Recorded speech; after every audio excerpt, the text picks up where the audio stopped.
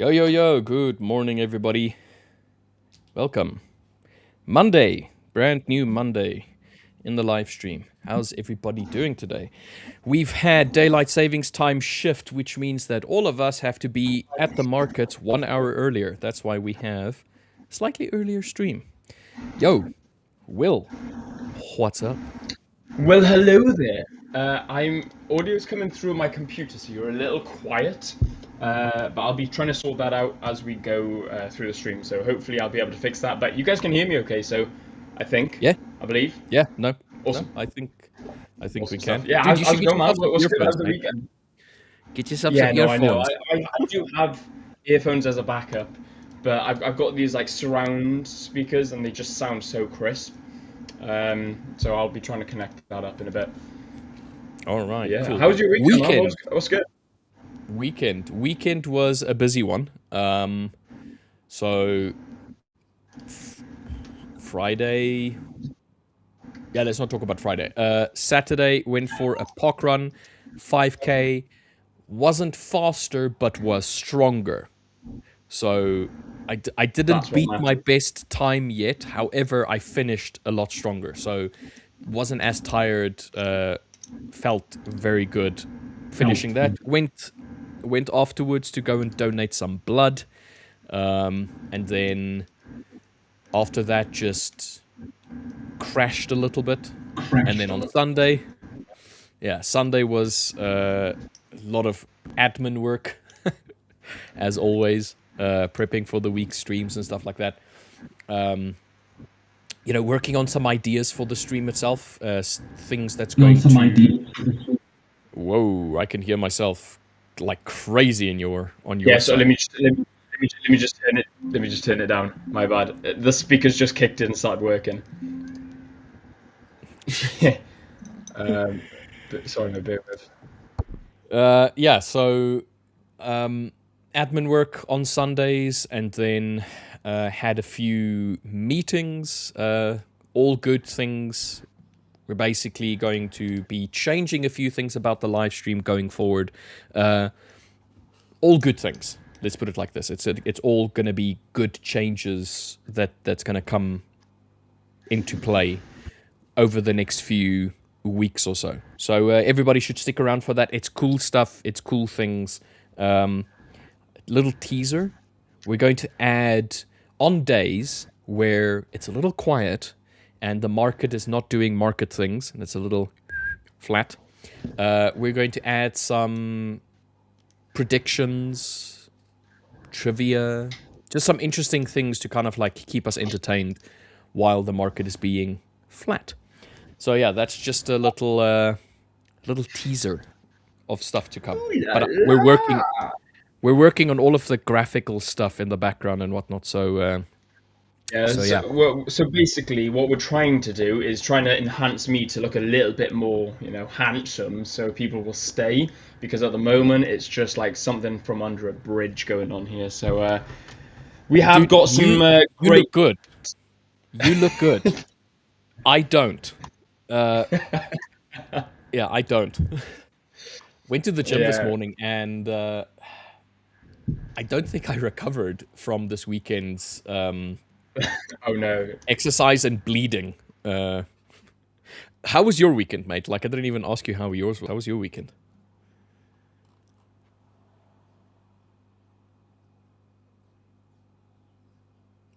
Either Will is really good. Yeah, I thought so. Either Will is really good at like doing stone-faced and just... Or, like you saw, he disconnected. Anyway, let's, while we wait for Sir William, the account conqueror, to sort out whatever issues he's had, let's jump in. Well, first things first. We do have the giveaway results today for the TikTok, Instagram giveaway. So, for the last 2 weeks, everybody's had an opportunity to just, enter the competition. So we're going to be giving away 5 10K accounts. The 10K accounts is the new 10K accounts, meaning that you have to make 10% phase 1 and then 5% phase 2. So we will announce the winners a little bit later. but that will be done today. You're back, mate. I was going to say, I should be back now. I just sort of like adjusted my phone to have a better signal, so hoping that. Cool. Anyway, you were about to tell us how your weekend was, mate. Dude, it was really good. Like every time you ask me how was my weekend, I can't seem to remember what I did, but it was super fun. I'm pretty sure I went out for a meal with the missus, and we went out and just did some stuff. Alcohol tends to do that, mate. Alcohol does tend to do that. That's what I did. I went out. I had a night out. I went out for the night. That's right. Now I remember. Saturday night was great fun. I got drunk and then came home at like 5 o'clock in the morning. Which was the first time this year I've actually gone out and gotten drunk. So yeah. Was this Friday night? Saturday night. Was it Friday night? No, Friday night I think it was. Yeah, because we were waiting. We were waiting for you in poker. Yeah, we were waiting for you in poker, and it's just like, nope, no Will. Will is not arriving tonight. So Friday I went out on that boat trip. Went out on the boat trip. The sea air, the fresh air just hit me. Got home sparkoed. I just fell straight asleep. Saturday night I went out drinking by my lonesome. I left Cece in bed. She was tired, so she went to bed. And then I burst through the door at 5 o'clock in the morning, waking her up. So that was great. And then Sunday was just pretty. Yeah, Sunday was just pretty chill, recovering, feeling sorry for myself. And then here we are. Dude, you know what image I had in my mind now when you said you came home and just woke her up? Like you walk into the room, like you think you're quiet, like you think you're like tiptoeing and whatnot, but you're knocking stuff and you're like crashing into things. You're like, babe, hey, babe, I'm home, but you're like blowing that breath of yours into her face, and she's like, yeah, I heard you. No, I can hear it and smell it. Yeah, when you stumbled in. No. You didn't hear anything. I was quiet. Quiet. Yeah. I could just see you stumbling over. Anyway. Yeah, it was great fun. Not talking from experience here. Not talking from experience. No. This is just through pure assumptions only, not experience. Yeah. Yeah, assumptions. Yeah. Anyway. So and then it was super good, man. Really nice to just go out, blow off some steam. Been working really hard at the moment over in Hong Kong, and I felt like I deserved to just explore the nightlife a little bit. Met some awesome guys. Joined their group, and then just started chatting with them, getting to know some of the other locals. I'm not a big sociable, friendly guy. I say friendly guy. Like I don't have a lot of friends that per se. I keep myself to myself. Have my small, really tight knit community that I discuss things with, and then obviously my partner. So I thought, why don't we challenge ourselves a little bit? We challenge ourselves in the markets. Let's challenge ourselves in person. So I went out and I tried to make friends, and I thought a little alcohol may help. So. Yeah, I said to the missus I'll only go out and have one beer, and that was about 11 p.m. at night. I said I'm going out for a beer, and then 5 a.m. later, and quite a few more beers later as well. So yeah, dude, like what are the lies that we tell ourselves? One of them being it's only one beer. Oh, dude, I'm only going for one beer. It's never one beer. Come on, mate, it's never one. Yeah. Exactly, man. But yeah, so that was my weekend. No wonder I couldn't remember it. Well, it was a good weekend if you can't remember it, mate. It was a good weekend. Yeah, it was a good weekend.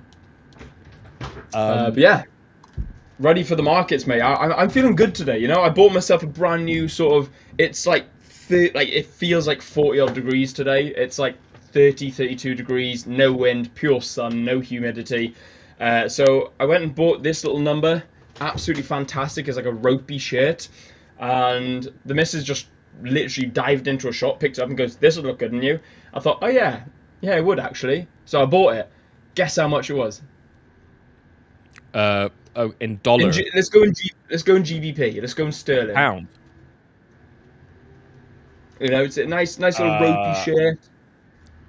Okay, so I'm going to say £4.80. That's a good guess. That's a really good guess. I'll give you a hint. So I've got one like this at home that I actually, it's a designer one. Paid £60 for it.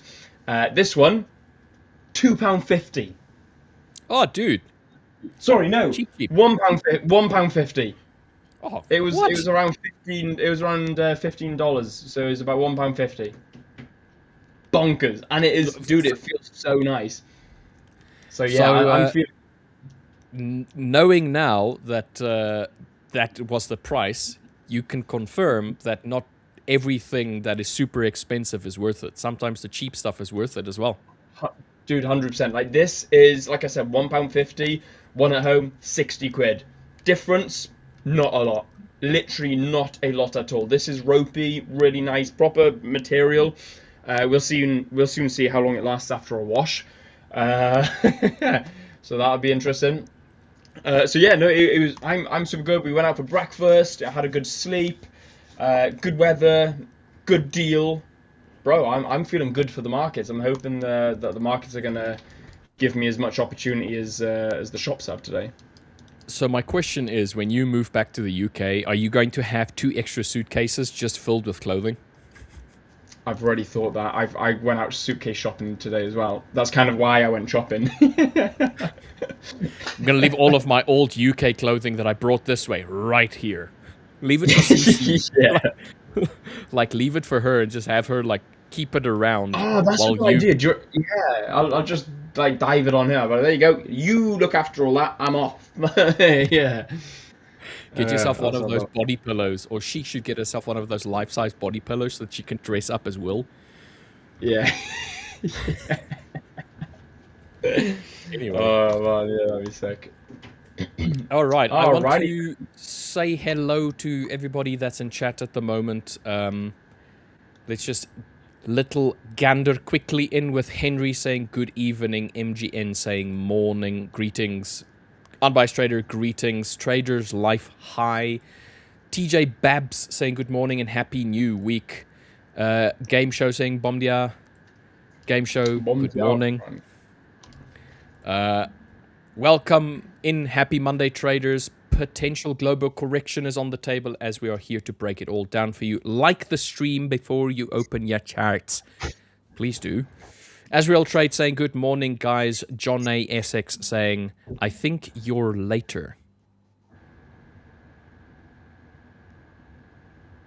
What's the time in the UK right now? It's, let me have a look. Because clocks went forward. Yeah, they GMT 0 to GMT +1. Yeah, so it's now currently 9:18. So yeah, we are an hour later than usual. Yes, however, the stream is starting half an hour earlier. Yes, it would do. Yes, it would do. It is. It should be starting at 9:30 to follow daylight savings. So no, yeah, we are half an hour earlier. Yes. See, yeah, this so we're slightly earlier. What a stupid idea. Well, I mean, I can understand why they did it, but why couldn't they think one day there's going to be a trader called Will and he's just going to really struggle with daylight savings? Yeah. What time is the TikTok thingy today? The giveaway we will do a little bit later this afternoon. So, like I said, 5 winners or 5 people will win a 10K high stakes account, and then they will then receive an email from the Fivers with the details, and then yeah, Bob's your uncles. Bob's your uncle and Fanny's your aunt. Yes. Arnas is saying, Richard, where are you from? I am from South Africa, mate. I am a South African. And this lovely gentleman over here is from Wales, but he's currently living in Hong Kong. Hong Kong. Yes, yes. Can you share your strategy? I can share a strategy. I'll do that in a moment. Alan saying good morning. Shane Joyce, are you guys early or is it just me? We're a little bit earlier due to daylight savings time shift. So we'll get into the whole week from now and going forward. We'll start at we'll start at this time. Marcia saying good morning. Ramadan saying you guys finished catching up.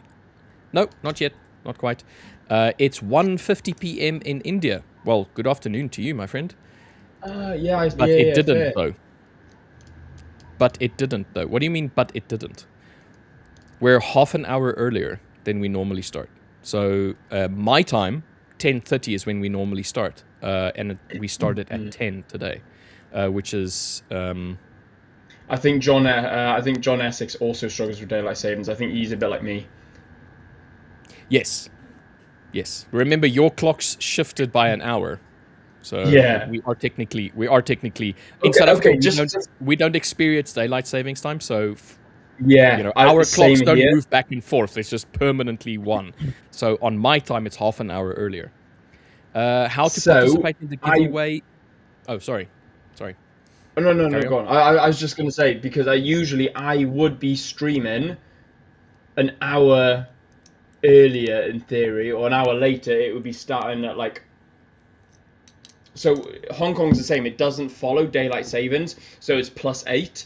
But now, we're 7 hours difference between London time, like UK time. Yeah. So instead of starting at 4:30, I'm starting at 4. Yeah. So how to participate in the giveaway? So Avina, so we've already closed the giveaway. We will be announcing the winners in a little bit. They've already been drawn. The winners have already been drawn. So I have all of the information here, but we'll just give a little bit of time for people to start like piling into the stream, and then we can show everybody who has won. Do you guys trade mechanical strategy? To a degree, but there is a variance of discretion in our trading, both myself and Will's trading. Not in the UK though. Yeah, but I mean like in the UK at 10 o'clock my time, which was GMT 0. I'm GMT +2, which makes it 8 o'clock. That was when the market opened up. Now the market is opening up at GMT +1, which makes it 9 o'clock my time. So 1 hour earlier for the market to open up on London. So there's an hour difference. But from my side, it's moved. Yeah, remember, you guys are moving your clock back. The rest of the world that does not participate in daylight savings time, our clocks stay the same. So yeah. Yeah. Joyce is saying I'm 2 hours. Yeah. Joyce is saying I'm 2 hours early since I'm in the Philippines and usually in Australia. So with the daylight savings, I just go with the flow. Yeah. Can you add me to the giveaway? Unfortunately, I cannot. We've had the giveaway going for the last 2 weeks already.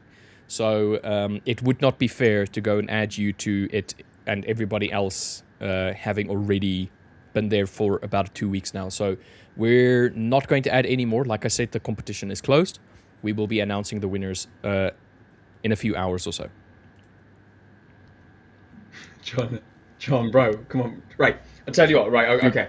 John, what time, according to UK time, were we live? Did we used to be live? It was 8:30. Agreed? Now, GMT. due to London... 8:30 GMT. Yeah, GMT. 8:30 GMT. Now... We're still 8:30 GMT. We're still 8:30 now, GMT. Due to London moving forward an hour, or the UK moving forward an hour, it should be 9:30 GMT +1. However, we started at 8 GMT, which is 9 GMT +1. Which is half an hour earlier than what we were doing last week. So because the UK is now GMT +1, not GMT, we are technically 8 a.m. GMT, not 8:30 a.m. GMT. But the UK has shifted forward an hour, making it now 9 a.m. GMT +1. So hopefully, that clears it up. Britain has moved from GMT 0 to British Standard Time, which is GMT +1. Yeah. So anyway, as your trade's asking, Richard, I have a doubt. How much percentage should I expect a month? Can you explain about yourself? Last week I asked William, and I get really good advice, and I want to hear yourself as well. So the thing, I'll get into this one, and then we'll head into the charts straight after that, after this question. So, yeah. When it comes to this was actually, I remember this question. It was a really good question as well. I think Anastasia was on. Well, oh yeah, I think I dropped out when she dropped in. So when it comes to percentage Yeah. expectancy a month, it can vary greatly between the style of trading and the amount of percentage risk that you have. So if you go and look at expectancy as a dollar value, it will be varied. However, if you look at expectancy as an R value, meaning a risk to reward value or a risk percentage, you can have a standard like expectancy curve. Let's put it like that. Each person is going to have a different expectancy. You can have, for argument's sake, a person such as Will that tries to get 2% on average per month in gain, which is 2R, if he goes and compares it with his 1% risk per trade. However, someone like LJ could be doing something closer to 12R. The idea just being that it's going to be different between people and different trading styles.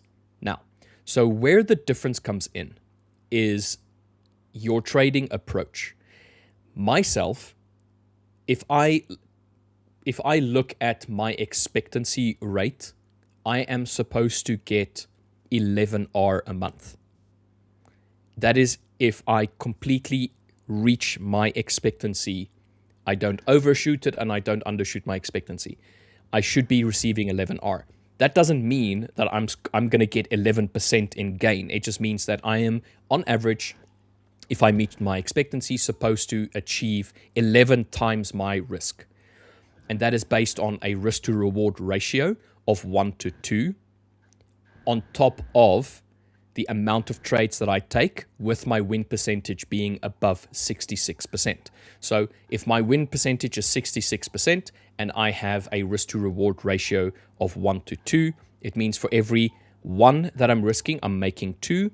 I'm going to make 2 66% of the time, and I'm going to make or lose 1 34% of the time. So you minus them from each other. So 0.6 times 2 will give you 1.32, and well, it's 0.66 is 1.32, and 1 times, or 0.34 times 1 gives you 0.34. You subtract them from each other, you get 0.98.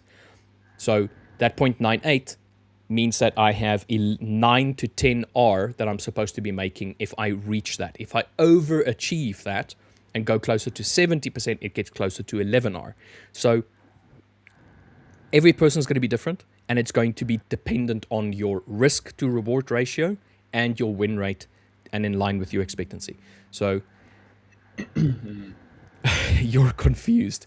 Don't worry, mate. It seems like a lot of information. It really isn't. It's not that confusing. Expectancy. The best. Go on. Yeah.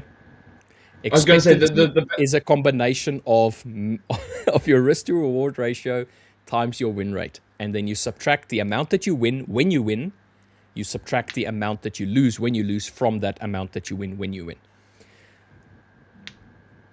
That's all. Should I get? Yeah. You can go ahead, mate. You can go ahead.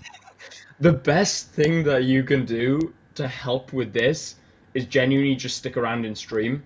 Stick around in stream.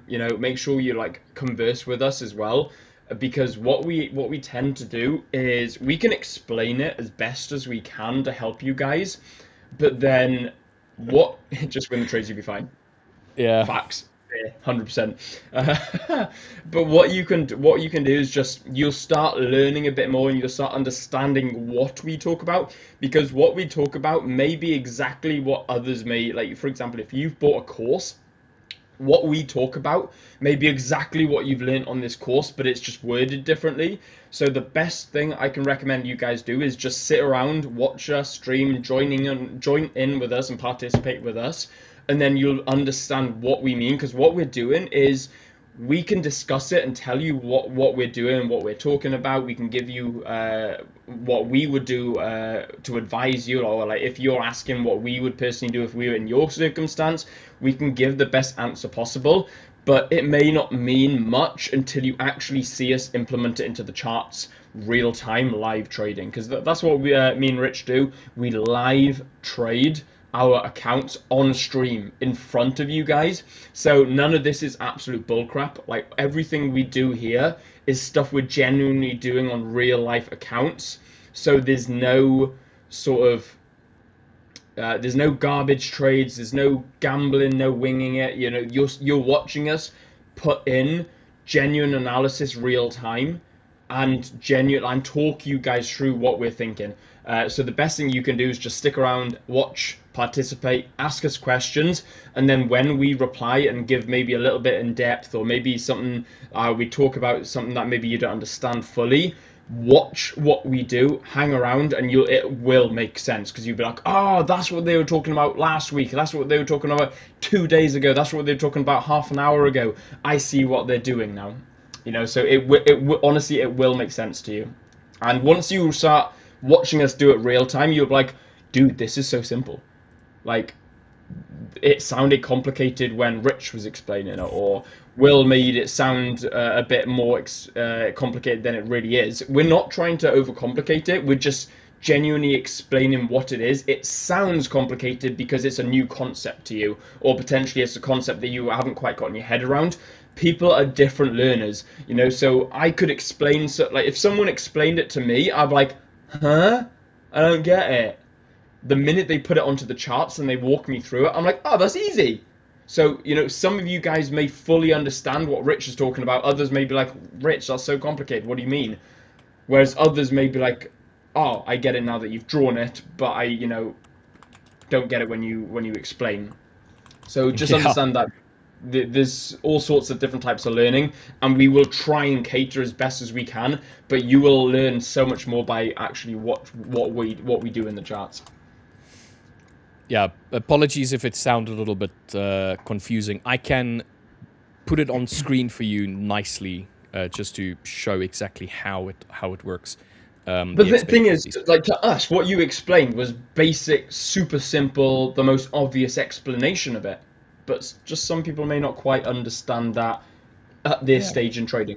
You know, so it will. I promise you guys, it will make sense. And once you've learned the concept, you'll be speaking to Rich, and other people who are just starting out will look at you as if you're speaking a brand new language as well. So it's like learning a new language, learning a new skill. It will take you time, and trying to understand how you learn will be super optimal as well. Like, we talk about psychology a lot when we talk about like making sure you understand who you are as a person before you jump into trading. Same goes with your strategy, same goes with your concept and how you learn. You know, once you understand how you learn and what's most optimal for you to absorb the information, some people flashcards, some people are reading, some people are doing, like writing, some people are actually watching videos. You know, once you understand how you learn, you'll come on significantly quicker. Yeah, it's once you grasp the concept itself becomes quite easy. It seems confusing and it seems large and like, you know, like, whoa, what's going on here? It's incredibly simple once you get it. Anyway, so UJ, there's a few people that asked about UJ. UJ, last week we came into this higher time frame area of interest. So if I just scroll back a little bit on the daily, remember last week myself, yourself, and LJ, we all spoke about how there was a potential for UJ to start pushing lower when we reach this area between 160 and 162, and that is based on the previous time. This was all the way back in July 2024 when UJ's price basically reached the all-time highs, attempted to break the all-time high again, and then volumetrically started selling off.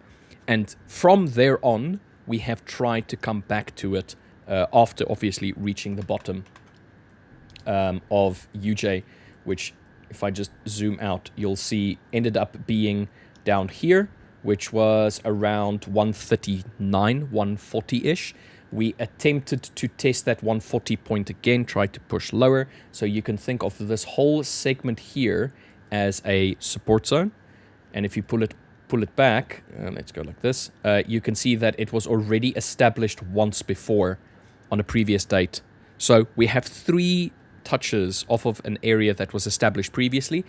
And one of those movements created the all-time high, which was this leg over here.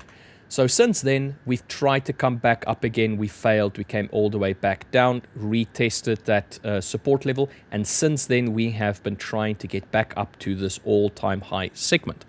Now, if we just take into consideration the fact that we had a previous high swing, which was over here, broken, closed above, retested, and then continued back through again, it was obvious that we were going to try and push higher.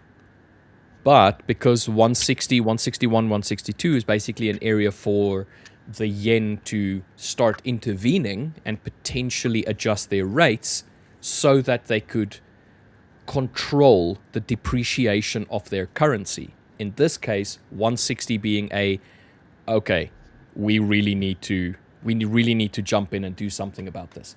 So as of yet, we are not seeing that same volumetric reaction that we had over here, where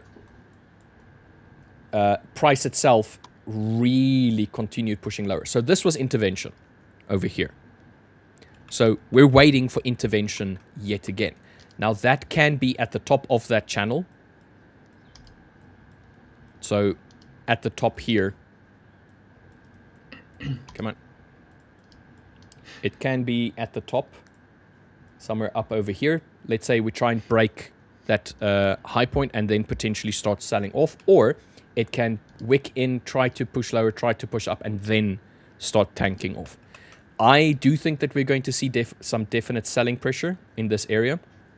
I do think, however, that there is a potential for us to maybe try and push up one more time. So if we're going to react now and push a little bit back, I think there's going to be one more attempt to try and push higher before we start sinking lower on UJ. That's only on the daily, and that's based on this higher time frame area, 160 to 162-ish, where intervention is expected on UJ. Going down to the lower time frame, the 5 and the 15 minute, as of right now, let's just move that out of the way. As of right now, we wicked into the area Friday. Friday. We closed in the area. Roll over this morning, we had a slight little gap. Gap was immediately filled. Tried pushing higher. We just took the highs of Friday. And then from there on, we have naught. But we've done nothing but push lower.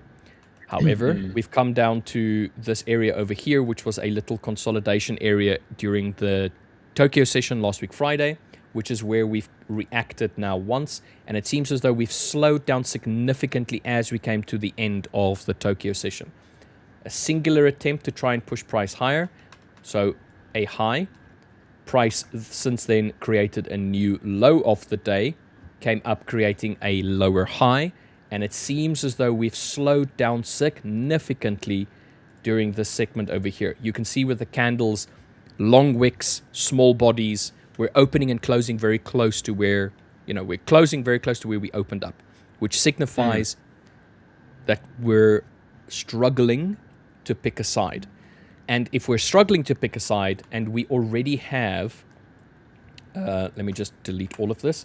If we already have a high swing point and a lower swing point as well as a lower low that was created. So over here, this was the low, this was the high, this is a lower low, and this over here is basically creating a lower high. If we have lower high, if we have areas like this where we're really struggling and we've already established a lower time frame directional movement, which is in continuation of the overall downward movement, I would say that it tells me a good story of a potential to try and break lower lows. With that being said, it means that the bottom portion of last week Friday, so we've already taken the high of last week Friday, now we're going to try and take the low of last week Friday. And on top of that, we have this whole area of consolidation on the left-hand side, which had a reactionary point. So if I take this whole area of consolidation and I drag a line all the way through, we basically had an attempt to break that consolidation, which was a fake out. Price then carried on pushing up on Thursday. We retested it with news on Thursday evening, and from there on we have not come back down to this point at all. we've actually traded sideways during London session during Friday, and then a volumetric push up from there. So to me, this is the area to test first and foremost. So if we're going to push lower, I need for us to come and test down here. So let's see if there is a nice area of, so something like this, just encompassing some movements. Yeah. So I want to see this area down here tested if we can break through the lows of, no, wait, let me not delete all of them. If we can break through these lows over here. Misclicked. If we can break through these lows, I would expect price to try and come down here. So price 159.36 to 159.28-ish. That is if we can break these lows, which is 159.57 on UJ. That's what I'm seeing at the moment. I'm not really seeing any reason to try and push up just yet. Yes, we do have this little area of consolidation over here where we had a singular reaction, but that singular reaction did not create a new high. So to me, still bearish on UJ as of right now. What do you see, mate? Yeah. To be fair, if we can get that break, then something very similar. But we'll see how it goes. You know, I wouldn't want to see much going on under, like, within that lower high and that lower low. If I'm honest, I'd like to see a break of that lower low, pull back into a nice area of interest within that price range, and then a continuation drop. I think that would be quite nice. Yeah. What do you mean by volumetrically? So when I talk about a volumetric movement, I literally mean if you look at the candles. So if I go over to the hourly chart, you can see it. This is a very clear sign of a volumetric candle. It's so much larger, so much fuller than all of the previous candles that we had. So if you're looking at volume of movement, you're looking at a candle like this and saying, is there a lot of volume on this candle? It opened up, it moved up, it moved down, it came back and closed very close to where it opened up. There's no volume. There's no volumetric filled candles in this case. Where if you look at this candle, you're like, wow, that is quite a move. That in relation to the previous one. This is a volumetric candle. So a volumetric candle to me is a candle that has a large body, small wicks above and below. Sometimes it doesn't have to have a wick above and below. But the most important aspect is if you compare it with all of the candles previous, just before that candle happened, and it's much larger in relation to those previous candles, that is volumetric. So volumetric candle followed up by non-volumetric candles, followed up by a volumetric candle. So if I'm talking about volumetric movements, I'm talking about a reaction that was strong. It was momentous. There was a lot of price pushing it in one of the two directions. So if we go all the way back to this point over here where price absolutely started tanking down, this whole time we're kind of just stuck here, slowly pushing up, not volumetric. It's not really showing you strong conviction. And then all of a sudden you have a massive candle that is saying, okay, we're starting to go. And then it's followed up by volumetric candles, strong pushes, pushing it lower, which means that at this area over here, just prior to the big volumetric candles, there was a decision that was made. The market made a decision and everybody agreed we are selling. That's volumetric. That's what I define as a volumetric movement. You can call it a order block. You can call it a engulfing candle. The idea is still that it's a large candle, larger than the previous candles, and it is a volume-based, momentous movement in one direction. Yeah, a candle with a lot of impulse. A candle that's got a lot of impact in decision making on a particular side. Yeah, you can call it an impulsive movement, but I define an impulsive movement in the sense of a news event. I don't really like the word impulsive, because impulsive can potentially mean a quick, sudden decision. Which I agree with you. You know, that to me Yeah. that would be sudden news, a Trump tweet, Yes. something happening fundamentally. That would to Yeah. me be an impulsive movement. So that's why Yeah. I'm the same as Agreed. you. A volumetric movement would be, in my opinion, the better word for it.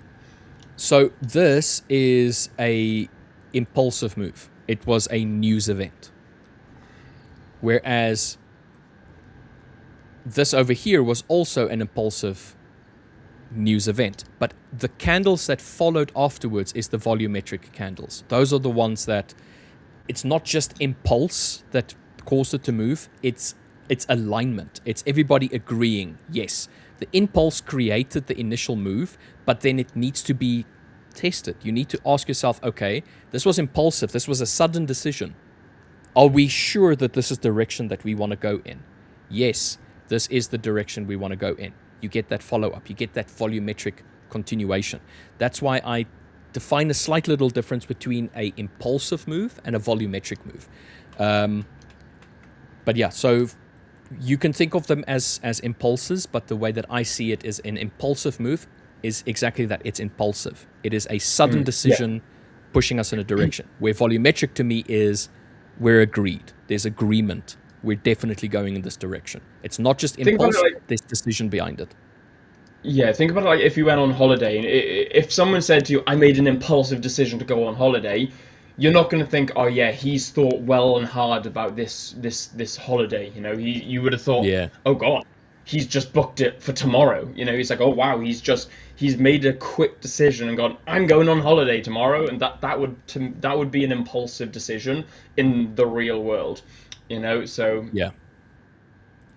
you've got to cross it over into the trading world, and it's going to mean a pretty similar thing. We got some fantastic questions here as well. Henry, Bank of Japan rate decision of 28th of April might be a smart move to price in now an interest rate cut for that date. What's your thoughts on the yen? Japan seems to be doing a lot, man. Like fundamentally, socially, economically, like Japan's making moves. Yes.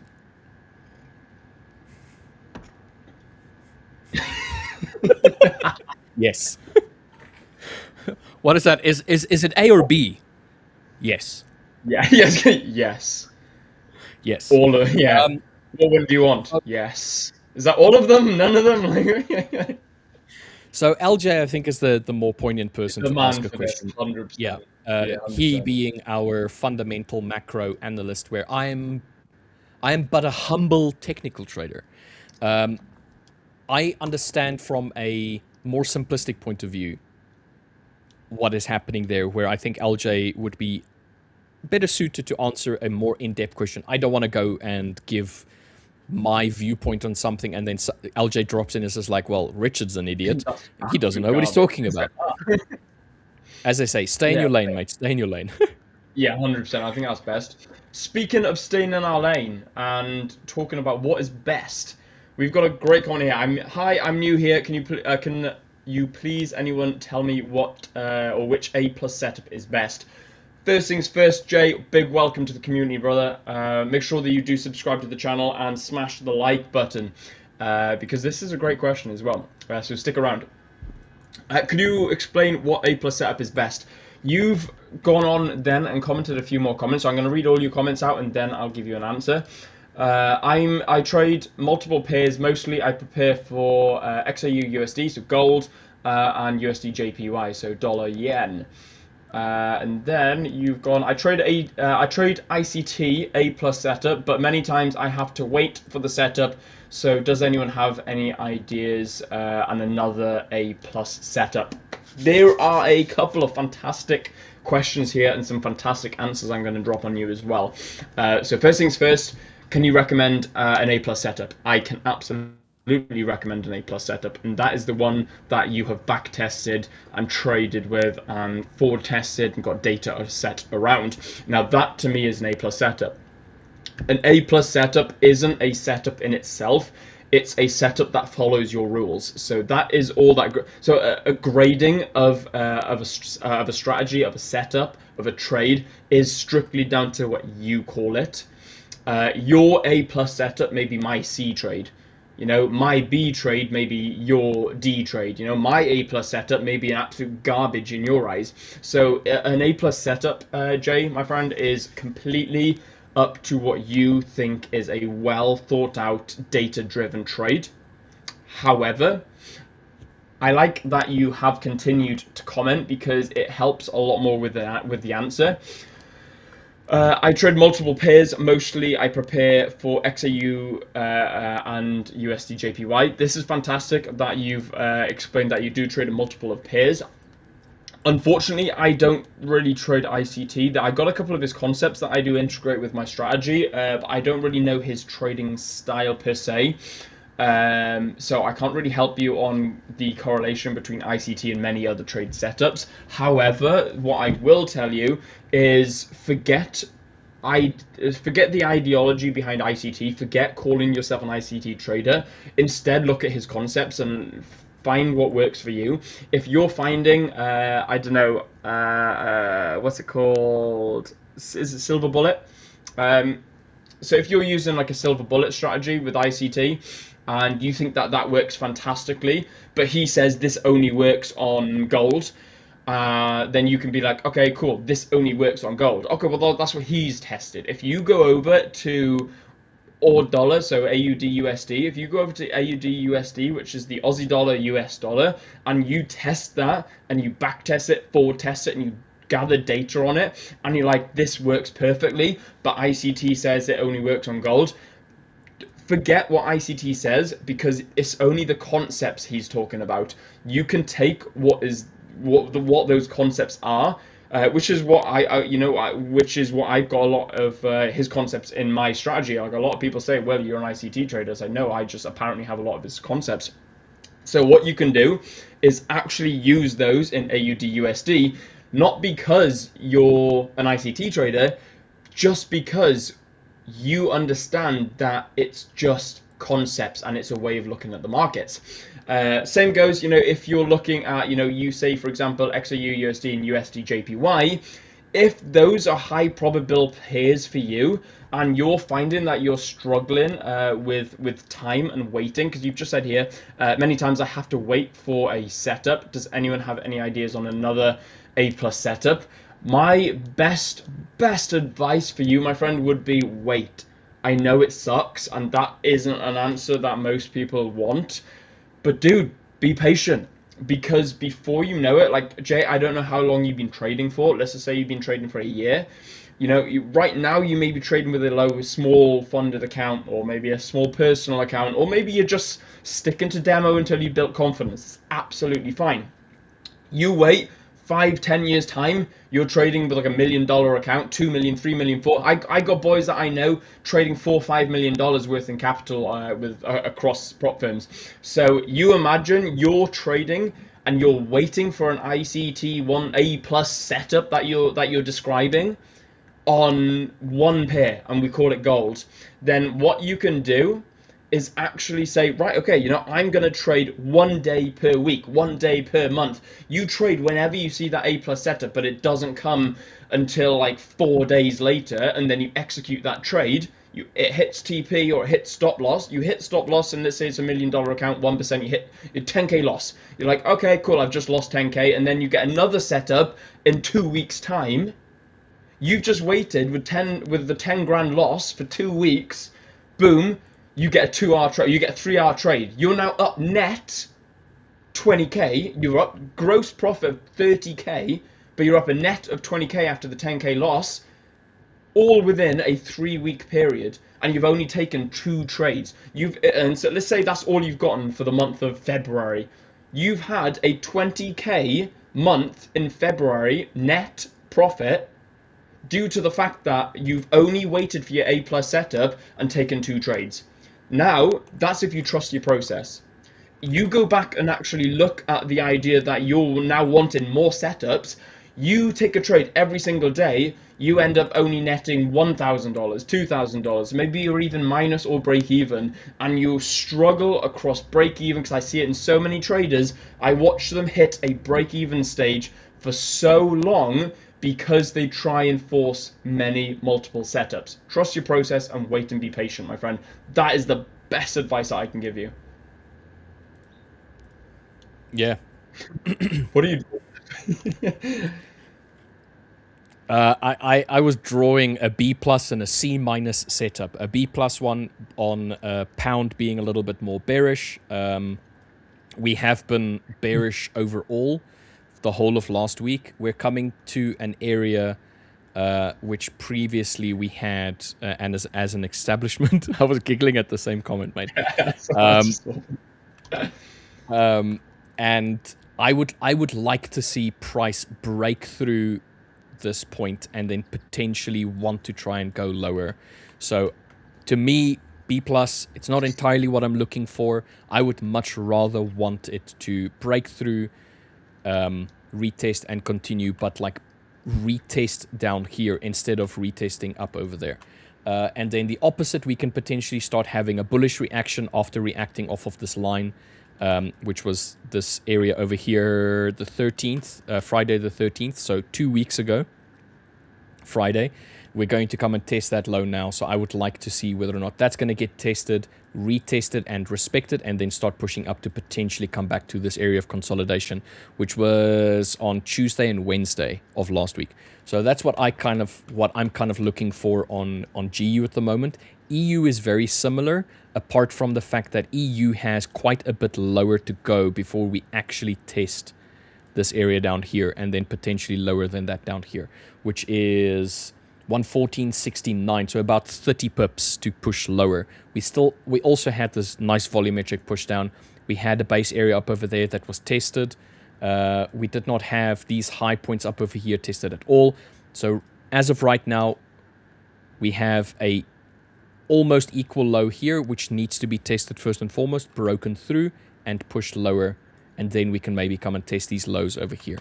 So EU and GU at the moment for me is quite bearish. I'm looking for continuation of bearish price action. I haven't seen the slowdown as yet that I'm looking for it to signify a potential reversal to push up. We could see a potential push up if we do break. I was literally about to say, I'd love to see a sweep under that. That'd be nice. So if we do wick this, so it's the same with gold as well, with pound. This area needs to be wicked and then potentially pushed lower. I would like to see bearish price action because I'm just not seeing a slowdown as yet. So yeah, I would like to see that. That's pretty much what I'm seeing at the moment. Nice. Remember the saying as well, guys, don't catch a falling knife. You know, if you go into your kitchen now, throw a knife in the air and try and catch it. I'm joking. Please don't try that. If anyone's actually thinking, yeah, let's do that, don't. You know, hypothetically, you know, if you drop a knife and try and catch it, the probability of you actually catching it successfully are very slim, unless you're like Bruce Lee. You know, so please do not actually try and try and catch a falling knife. Same goes when you move it over into the trading world. You know, don't try and buy a market that's clearly selling off unless you get confirmation. You know, like there's going to be some absolute legends out there, like LJ, who like I said, I'm 90% sure is not from this planet. Either that or he has severe insider trading information. Help me tell Will that his cow gave birth and now he has a bull. Oh, dude, I have a bull calf. Nice. He might as well want to start going bullish. He now has a bull. Dude, do you know what's even amazing about this? I legitimately apparently have a cow somewhere in the world, and she's now had a calf. So I now have 2 cows sitting somewhere. You have a bull and a cow. Congratulations. You're a daddy. I laughed at this because I forgot that Sean basically told you that, hey, listen, you should come and visit him, and then you can, you know, he's got a cow for you. He just wants to give you a cow. Would be good. I may actually do, because I got land at home. I got a farm back in the UK. I may see if I can ship this cow back to the UK.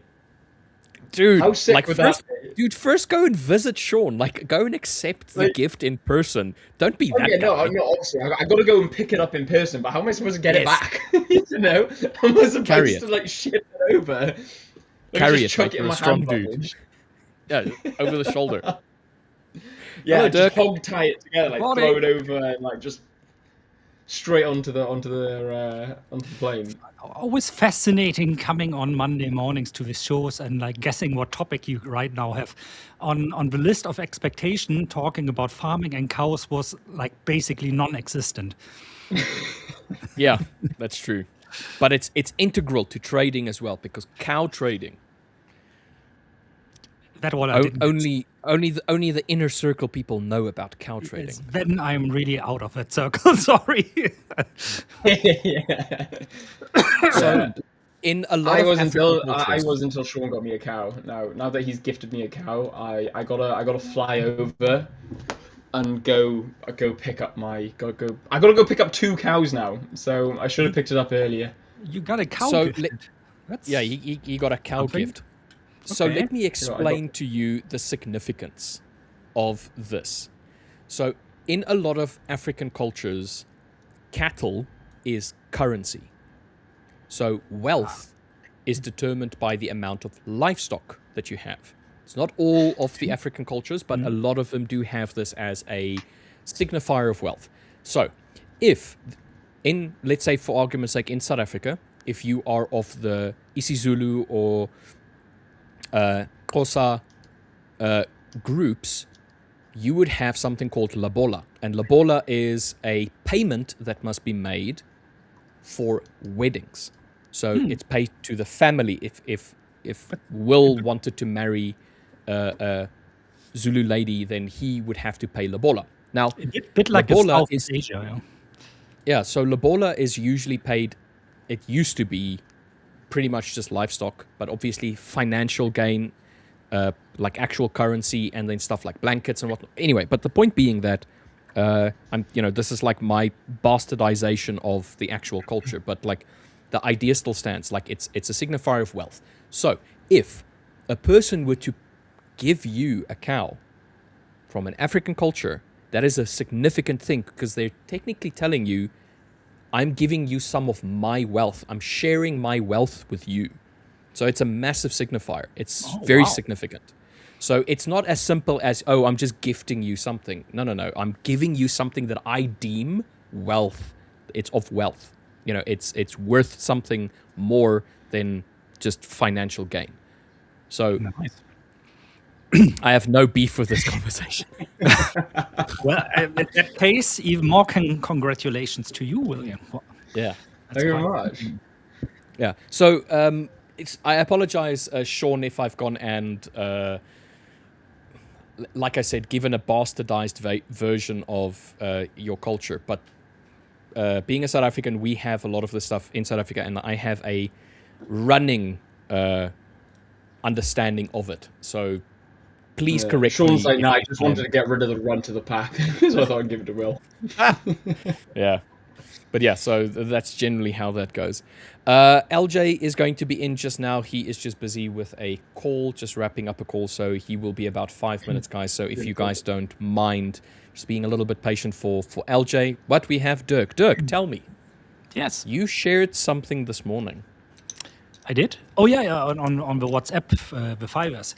Yeah, I did. Yeah.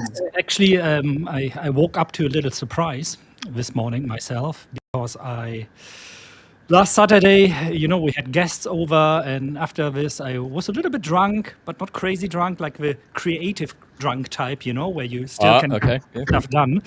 And so I sat down, and because I couldn't sleep, I thought, like, I'm going to work a little bit further on a little project that I've started a couple of months ago, when I kind of gave up on it because it became so complicated, which is an Elliott wave indicator. And finally, then on Saturday, I finished it. And at first, because it's like one of those things that starts small and then turns into a massive 1,500 lines of source code and type of stuff. And I thought, like, oh, you want to keep this for yourself, but I'm absolutely no Elliott wave expert, and I've never used it for trading. And so I thought, like, It's not Dirk Hartig waves, it's Elliott waves. So it's a common concept that has been long outside already. So I thought, let's make this one open source on TradingView and share it with everybody. And it got massively picked up. So this morning I woke up and I looked at TradingView. I saw like, oh, wow, I'm in the number 3 spot for trending open source indicators on TradingView, which like Nice. almost 400 people now boosting this indicator. So I seem to have hit kind of a spot of what people are looking for. Yeah, and that's about it. Apart from the fantastic trading week I had last week. So it's like one of those higher highs you sometimes have when you're trading that precedes a lower low sometimes. Yeah. And so if you guys, I went and boosted it. I boosted it. Thank you. Thank you. If you guys want to have a look at it, you either go to my TradingView profile, which is Crypto for Money, or you can go to my YouTube channel, which you'll find in the link of his comment of his stream. I'll, by the way, publish hopefully tonight also like an explanation video on how to use this indicator, where I kind of explain or try to explain all those weird rules that Elliott wave has, with the exception of the exception of the exception and so on and so forth. But the indicator should do this all automatically. But if there's somebody out there who's an Elliott wave expert, please get in touch with me if you see something that is like clearly wrong. And or if you want to use that one, you can go to the community tab, indicator strategies, go to popular, and then currently you find this at the very top there. Totally free to use, open source. You can modify it in any way you want, app use it, improve it, and so on and so forth. Knock yourself out with it.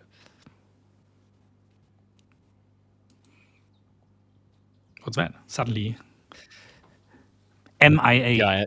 Yeah, I had to drop Will off because he was interjecting in your absolute like. Sorry, guys, my bad. No.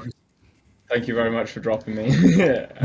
I just hear ooh la la, and I was like, ooh la la. We can't have that on stream. Like standing naked in the my bad. In all fairness, it was an appropriate ooh la la. Was she showing you your dinner for tonight? Yeah. No. Yeah. Literally. Let me guess. Beef.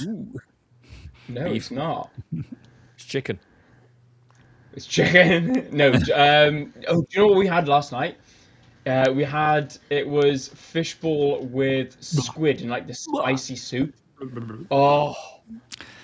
Talk about ooh la la. I kind of my wife obviously loves them very much, and as soon as I see them, I have to like. And squid is basically, the animal version of chewing gum, in my opinion. I mean, fair, yeah, okay. But no, fishball? Maybe you haven't had tripe yet, Dirk, because in my opinion, tripe is the gum equivalent in the animal kingdom. Really struggled chewing through stomach lining. Back in the UK. Yeah. It definitely is. It's tasty. It doesn't smell great when you cook it, but it does taste nice. No, it doesn't, to be fair. No, it doesn't. It is tasty, though. It is nice. So guys, Dirk, I do apologize. I got all excited over my food then. It's okay. I would too if I would be living in Hong Kong. When I was still living in Singapore, I was also all about food. I mean, in Southeast Asia, or Asia in general, everybody's talking about food anyway all the time. They greet each other with "Ni shi fan le ma?" Have you eaten rice already? And so that tells you everything you need to know. Food is like held in high regards and as I said to my missus, have you eaten rice? That's so cool. I said to my missus the other day, I was like, she's like, what do you want for dinner? I was like, I'm not that hungry. I may just skip dinner. I had a late lunch. She's like, no, what? Like, I got to cook you something. What do you want? I was like, I'm really not that hungry. She's like, I can't not cook you something. Like, you must eat. She's like, I must cook you something. I was like, how would your mum feel if she knew I wasn't cooking you food? I was like, well, I don't know. She probably wouldn't care. She's like, yeah, okay. So yeah, and it's his show of love is cooking me food, and it's good because I get excited over food. So Me too. Yeah, absolutely. I do love food. Not gonna lie, I do love yeah, food. Yeah, it's a very happy mutual relationship. She loves cooking, I love eating. Guys, if you have love to that. jump off a stream, totally okay. And Awesome. I was gonna say I'm gonna shoot because I got to go pop out. I don't want to enslave you longer than you need to be on the stream. Optional slavery. Have you heard about the social experiment or the psychological experiment where someone's locked in a jail cell and the jail cell's actually open? They can leave at any time. It's just this. It's just the theory behind being locked in that jail cell. Dirk, my friend, you are the perfect envision of that open jail cell. I'm quite content in this jail cell, my friend. Thank you. Like, of course, the That is German such a nice has to thing be to say. the evil thing again. I don't understand why it's always like this. On that bombshell, guys, I'm gonna shoot off. So I'm gonna love you all and leave you all. See you in about 2 hours' time, guys. Take care, Dirk. Absolute legend. Pleasure as usual. See you soon. Take care, William. Bye bye. Bye, guys. Take care. Dirk, I will keep you company until Okay. LJ rocks up. I don't want to leave you here alone. Plus, That's totally okay. Don't worry about it. I get to see you talk about your indicator, which I think is pretty groovy. It's only so much to talk about, you know. It's like, it's out there. Have fun. Knock yourself out with it. It's Elliott wave. It's, you know, I try to translate the few things that are set in stone when it comes to rules of Elliott wave into action, because honestly speaking, I don't think there's a good alternative out there, not to mention open source alternative on TradingView. But by all means, if that translates into well-picked trades, I have no idea yet. So I'm going to keep that monitoring that obviously too. What's very interesting, actually, what it's picking up on gold right now, on the daily of gold, it's saying basically, well, the trend is still bullish, but we are going to see a correction now, probably to somewhere between 4,780 and 5,400. And after this, we're probably going down further. So that's kind of interesting. Talking about gold, by the way, I'm still in my gold trade from last week. I was like very, very much tempted to close it on Friday because, you know, everything was going down, but gold was holding up quite nicely while NASDAQ and risk on in general was going down. So I actually, hi LJ, held onto gold. On top of this, Friday was one of those rare things where I was almost 100% certain on what would be happening at the markets. We talked about it, LJ, you remember, on Monday and on Wednesday already, that like probably Friday afternoon, if news-wise about geopolitics, about Iran, nothing changes very much, we are going to see heavy selling because nobody wants to hold on to risk on assets over the weekend. And that's exactly what happened, right? And we closed almost at the very low on Friday, so at around 5:45 or 6, I started shorting the NASDAQ like crazy, held onto it until shortly before the end. And I mean, amongst with gold, that was like a banger, really. That was one of those rare occasions where I said, you know, I'm going to not risk my house on this trade, but like go higher in terms of risk than I usually would do. And you guys know, I usually do something like 0.25%. This was one of those rare occasions where I went actually up to 2% in risk. And it massively paid off because I was so convicted about this trade. I thought, like, this is so clear what is going to happen. And saying something like, oh, this is clear what is going to happen is something that very rarely comes to out of my mouth as somebody who usually trades option and is used to, you know, trying to hedge chance and hedge Greeks. And so, yeah, wonderful week, really, I have to say. And I'm very sure LJ exploited this even further than I did. It's one of those weeks where I notice this is why I'm doing this. You have so many lows as traders, or where you're sitting at the sidelines, where you don't know what to do, or where you get like beaten up by the markets, and you think kind of like, oh, is it really worth it? You know, why am I doing this? Why keep I doing this to myself? Am I right? You're like doubting yourself. And then sometimes a week like last week comes along where everything like moves in your favor and where you feel like you're on the top of a market suddenly.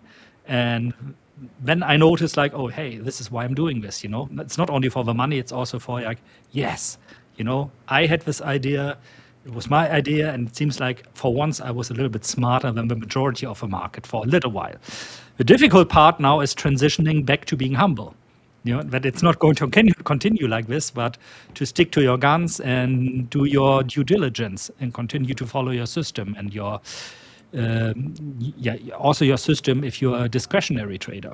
This is the hard part, I think, now. Yeah. Indeed. All right, guys. I see that LJ is here. LJ, I am going to jump out and leave the two of you to your fundamental discussions. I just want to say this. On Friday, we spoke about NASDAQ. Myself and LJ, and well, LJ till 6 o'clock in the morning. We spoke about NASDAQ, and I said, we're going to gap, and we're going to go down to about, what was my price? I said 22,986. Here we go. We reached a little bit lower, which I'm happy about. So, convicted. Did you long it? Vindicated. Now there. No. Obviously, I'm still asleep. I'm still asleep at that point, but I'm just like vindicated. We were talking about it, and we were like, yeah, we'll see what happens. All right, guys, I'm going to jump out. I'll see you guys a little bit later. When I jump in a little bit later, we will do the announcement of the winners of the TikTok and Instagram giveaway. 5 10K accounts to be given away. Nice. So, yeah, exciting for everyone that participated. And then I just want to mention this. It's indicating that we only have 30 viewers. That is incorrect. Well, hopefully so. It is too. Yes. Yeah. It is very much incorrect at the moment. It seems as though that there is a problem with the way that it's counting at the moment. I'm in the YouTube analytics at the moment. We have over 140 viewers right now, and it's busy picking up. So that is not correct. All right, guys. Okay, I'll see you guys just now. See you, Rich. Here we go. How we doing? Man, I'm on top of things, really. I should stop trading this week, just to get to this neutral level again. Just take the wins and then really wait for this chaos to. But I mean, you might be happy to hear I'm still in my gold trade. I didn't close it. I thought about closing it out on Friday afternoon, but I ended up not doing it because it was holding up nicely. It was like not going the way we saw from other risk-on assets. So I thought there's some relative strength still in it. So despite the risk, of gapping down, but to be fair, the gap would have been quite a lot to my entry also. So I could give it a little bit leeway. I thought just hold on to this for now. Seems like it's not overreacting to the upside still. Yeah, I agree. I like that. I think you've got a massive, coverage through here. So I think when it does start to turn, you'll be able to see it sort of go. You'll have time to react. But yeah, I can see a bit more upside for gold near term. Not like we're running off to the races or anything, but just sort of a further recovery bounce after the drops we had somewhere up towards 4,700. It's sort of where I'm looking for it to probably peter out. But yeah, no, you smashed it. So it's like, I'll be stoked. Let's see if it goes up further. I'm my dream of world domination is one step closer. How about you, mate? I was last week. Doing all right. Yeah, sorry, I was a little bit late jumping in. I was on a call. That took a little bit longer to wrap up, but hello to everyone in chat as well. How are we doing, guys? Good to see you. We can run through Bank Japan, Henry, as well. How are we doing, Raphael? Let me just, I think I might have to just swap my headphones out because I'm getting two different feedback in my ears. Give me 1 sec, guys. Sorry about this. Well, not too far off, Henry. Not too far off. Black Mamba, you sold a 550 call. Did you do it today or was it Oh, it's probably an intraday trade, no, because it's expiring today. Yeah, man, you gotta be careful with this one. If we go There we go. above 4,550, you really want to hedge that one. Otherwise, you have that intrinsic value running very quickly against you, no? For 550 was that third? Oh, intraday call he sold. So that is interesting. very, very intraday, brave. Yeah, because that I read it. I was like, 3rd of the 30th. When's that? 3rd of the 30th. Yeah, because obviously our calendar's different over here.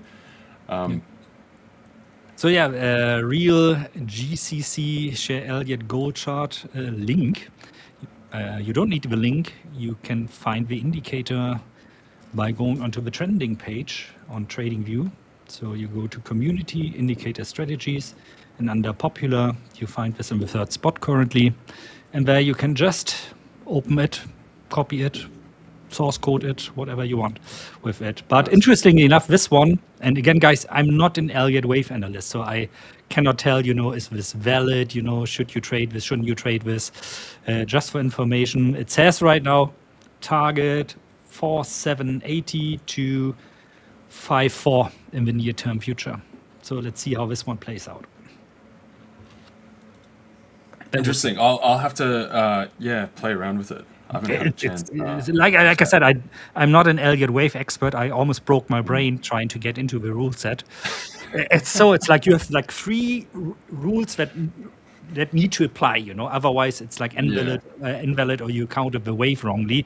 And then you have like 6 to 10 rules which are like rough guidelines, and they are like super complicated. It's like, wave A needs to be more or wave 1 needs to be more impulsive than wave 4, and so on and so forth. Alternation and you name it. It's like, what? It's no wonder like you get like 5 different analysis from 5 different Elliott wave analysts. Yeah.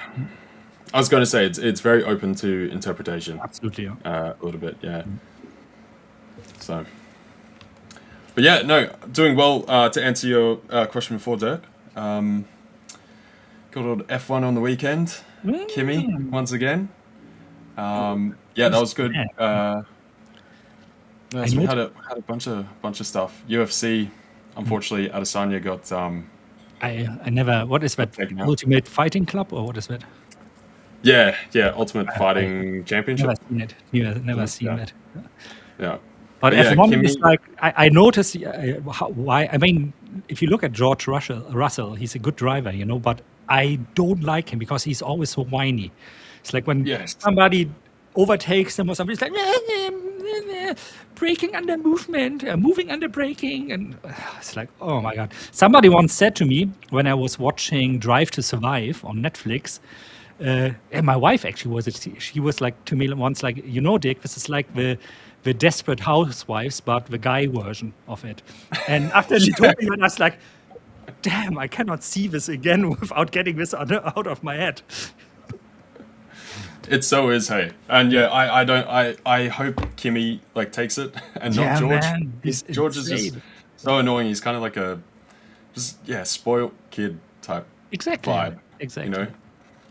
He did get stitched up with the tire change, unfortunately, so he would be pretty upset with that. But I mean, it's just all the time from him. So, but also happy for Oscar Piastri, of course, that his first race where he actually got to race, and then he takes the 2nd place. Pretty nice, man. Yeah, and it was really good seeing Kimi come back up because of that start, like. He just didn't move. it was like crawling.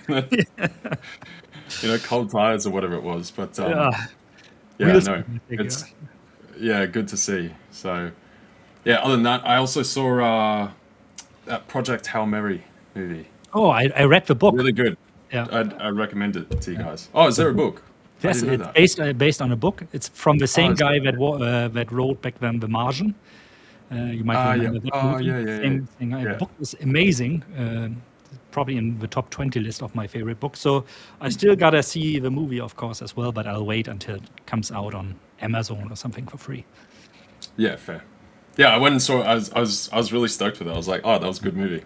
So, yeah, definitely recommend it if you guys want to go see it. It was good. But yeah, apart from that, markets-wise today, sort of waiting to see what we get coming out of today and tomorrow. Given current situation, I don't know exactly where this is going to end up now. We're getting into that period where it really does become, another 3 weeks, 4 weeks, 6 weeks, unless it's fully wrapped up now. I think the new deadline is like next Monday, no? Trump was talking about but did you see this press conference last week of him? That was like, what the hell is this guy talking about? Going from we are not at war to we won the war to this is not a war, it's a conflict to we are going to totally obliterate them to we want peace to why is NATO not joining us in this military operation? It's like jumping all over the place. And fitting to that, I read, I think it was a Reddit post, so I don't know how true it is, where somebody posted, according to White House insiders, he already mentally moved on away from the Iran war. So he's not really interested in anymore. There's probably, hey guys, manage it. I don't care about anymore. I want to concentrate on other stuff here. Which, if true, it's so insane, man, to do something like this. But let's be honest, it would very much suit the way Donald Trump operates and behaves. He's gotten bored with his toys. Yeah, exactly. Wants to move on to the next Good analogy. Yeah. But yeah, I don't know. Hopefully, with that said, maybe it does end up getting wrapped up. I know what JD Vance is going over to do some sort of talks and deal making type stuff. But JD Vance also already said the high gas prices are the fault of Joe Biden. However, Joe Biden did this, nobody knows, but everything's apparently the fault of Joe Biden. So, go figure. But if they can wrap it up, that'll be good because we're pressing into the third week, fourth week scenario, or we're past the fourth week now, I guess. Which even with the current supplies that were around, they're now starting to we're hitting that depletion kind of point. Yeah. Exactly. So this is when we will actually start to see those roll-on effects from here, even if it gets opened up, tomorrow, right?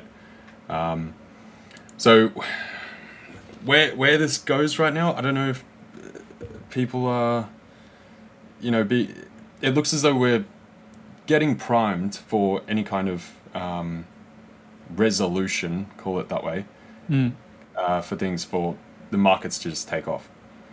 On the other hand, we're also holding below some of the sort of key levels, 200-day moving average, multiple closes through there.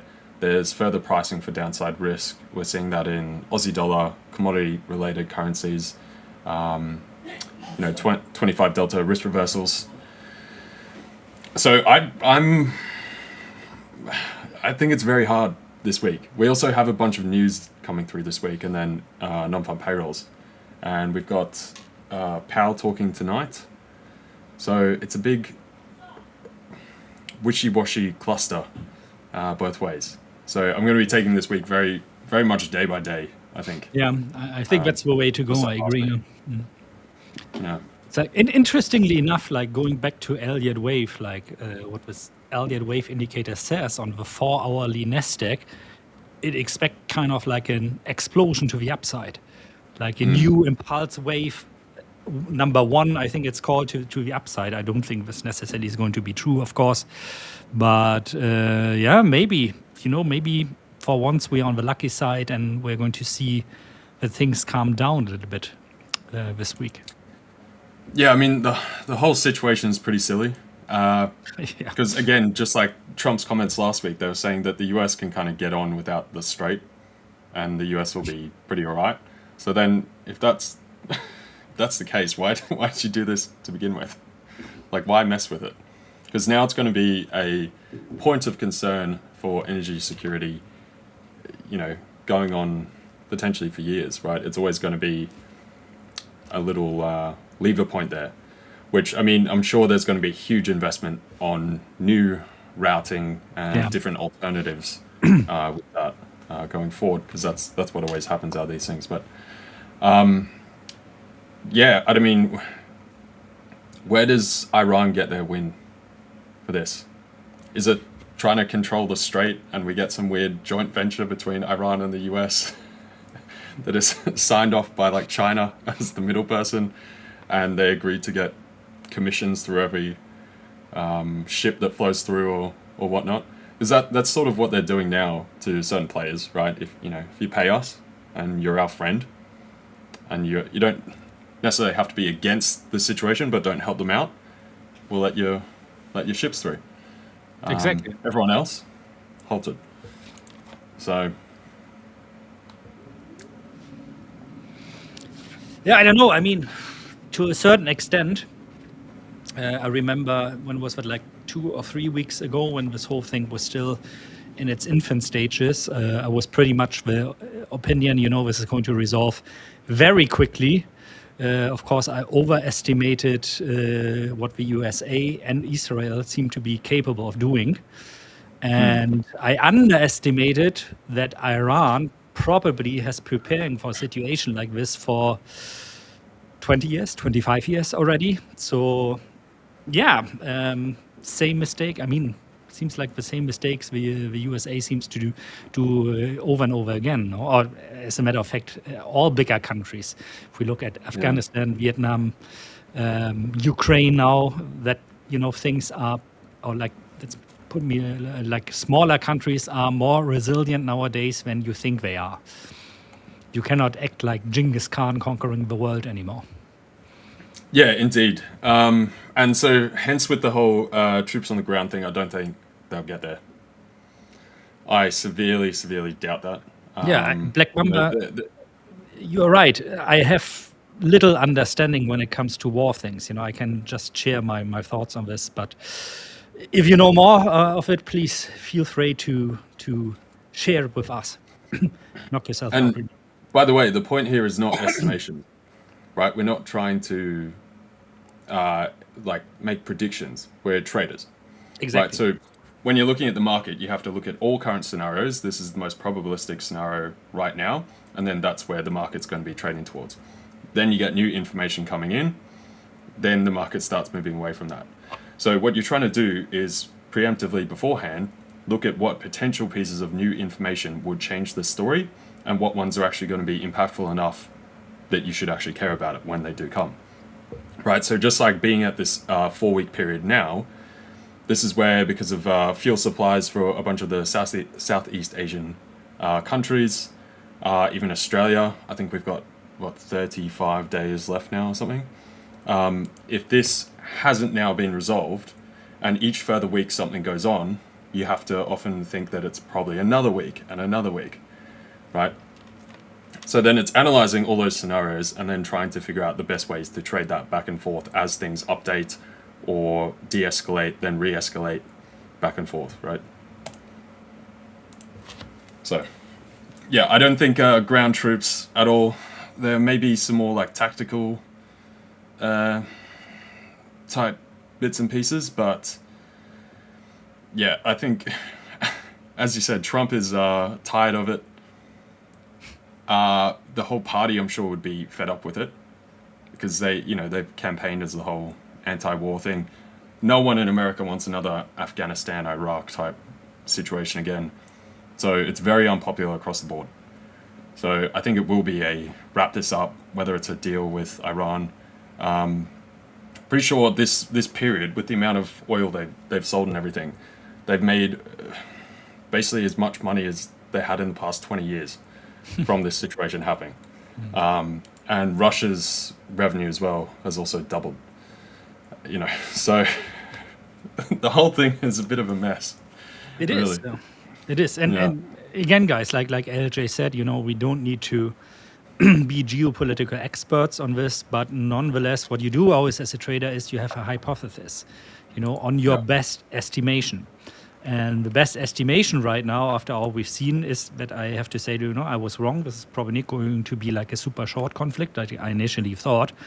It's a longer conflict, and this means, especially this week, that also on top with all the economic figures, especially the job numbers, and Paul speaking tonight, is going to be one of those weeks where, you have to be a little bit like wary of that markets could react just to news, and that something like your technical indicators or your trading strategies, whatever it's based on, it's not going to work in the same way it usually does. So we are more on, if we look in trading again as at our normal distribution, our Gaussian bell, so something like this, we are either somewhere here, so in the fat tail region, when it comes to, I'm not talking about winnings or success rate or something, but of market reactions that are rather odd, which for me is a sign, that I'm going to forget everything I'm doing automated in terms of strategy. Same like last week, I'm rather going to rely on my instinct and my experience, which is telling me if we go forward through this week, and on Friday, we are as smart as we were last Friday, we're going to see the same scenario again, that markets are heavily going to be under pressure in the last trading hours of New York. Because again, nobody wants to hold on to risk-on positions over the weekend. But I mean, we're now on Monday. There's still some days left, of course. I also expect that Trump or the administration probably is going to say something again to calm down the markets a little bit, but you can, even without being a geopolitical expert, you can still formulate a trading scenario around this. If this happens, if this continues at a certain point, I want to go short, for example. I see gold still, holding up despite other risk-on assets going down. I want to hold on to my gold positions, or maybe I even want to further add to it. Yeah. Furthermore, even the concept of being a geopolitical expert is a bit of a oxymoron, right? Yeah. Like as though war is ever predictable or ever has been. But even if you are, it doesn't translate into trades, no? Yeah, the people themselves who are actively in the war and are partaking in it don't know what's going on. So observing anything outside. Yeah, point. Yeah. All it is you're making judgment calls, assessing where things are and where stuff could go. And I don't know, Black Monday, if you've been around the past 4 weeks, especially through last week, I mean, Dirk and I cleaned up on this. So it's been quite good. So enjoyed it very much. There's other bits and pieces with things like helium I was looking at. So this is about the time that we have for TSMC, Samsung, SK Hynix, before that gets disrupted. Now, because the trouble is, they also take very specific types of ships, right, in order to store the helium, and it's stored at like negative 270 degrees Celsius, and then once they sort of sit for about 40 days, that helium starts to turn back into gas. And these ships are still stuck in the strait. And so even if these guys can get, say maybe they get some of the supply from Russia, from the US, there's maybe like Algeria, they don't actually have extra ships to transport it, because they're very specific, very unique case ships, which are currently stuck. And then this goes to newer AI data centers and everything actually do quite a bit of recycling. So they'll have a much longer time to sort of keep rolling. It's the older sort of fab setups that are going to get crushed. Right? What is that used? Do you know what that is used for anyway, helium? Yeah, it's for cooling the wafers. Ah, okay. Yeah. Interesting. In the chip production stuff. So just like when we saw in COVID, we had problems with supply of this stuff. There were, especially for all the newer cars, lots of tech in them. And so the cars were there and ready to go. But the tech portions, they just had to sit there because no one could get the chips and everything going around. So quite likely that we'll see a bit of a hit to things like the automotive sector. I'm sure, mobiles, PCs, I'm sure Apple would be on top of this. They've still got quite some time until the next iPhone release and all that kind of thing, so should be resolved by that point. But these are some of the other bits and pieces which for now, we're okay. And I think the market will start to look past it. So there could be some good buying opportunities on NAS and S&P from some of these lower levels, ultimately. And especially with the tech players now being significantly cheaper than they were. And chip production demand, data center demand is still up like 150% year on year. So we're at all-time highs of demand for this stuff. Yeah. But obviously everyone's trying to price if some of those scenarios come through. Doesn't matter if we're at all-time high for demand of chips and everything, if that demand is going to get sunk into the ground not long from now. So, you know what also makes me like slightly optimistic, not timing wise, but overall sentiment wise. We are like, I always like to pass social media. So for example, especially X, nowadays also threads on Instagram, Reddit, you know, to kind of get a sentiment overall score for different industries, for different sectors. And I see once again that we are massively seeing like bad sentiment scores for or people like basically expressing, you know, this is the situation, this is why we are going to crash massively now. And the last time I saw to such a state was actually in early April of 2025. And you remember what in early April 2025 was this, when we had this V-shaped crash down to 16,000 in the NASDAQ. It's insane, you know, thinking about 16,000 in the NASDAQ now. You're muted, by the way, LJ. And oh, sorry. And no worries. And the last time I saw something like this was really during this. And usually when you see like social media accounts, especially the ones that have nothing to do with trading, you know, that are just, you know, passing media headlines and then spreading FUD. When they start doing this, this is pretty much very, very close to the low then. So yeah, that makes me optimistic. As a matter of fact, like on Friday, for example, I bought some more NVIDIA again, and I'm going to keep buying. I'm quite happy if they maybe even go down to 150 or 130 or 120 or something like this. Good for me. But it's a long-term game, you know, cannot expect like, oh, I'm buying now and they're going to double within the next 2 weeks or something like this. There's this uncertainty, of course, always. Yeah, and I think like we've got the big major four central banks going to be ECB, Bank of England, the Fed, and Bank of Japan, right? So long as they don't all four come through and start hiking, because that'll just kill demand. Yeah, right? That's true. The short end of the yield curve is already quite elevated. I think it's basically topped out now. We've got Bank of England and ECB sort of willing to potentially act and increase rates a bit, but they were also already like on the floor, you know. The Fed is nowhere near there, and Bank of Japan also isn't at the moment. So long as those two, which are really the major two out of the four, as long as they hold out, we won't see that incredible demand destruction for the business cycle. And then hence, I think that ends up being quite a buying opportunity. I think Europe and the UK, you know, they're going to struggle for a bit. There'll be some pretty bad quarters coming through, right through Q3, Q4. But again, all it does is show that, you know, back to the US. Everyone starts buying up S&P, NASDAQ, tech stocks, and we're back to it.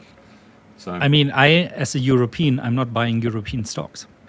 No. Because it just doesn't make any sense. You know, Europe, again, is the king of regulation. And, you know, there's a spot for that. But it doesn't make sense because especially Germany is such a export-dependent nation. And it's like they are throwing a stick between their own legs sometimes at the moment. Especially now, you know, the government here is talking about we should hike the GST from 19 to 21%. You know, that makes a lot of sense. That's going to give us more money.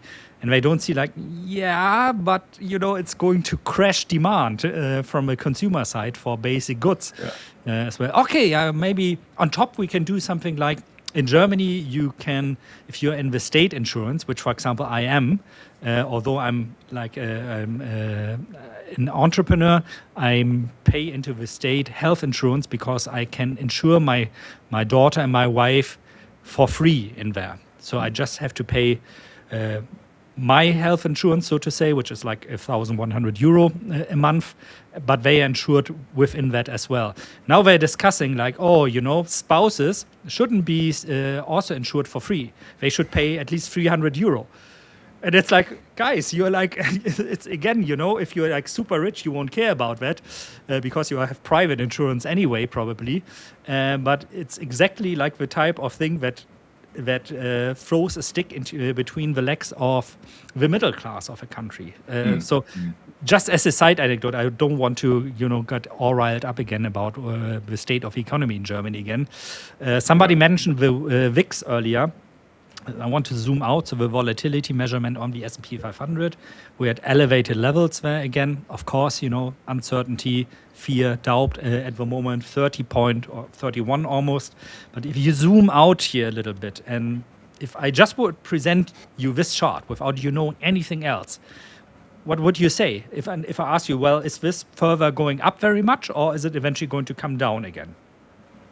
You probably would say, well, eventually it's probably going to come down more to the mid level again, here at around 20, which would mean in order to do that, we need to see the S&P 500 going up, because the VIX is always going up when the prices for stocks for the S&P 500 or NASDAQ or whatever you measure it on are going down.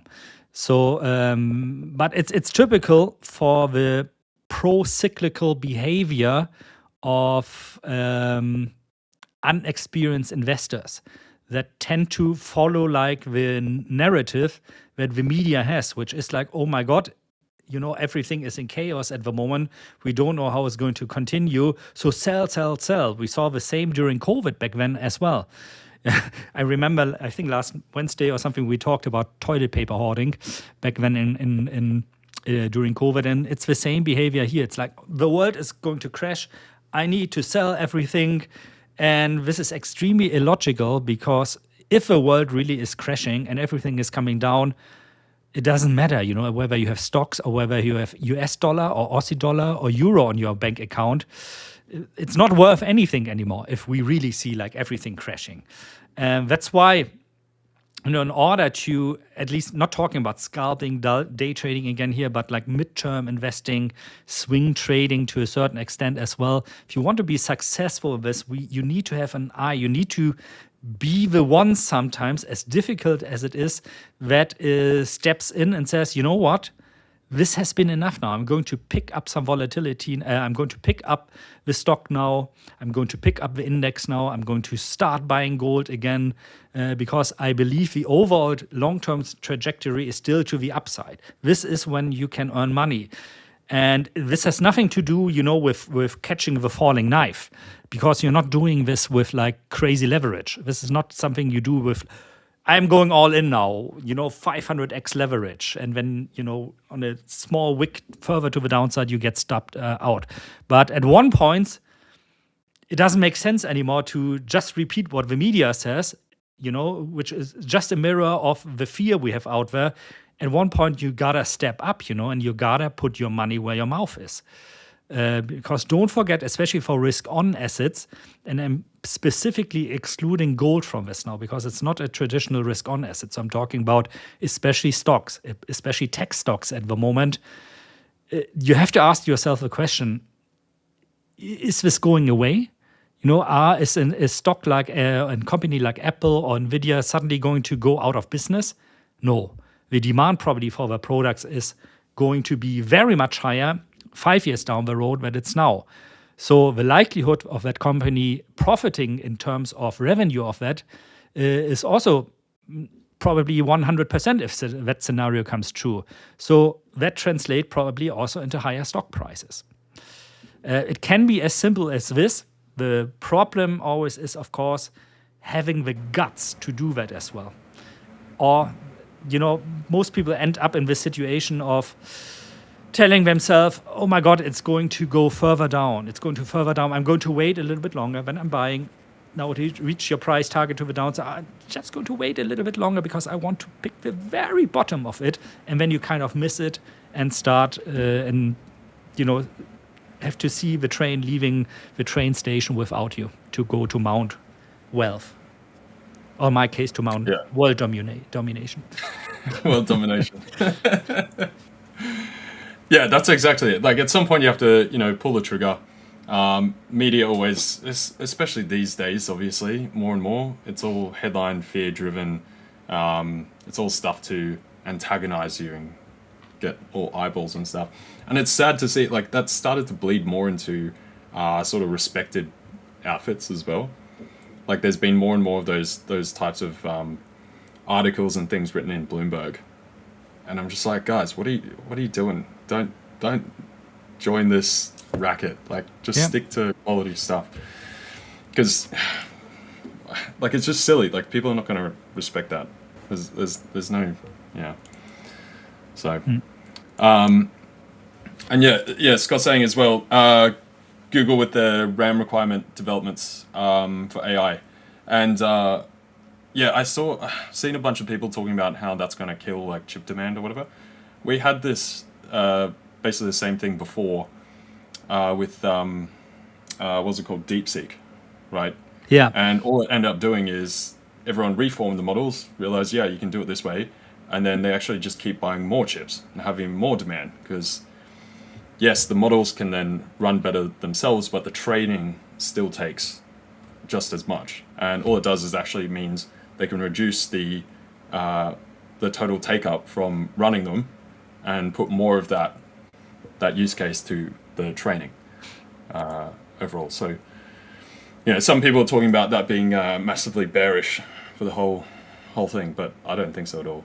I think it'll be the opposite. Not at all. I think it solves like one of the major problems we have at the moment. It doesn't mean, and the demand for RAM, even if there is a 6-time improvement, is still going to go up. Remember how many of the data centers we have that are being built right now, or the trillions of US dollar that's going to flow into this. So the demand is really going to be there until at one point maybe somebody invents a model that doesn't need anything anymore, that can run on the like 20 watts our brain needs in terms of energy consumption, but not likely for sure going to be the case. So as somebody personally having a heavy usage on hardware when it comes to dedicated server something, I would be very happy, to see prices going down a bit at the moment, because setting up new dedicated servers is crazy expensive right now. Yeah. Exactly. And then, I mean, that's what they need as well, because if you are a heavy user, I mean, you burn through tokens very quick and it becomes very expensive. So if they can reduce that, it will just lead to more people actually incorporating it, using it more heavily, using it for business and everything, even more so than they are now. 23,113. For today, for NASDAQ? Yeah. So touch lower. About 50% of this range. I mean, I gotta say, it's a good sign that we see this early price movement right now in the NASDAQ that we're seeing, that we closed that gap rather quickly, and probably going to trend down to the downside a little bit. And then I'm quite nosy what New York is going to do later. But it's one of the situations I don't know how to trade this today, honestly speaking. I think today is very difficult because it's a good sign that we were pretty stable. Markets were pretty calm after, I guess, digesting things over the weekend. We saw most of the sell-off on the Friday, and so it was a question: would that bleed over and continue into the Monday? But we've been pretty calm, pretty chill today. So I think any of these further dips are ultimately going to become buying ops from here. Same thing seeing Euro. It's been pretty stable. We haven't sort of just fallen out of bed straight down through that 114 and below, and with dollar yen also holding 160. We had the bit of the push through on the Friday, very short-lived, no real will to push it beyond 106.50. There's a bunch of options levels between there, 160.5 and then at 161. So yeah, I think people are going that, yeah, this will end. Whatever the win is for the US, whether they just sort of, forget about it, just push it to the side, everyone just stops talking about it, because Iran's win is basically just for this to go on as long as they can, like we've talked about, just create as much disruption as possible, and then eventually the US will have to sort of give up. Either that or go further, which not a good idea. So dollar yen from here, I think we could get a bit more downside before I'd be buying up, but it's basically in this sort of basket through here, around 159.50 to 159.60 here, sort of 10 pip range, and then maybe have another attempt at 160 up there relatively, but I would be looking to short any kind of action up here. Pretty nicely following what we said actually last week, in my opinion. Not to the extent I said we could potentially go also all the way down to 156.50, I think I said there, but considering what we've seen, I'm quite happy that it didn't really break 160. I was a bit afraid of that, to be honest. Yeah, the action was very muted. Right, obviously the initial stops from that. That's what you always get, no? Yeah, everybody's sitting there with their stops. yeah, no one's quite willing to jump in front of the Bank of Japan intervention train. Nobody's George Soros nowadays. Yeah.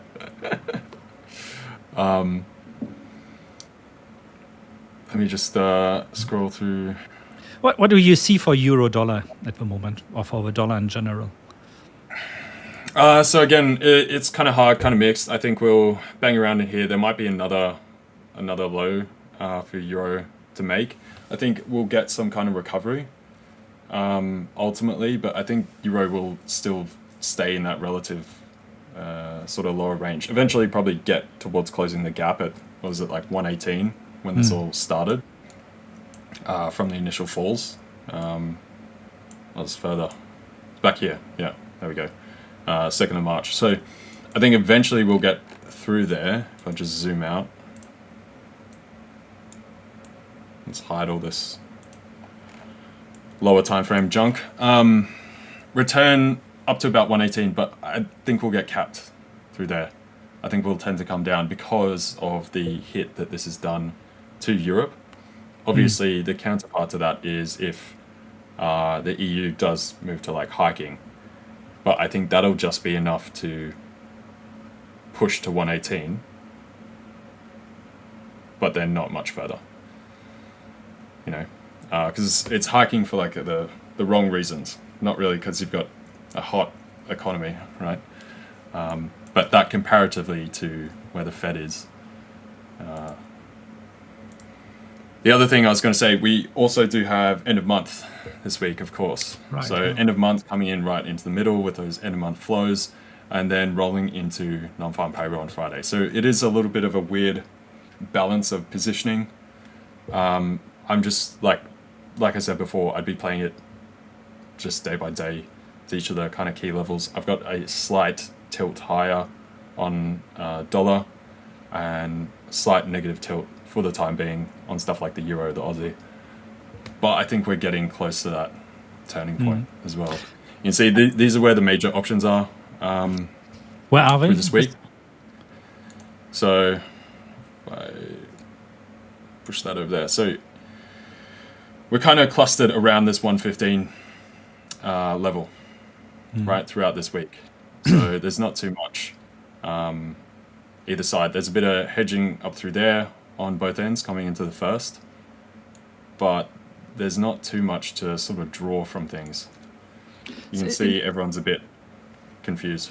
An interesting level, actually, because this is, if you allow me to quickly switch back to my chart, 115 roundabout is also for my longer term Renko chart where the -2 sigma is at the moment.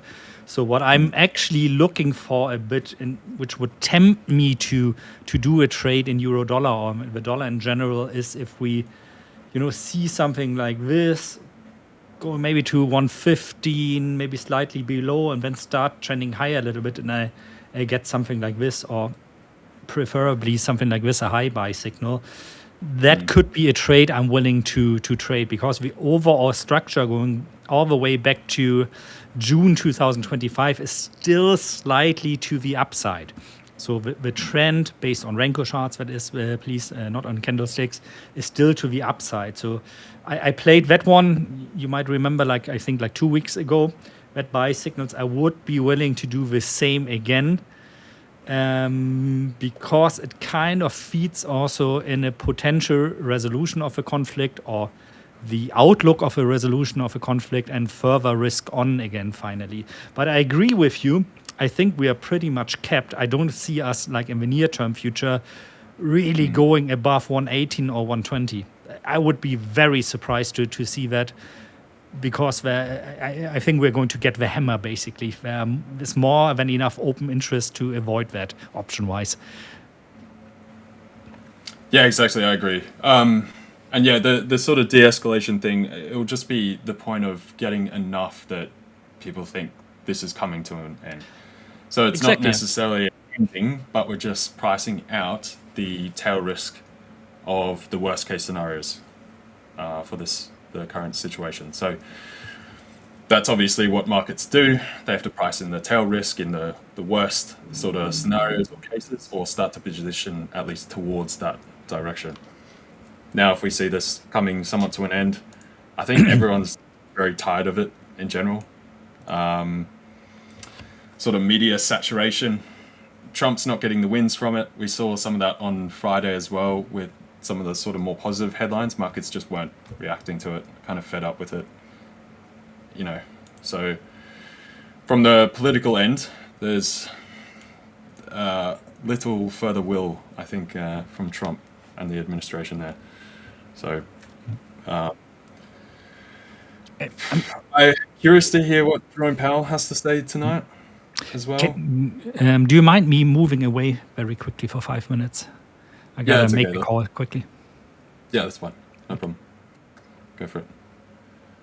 All right. Let me check on chat as well, guys. And yeah, we'll go through some of these sort of technical sort of levels and things now as well. Let's go back to the 15 here first, and then let me have a quick look.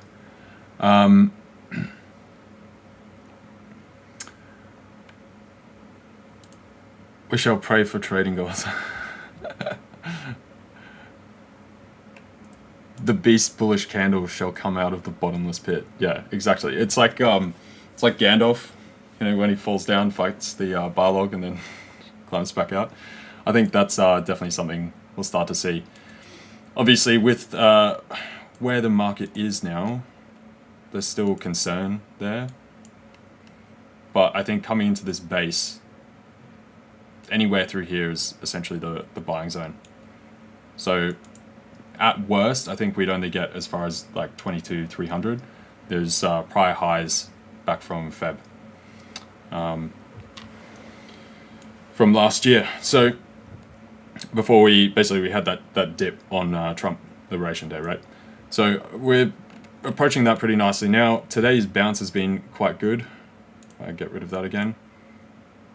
I would, if we can clear basically 23,600 on the NASDAQ, then I think we're just shooting right back up from there over the next couple of days, weeks. This kind of market is days to recover that. Similar deal, obviously, S&P 500, and we'll basically get these moving averages starting to cross over, and that 200 climbing back above there and establishing price above there will be the confirmation that market's comfortable for this to keep going overall. And yeah, what Scott was saying, yeah, exactly. It's not an overheating rate hike from ECB or the Bank of England at all. Am I still in the EU short from last week? No, I jumped out. So I took profit on that on, what was it, Thursday? I go down to 5 minute. We're here. That was when we had markets going pretty slow, and basically had my little drawing of that meme, the do something meme, and then we did crack through there, came down very nice. 115.30 was the target, and basically just held it a bit further through to where we sort of got that pause level, because this was the original target there, about 20 or so. We got to what, 22. So I jumped out 26 it was, I think, yeah. But yeah, that was a great trade. Out of that now though, so I haven't taken anything today just yet. Sort of been waiting. Missed buying the bottoms today through Asia. Unfortunately, I had to go look at some properties today. So I love a good gap fill on Asia. Yeah, but the thing is, it's hard to predict, no, when this one would come, honestly speaking. Yeah.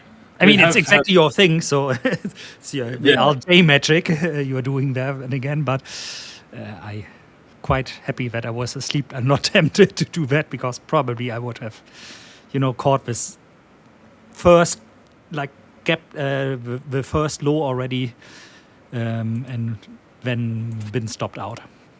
Yeah, no, that's totally fair. Yeah, we've had the, like, obviously gaps don't always fill on the Monday, but definitely through this period, we've tended to see that. But do you think that's actually a good sign, that we filled the gap rather quickly?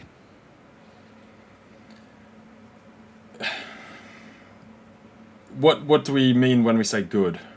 It's like that the market wants to have upwards trajectory. My God, what a difficult word again. It wants to go to the upside.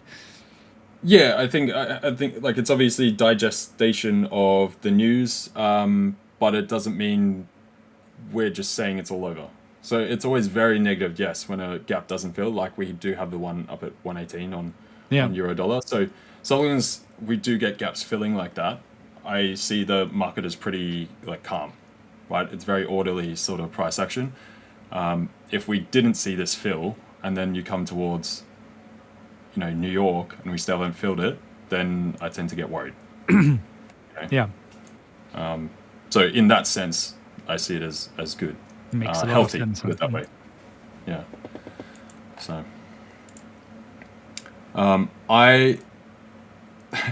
there's a problem with the counter. So it's just not showing the right numbers. Rich was saying about this before. I was looking at the back analytics, and there's like 150, 200 of you guys. So yeah, I don't know that. Even if it's just 8, it's the 8 people that count. Yeah.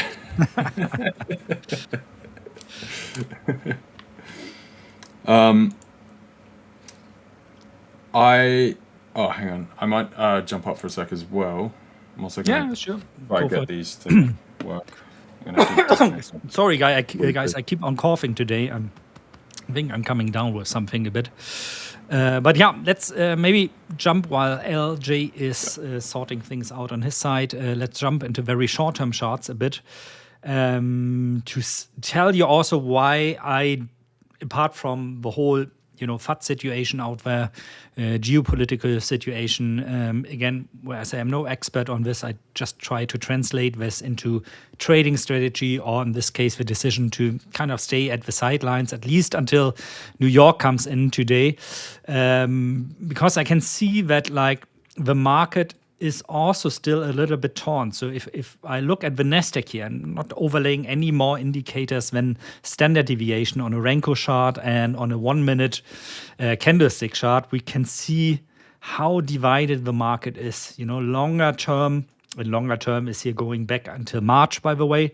Going back until March, until 26th of March, I wanted to say, is still heading to the downside, the trajectory, while 1 minute is to the upside. And whenever I see this, talking about scalping, talking about day trading now, this is a market I don't really want to trade. I want things to line up more.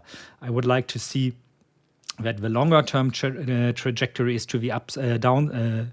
If it's still to the downside, that the 1 minute is also to the downside. And if I scroll through here, I can see that is very much the case for gold at the moment, which also brings me to the opinion at the moment that we might actually head towards 4,700. Maybe not today, maybe during the New York session actually today, but throughout the week. Again, if the narrative doesn't change, if Donald Trump doesn't say any stupid things, dollar-yen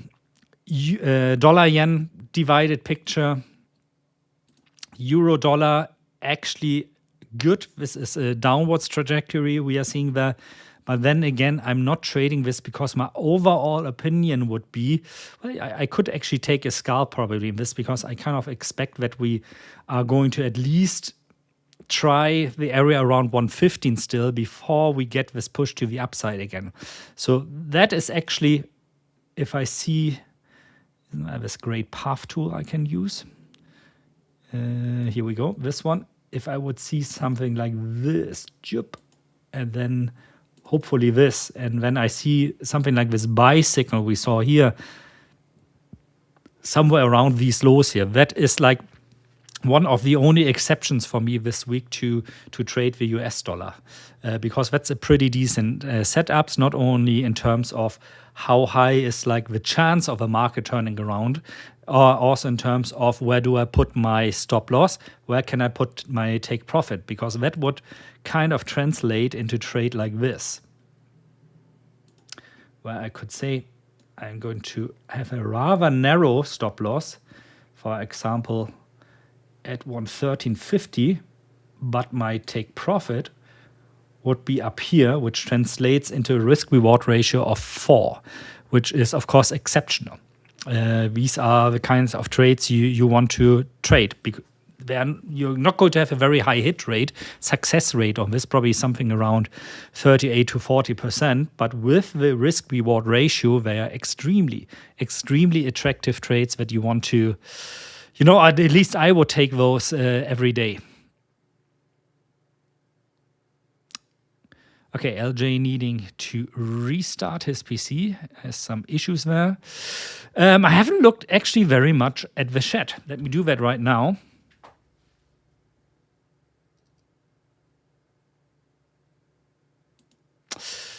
Yeah, thanks for. I saw you commented a couple of times, Black Mamba. Very much appreciated, by the way. However, it's always the thing, It's like studying history, studying geopolitics doesn't necessarily translate into a good trading strategy.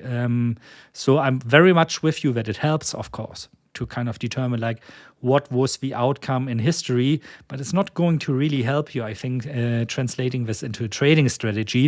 It's kind of the effect we see often, in my opinion, for example, from analysts that study the economies of the world, that study the economies of a land, of a country, and which make then projections like, the GDP should grow by 1 or 1.5%.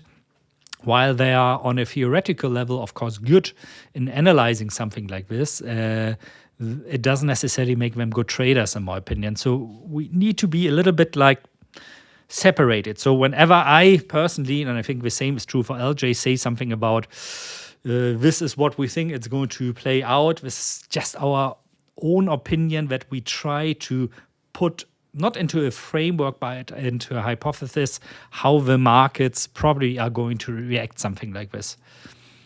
And to be fair, I think we've been rather successful with this, especially during the last week. Welcome back. You can hear me all right? Yeah, we can hear you. Yeah, okay, cool. Yep, good. Did you restart your PC? It's like so fast. I didn't restart the PC. I just reset the sound card, and then the Windows bar like disappeared, and my PC like froze for a bit, so I wasn't sure if it seemed to have fixed itself. Markets sometimes good at pricing some portions, and in some markets they'll get things right, and then other times completely wrong. I mean, you can go back and look at bond markets ahead of every single war, and not once have they got it right. every single time, it's always a mess. So, because they're a very fluid, situation. So hence, all you can do is, price out the scenarios, and then as they develop, things get continually priced in. But prior, no, and then also exiting of the war, markets tend to get wrong. It's always a bit late or delayed. Commodities typically are going to be some of your best bet. But yeah, it's tough because there's so many components. But that's what it makes it so interesting, no? At least for me, this is why I keep coming back, because it seems it's always like the puzzle you cannot completely solve. At one point you have like an idea of a picture, but then everything rearranges itself, and you're like, oh, what am I looking at right now? And that's also a good thing. Like, that's how you make money in markets, right? Otherwise, there'd be no trade there to make. So you actually sort of want that as well. Yo, this week is so hot. It is. We got a whole bunch of stuff coming through this week. So definitely keep an eye out for Jerome Powell talking tonight as well. There's a few other Fed speakers also. Then tomorrow we got CPI and jobs for Japan, industrial production, I believe the minutes for the RBA meeting. So from Australia coming out tomorrow. GDP, house prices for the UK, CPI, France, German employment, CPI for Italy, jolts, consumer confidence, a whole bunch of stuff. I mean, I'll just run through the whole thing. There's way too many more. But huge number of releases this week, plus end of the month as well, and the current war situation going on. So do be careful with some of it, because we might get either it will be, people will be focused too much on the war, and some of the data drops won't have as much of an impact, or people start going, no, we do need to start looking at this because of implications from the escalation in the Middle East. So it'll either some of them might end up being nothing burgers, or we'll actually get whipped around quite a bit. So do be careful once again this week. I think right now I'd be looking for buys on euro dollar, to be honest. So I'll mock that up. Oh, right now at these prices, already looking for buys? Yeah, I mean, after, at least for today, for the rest of the session, after we've had we came up, closed the gap, come back down, basically got towards the low, had a slight tick through there, candle close at those lows though, and we now seem to be building up. So this would just be like a short-term trade, and probably I'd be looking to go to the underside of that higher cluster, and just around where we closed on Friday. Can it be that your screen is stuck, maybe? Were you drawing something on it just now? Yeah, I am. I've been jumping around the screen. Okay, I might actually have to restart my. There does seem to be something wrong, because my screen's not changing anything right now. Okay, guys, I'll be back. Give me a story back. See you back in 5 then. All right. The problems with Windows PCs. I think somebody mentioned something about Windows right now. Yeah. Windows, man. Got a blue screen of death 2 days ago, and I need to reformat. Yeah. It's like every time a Windows update comes along, I'm also always praying like, oh God, please don't mess up my PC. Please don't mess up my PC. And it gets worse and worse. On top of that, they always, right now, they tend to force, what is it called? Copilot, no? On Windows down your throat, which obviously is also not nice. Yeah, people, some more questions I saw here about gold, which we are going to answer in a while. Let me start with this one first. So NASDAQ. NASDAQ is really interesting, man, at the moment, I think. It's like, again, like taking my Elliott wave indicator here, and it's one of the signals from it that interests me more because it has such a good risk-reward ratio, and the indicator is basically saying on the NASDAQ, on the 4-hour chart that is, in the next days until that is April 6th, so that's 7 days, a week from now, it kind of expects that NASDAQ is going to do a new wave one, a new impulse wave, potentially all the way up to 26,000. What is that here? 26,200. Now, I do not know if that is true, of course. Like I said during this live stream, I'm really not an Elliott wave expert by all means, but it's just from a risk-reward ratio, it's very interesting, actually, because it would put the stop down here. Probably a little bit hard to see. So maybe you see this little flag down here. And if you just put your take profit, and you don't even need to go like to all the highs here. If you put your take profit there, you're already at a risk reward ratio of 6. If you really believe it's going all the way up there, if you believe this analysis, we are talking about a risk reward ratio of 10.7. So that's very interesting. I don't know, but of course, this would also mean that we see some kind of heavy geopolitical relief, peace, or the war is going away, everything is resolved, plus we get like insane numbers when it comes to the job openings tomorrow, the NFPs on Friday, and Jerome Powell basically telling us tonight, wow, we are going to cut interest rates, hiking interest rates is like off the table right now.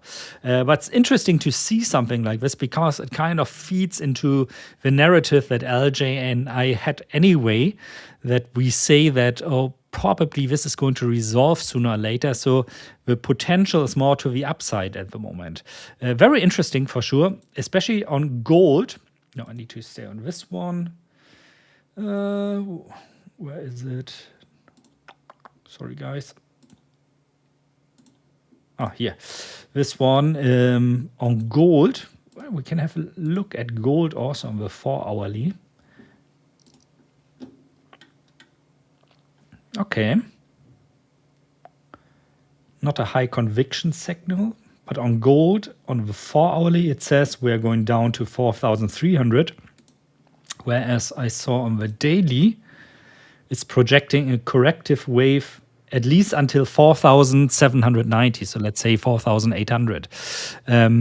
Interesting in terms of that what we get here from Elliott wave is pretty much what LJ and I also suspected just by forming a hypothesis around the geopolitical situation at the moment and what it's going to resolve. So if I have to bet, and it's a very difficult week to do that, honestly speaking, because it's probably going to change by the minute.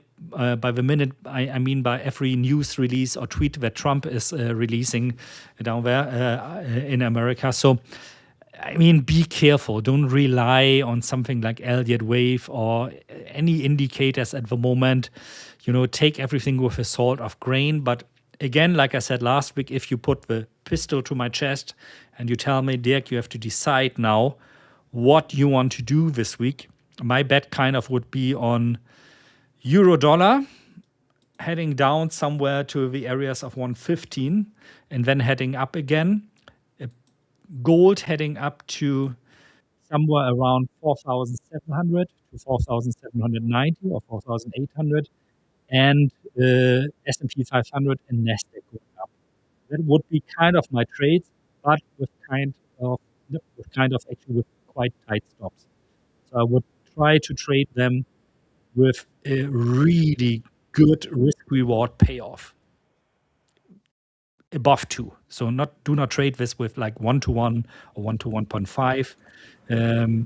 I would really aim for something like 1-to-3 or 1-to-4 or even higher than that. Welcome back. Thank you. I think things are working now. Looks like it is. Yeah, and exactly like Henry is saying here, really a grain of salt, because Salt of grain. a salt of grain. Did I say salt of grain? Yeah. Oh, really? A salt of grain. It's called a Freudian mouth slippage, or what is it called? I don't know how to translate it in English. There was this neuroscientist, psychologist, Sigmund Freud. And Freudian slip, yeah. Yeah, and which basically means, you, in reality, you think of wanting to be intimate with your mother or something like this, which was like his solution for everything. Yeah, good old Freud. Man. Yeah, how are your shots? Are they back online? I think we're back now. That looks good. Yeah. So yeah, today, I mean, right now we're also not moving too fast overall, but maybe starting to look at some kind of just a small grab here on euro dollar. Same thing with dollar yen's come down to that point I was talking about. So there may be something through here. Again, these are just sort of small takes with where we are in the market. I'm not seeing much massive opportunity outside of some of the sort of 5-minute type scenarios. I don't like the look of the pound though, just yet. This definitely not holding up quite as well as the euro, so I'm still on the fence with it for now.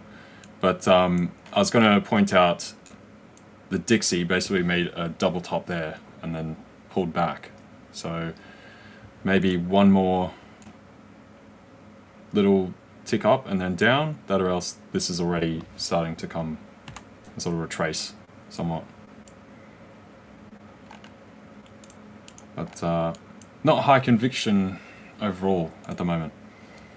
Because similar deal with NASDAQ, I'd potentially like to see some buys, but I probably want to buy a bit lower around the options level and buy prior wick sort of through that lower cluster down there. I think probably same thing on gold as well, probably looking for another dip back towards 4,500 before I'd consider buying up from here. So bit of a wait and see, sitting on my hands a little right now overall. I don't know what you're seeing, Dirk. Anything else? No, I said like it's really the situation again. Euro dollar, like I said earlier, there's one scenario, but I would like to see the dip a little bit lower than you still. For me, it's also more of a swing trade, something that I would hold on to maybe until Friday even, if this scenario happens today, which is also unlikely. Other than that, yeah, gold long. Well, obviously I'm biased on that one, and NASDAQ also more to the upside. And just quickly, because this question keeps popping on, there seems to be some problem with YouTube counting real-time views at the moment. So we can see that in the back end of YouTube, of course, the number of people watching the stream is much, much higher. I think it's around 150 to 180. So what we usually have on Mondays this time right now. Yeah. I mean, otherwise I would love like that 16 or 4 people like viewing this, and then we get so many comments. Like 150% engagement rate.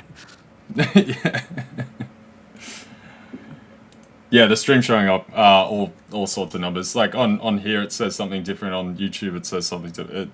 Yeah, the counter's just like broken or something today, guys. The other thing with oil, we did as well get sort of a double top. So we're still having very much that interplay between, oil sort of shifting the market around.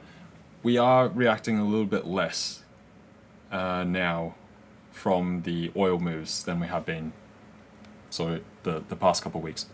That started to slightly break down last week. But obviously still something to keep an eye on overall. You can see just how correlated Brent right now and the Dixie, right? Very, very similar movement overall. Petrodollar. What else has there been? I was just going to check Bitcoin, just out of curiosity, because this was the channel we were sort of talking about last week as well. Want to see a breakthrough there, come back up, test the underside, and then potentially another fall down to 56k. So we've had that kind of pattern quite a few times for Bitcoin over the past while, so more of the same. But again, there's a number of things I want to buy, but just not yet, right? Looking for some more dips, which is very annoying. It fits totally also into the time narrative of my strategy on Bitcoin. You know that the low is not going to come in until Q4 this year, in my opinion. That doesn't mean that I'm not buying. I have been buying, as you guys know, like adding to my stash again, but it's more of a DCA strategy because I don't know where the low is going to be again. And I like the narrative at the moment that so many on social media and mainstream media talk about miners are giving up and this is the end again. That fits very, very much into what we've seen during the last bear markets. So for me, no reason to believe why it should be different this year. Not this year, this time. Yeah, I agree.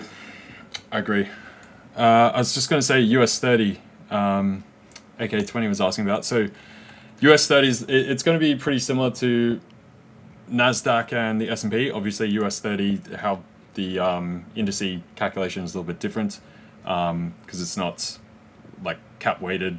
It's by the number of the ticker of each of the stocks in the basket. So it's always priced a little bit weirdly. That's why you'll see some of the moves aren't quite symmetrical. But we have come down to this relative support area, which would be my first point of call for potential interest in buying. But I would like to see a slight dip lower, ideally. Sort of aligning with the similar view. Why do they come up so big like that? Similar view on the NASDAQ and the S&P. So there's these prior heads. If we get a further, like one more final dip into that area, then I'd like buys. So for now, I'd still sit on that sell side overall. But you can see across the board, all assets, we are starting to form some of those bottoms and tops, and it's just a matter of time, depending on the sort of headline scheduling that we get from Trump or whoever else, and eventually we'll find that bottom and start running across the board. Everything's very synchronous. Henry is saying, I'm liking the gold 5-minute triangle in the 1 hour triangle, looking for a short on 5-minute if it breaks out of the triangle lower. Okay, 1 hour. Yeah. So I think basically looking at something like that. Is this what we're talking about, Henry? Compression.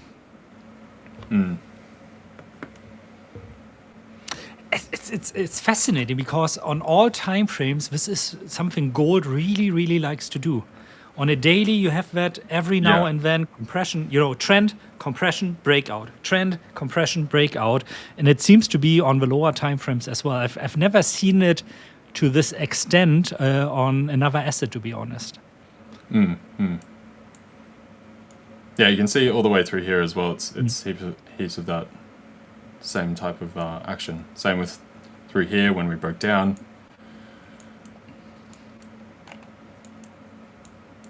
Yeah, it's a nice way to trade gold.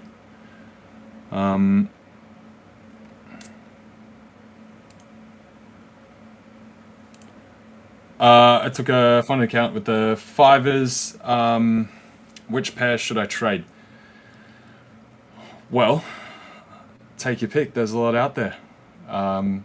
It depends. So I assume what you're saying is basically sort of starting out trading. If that's the case, I mean, everyone loves gold for whatever reason. I guess it's very volatile, very active.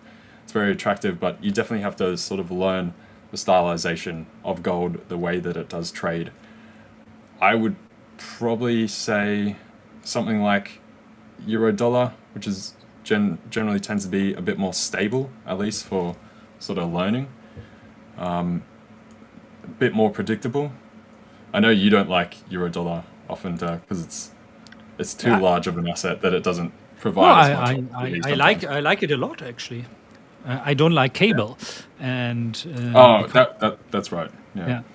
No, euro dollar is always, when I test new trading strategies, it's my go-to asset because it's the most, in my opinion at least, the most effective market on planet Earth.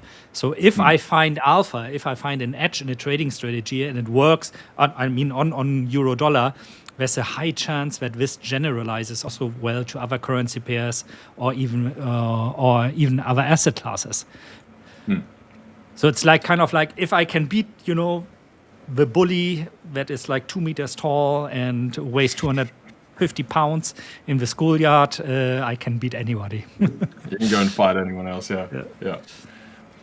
No, I like that. But yeah, either way, like if you have been trading gold and you're going well,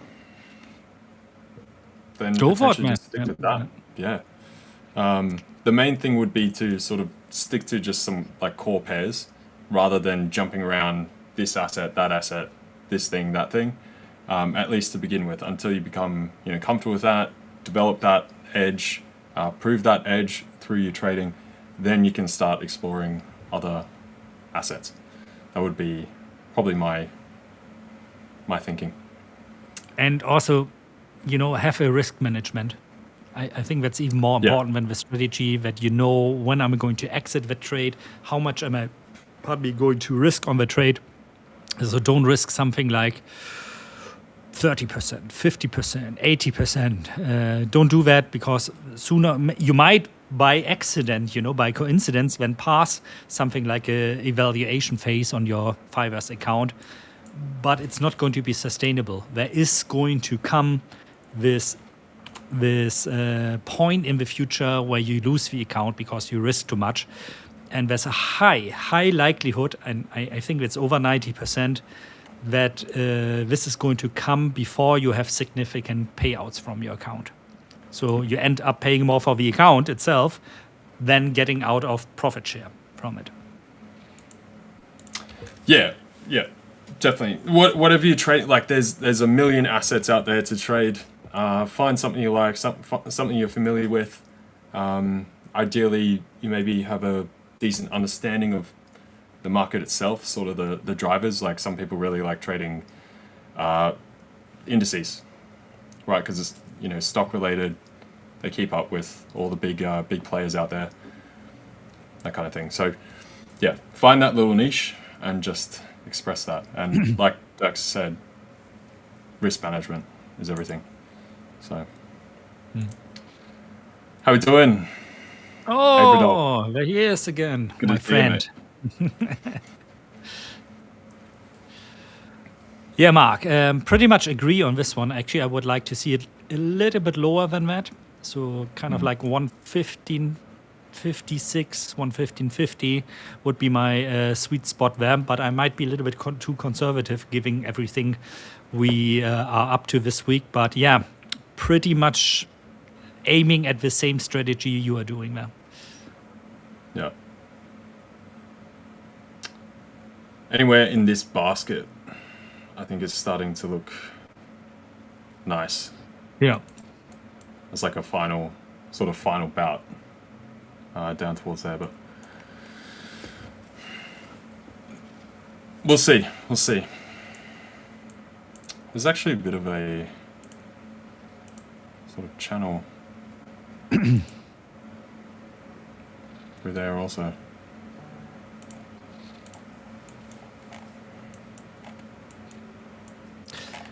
You know what? I think this whole session right now is like this typical European session again. We don't take any chances or risk until our big brother in the US of A comes in. Yeah, it's a bit slow, a bit boring so far. Again, it's that same deal. You know, activity in Asia, initial start to Europe, London session open, and then we just sort of pause, coming towards New York. Yeah. Wait for Tantrum Man to go throw his toys around the room again. So I like that. Nikkei, now that's one I rarely trade because the action always happens when I'm still asleep. Yeah, and the action tends to be very aggressive and then dies off for some months. You know,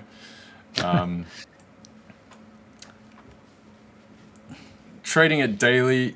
Yeah, I don't tend to trade the Nikkei too much. The Nikkei will probably take a bit more time to recover. Obviously, they're much more sensitive to the oil flows or energy dependence in general from other nations. So I would say Nikkei probably isn't that amazing to be trading right now. I think you'll get much clearer, cleaner price action from some of the US majors, which it's much more, binary up or down. As you can see, this has got chop all the way through. And so you'll have that mix where they're still getting impacted even as things do progress and start to get better.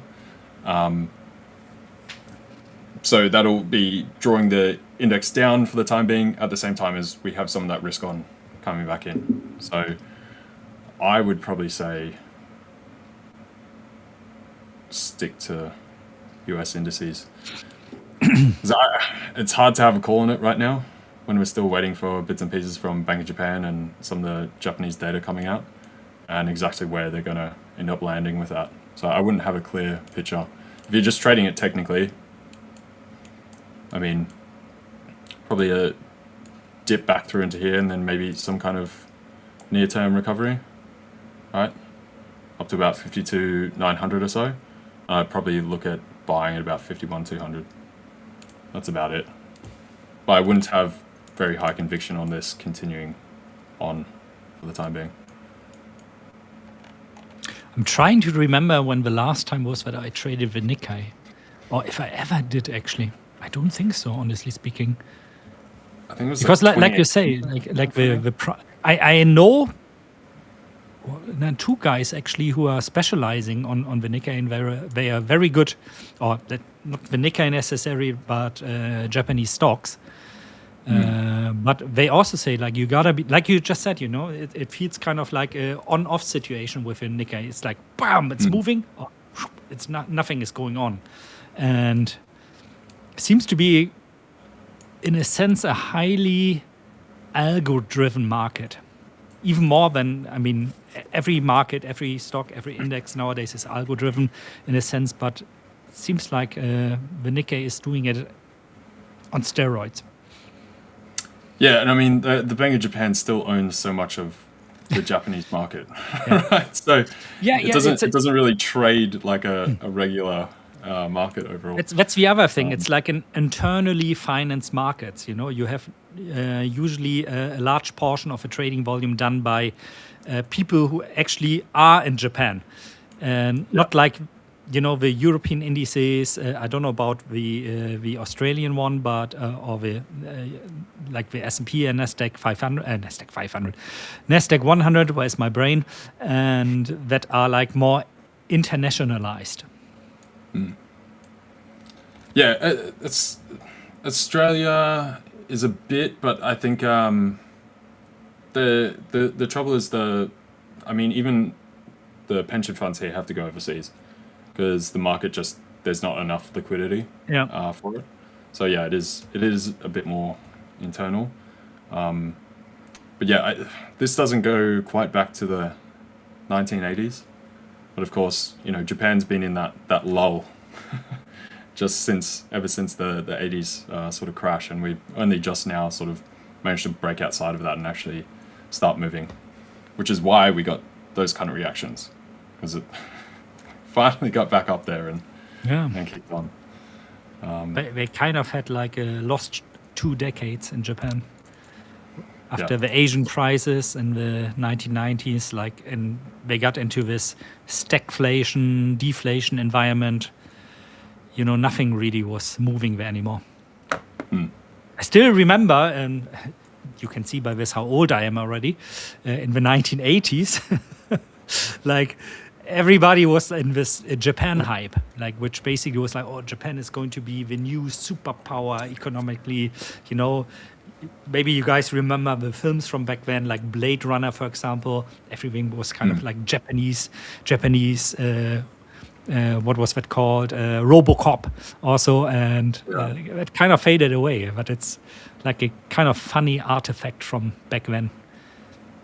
And I remember it well because I was sitting in my, in my kids' room secretly at night, turning on my TV and watching Blade Runner, RoboCop, and stuff like this. I remember it well. We had a Cheese TV over here, playing, had a Pokemon, Yu-Gi-Oh, all that kind of stuff in the morning before school. So same deal. We get up early and try and go be quiet and sit in front of the TV and listen to it. And then parents would come down and be like, "Get ready for school. What are you doing?" So, sorry, I was just catching up on chat as well.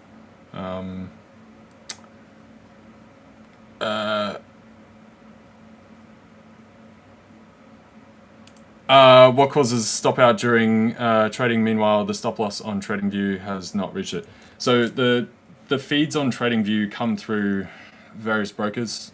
They're going to have their own internal liquidity processes. So you're never going to quite see the same pricing with any broker typically. They're always going to have slight small variation. So that can be why. It can also be spread expansion or compression based on their own book. And also you got to make sure you're not trading you're trading, not accidentally trading the futures version over the CFD, by accident, or bring up one of the charts that's linked that way or something. So be careful with TradingView. If I think the 5S account is not able to trade to connect to TradingView, which is a good thing in my opinion. But I know there are several other brokers who are, and TradingView is, how to put this, they are renowned for sometimes showing you things on the chart that are not really true. Why that is the case, we can speculate about it, but I notice also if I backtest strategies and I use the download function from TradingView, so if I am at a chart here and I go to the drop-down menu, I can download the chart data, and then I can, for example, use it for backtesting with Python or whatever, and it's notoriously worse than anything I, for example, download from Dukascopy, which is a well-renowned broker who offers you a large array of historic data for not only forex pairs but also indices and cryptocurrencies. It's very different, and especially if you backtest your strategies, you need to make sure that your data is clean. So the more bad things, artifacts your data is showing, the more unrealistic the results of your backtest are going to be. So for me, TradingView is something that I like, obviously, because in an optical way, it's nice. It's nice to present things, to present concepts, but I never would trade from it. Never. Use the MT4 for that. If you use automated strategies, try to translate your strategy into an MQL5 expert, EA expert advisor, and test it directly. That's much, much more realistic.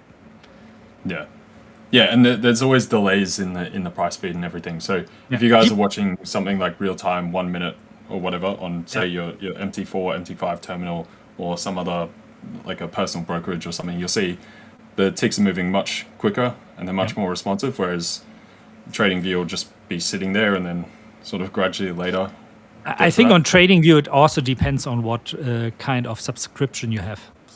So if you have a free tier, I mean, honestly, it makes sense, to expect like, okay, I'm not going to get the same feed and data quality than when I have a premium subscription, which costs like $50 or $80 per month. It's if you really are using TradingView, honestly speaking, on a daily level, the premium subscription makes a lot of sense. Makes your life much easier. Wait, I don't know if they're going to have an Easter offer, not affiliated with TradingView, so don't get me wrong here. I always like to update mine for Black Friday because you get like 70% or 80% off, and then I get like, 2 years or 1.5 years for the price that normally I would pay for 1 year, or even more than that. Yeah, it's good. It's definitely good to use. Like it's like Doug said, use it for charting, that kind of stuff. Obviously, it's like a cloud system, so it's good if you go somewhere else, you can just bring things up. But yeah, don't rely on it. I was gonna respond to this as well. Can you explain why this zone? So these sort of zones are marked out for Euro. Outside of some re-escalation development, I think this sort of area near term will probably be the relative lows, like today, tomorrow, into rollover of the month. That's Wednesday. So tomorrow's flows and Wednesday's flows. And then that comes back to where some of this clustering for euro dollar is. So I'd say we tend to gravitate around this kind of area just below 115 on either side. So if we do get down as far as 114.60, 114.20, I think that'll start to be bought up as we're sort of in this stasis mode, waiting to find out, is the war going to end or not? Is Trump bored or not?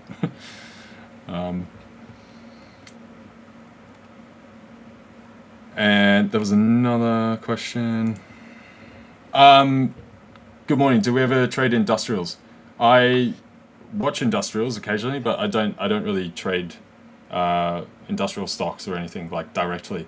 I'll normally add it into sort of my macro outlook, like how they're moving, but trading them individually, not so much. Like I'll express the views through other methods. Yeah. I don't know about you, Dirk. If you, I'm not a big guy on sector rotation anyway. I'm not somebody who like shifts like, instead of tech stocks, I need to go to industrials. Also covering all the the metals that count into industrials. Obviously, I'm more of this is the sector that's growing the best, which is tech. So I'm going to be either in cash or on tech.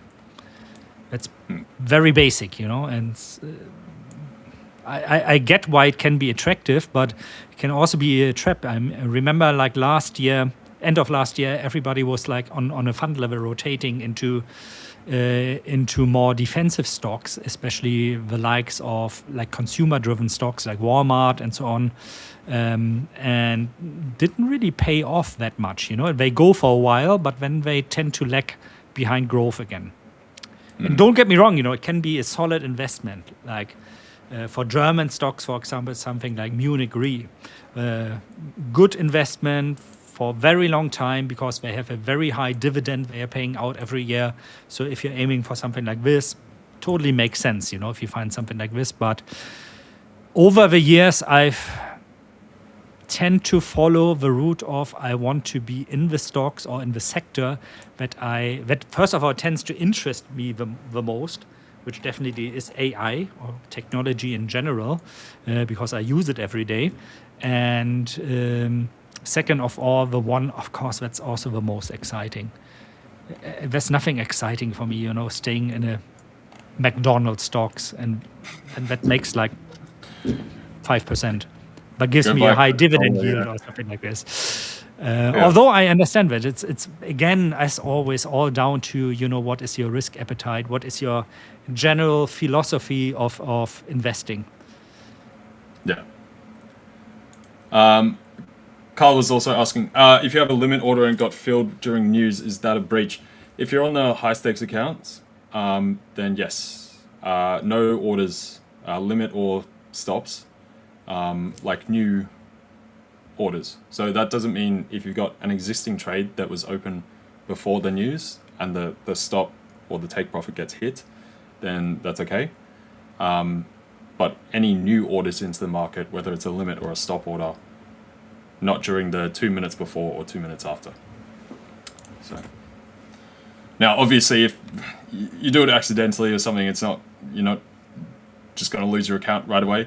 Right? There's understanding. Sometimes you make a mistake or you didn't realize it was 2 minutes before, and then you put something in and you go like, oh, and cancel it, or something like that. But if it's like a repeated thing, and you're clearly not respecting the rules, then that'll be a breach. Can we analyze Bitcoin? Yeah, we can, and also pound yen. Mark was asking about. Asking me about pound again. Oh my god. Well, it's definitely getting hit the past little while. Let's go a bit further out. We'll hide that for the time being. I mean, 210.92 here, that's your obvious base. Where's dollar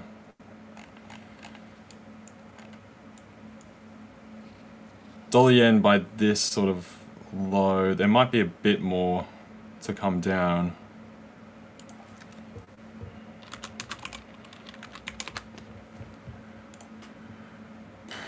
Oh. I mean, I'd be shorting pound yen overall. This looks very bearish. And also going forward, we're looking at dollar yen potentially capping out and starting to come off. Pound yen already getting hit. Is that a gap now also? Up there? Where's this? Okay. No.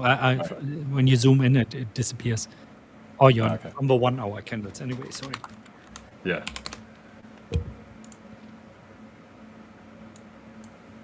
They're getting knocked. Getting absolutely knocked right now, yeah. Euro dollar. Ward yen's also, it's not too bad.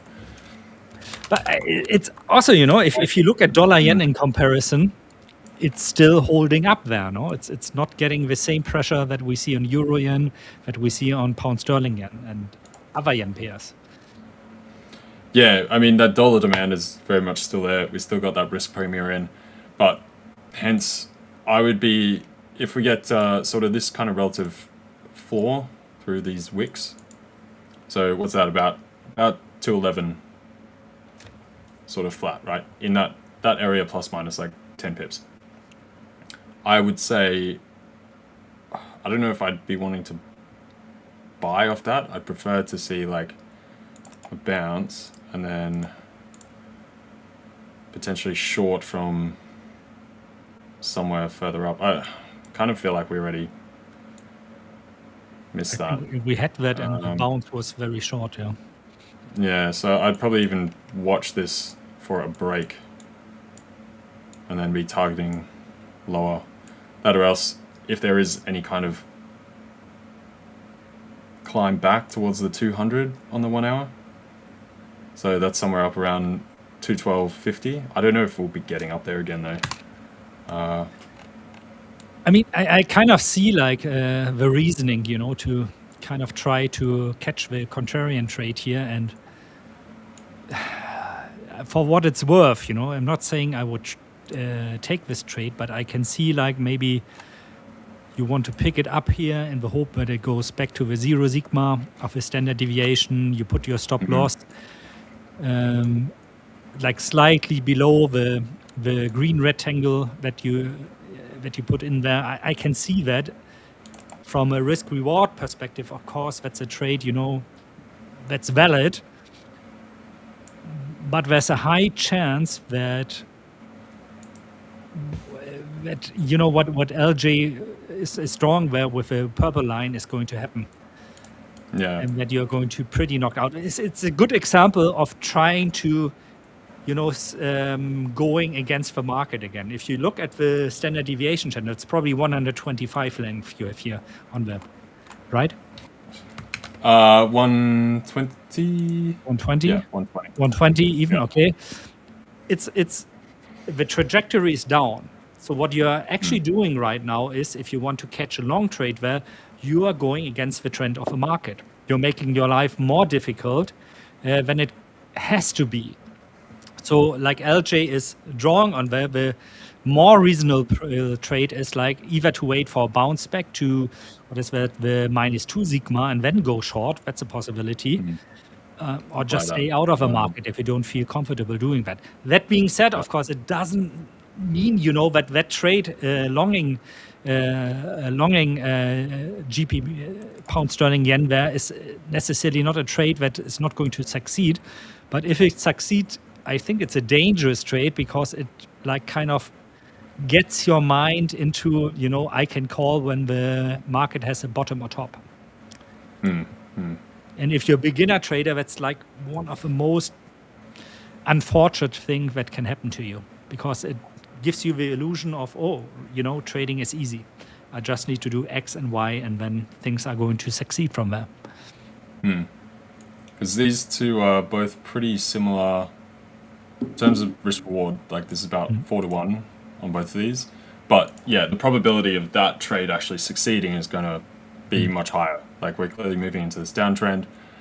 We've had these attempts at the tops here. We've basically got a triple top, collapse right through, smash through here. Seems very little pickup.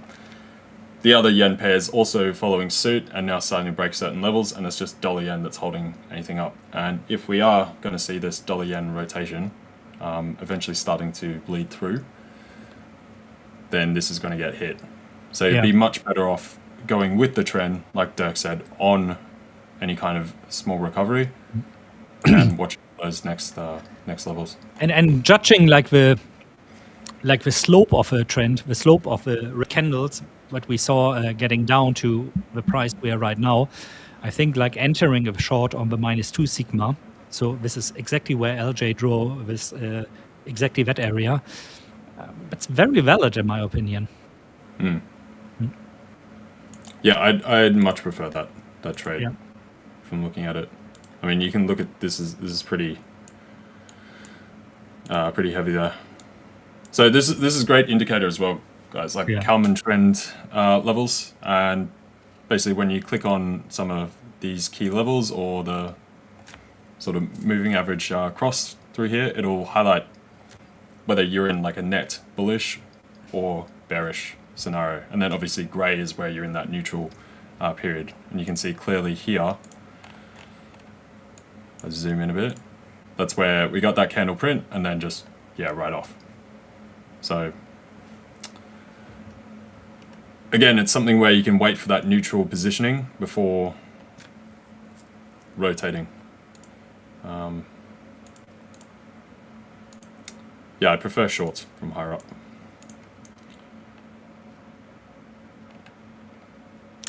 Richard, welcome back. Hello.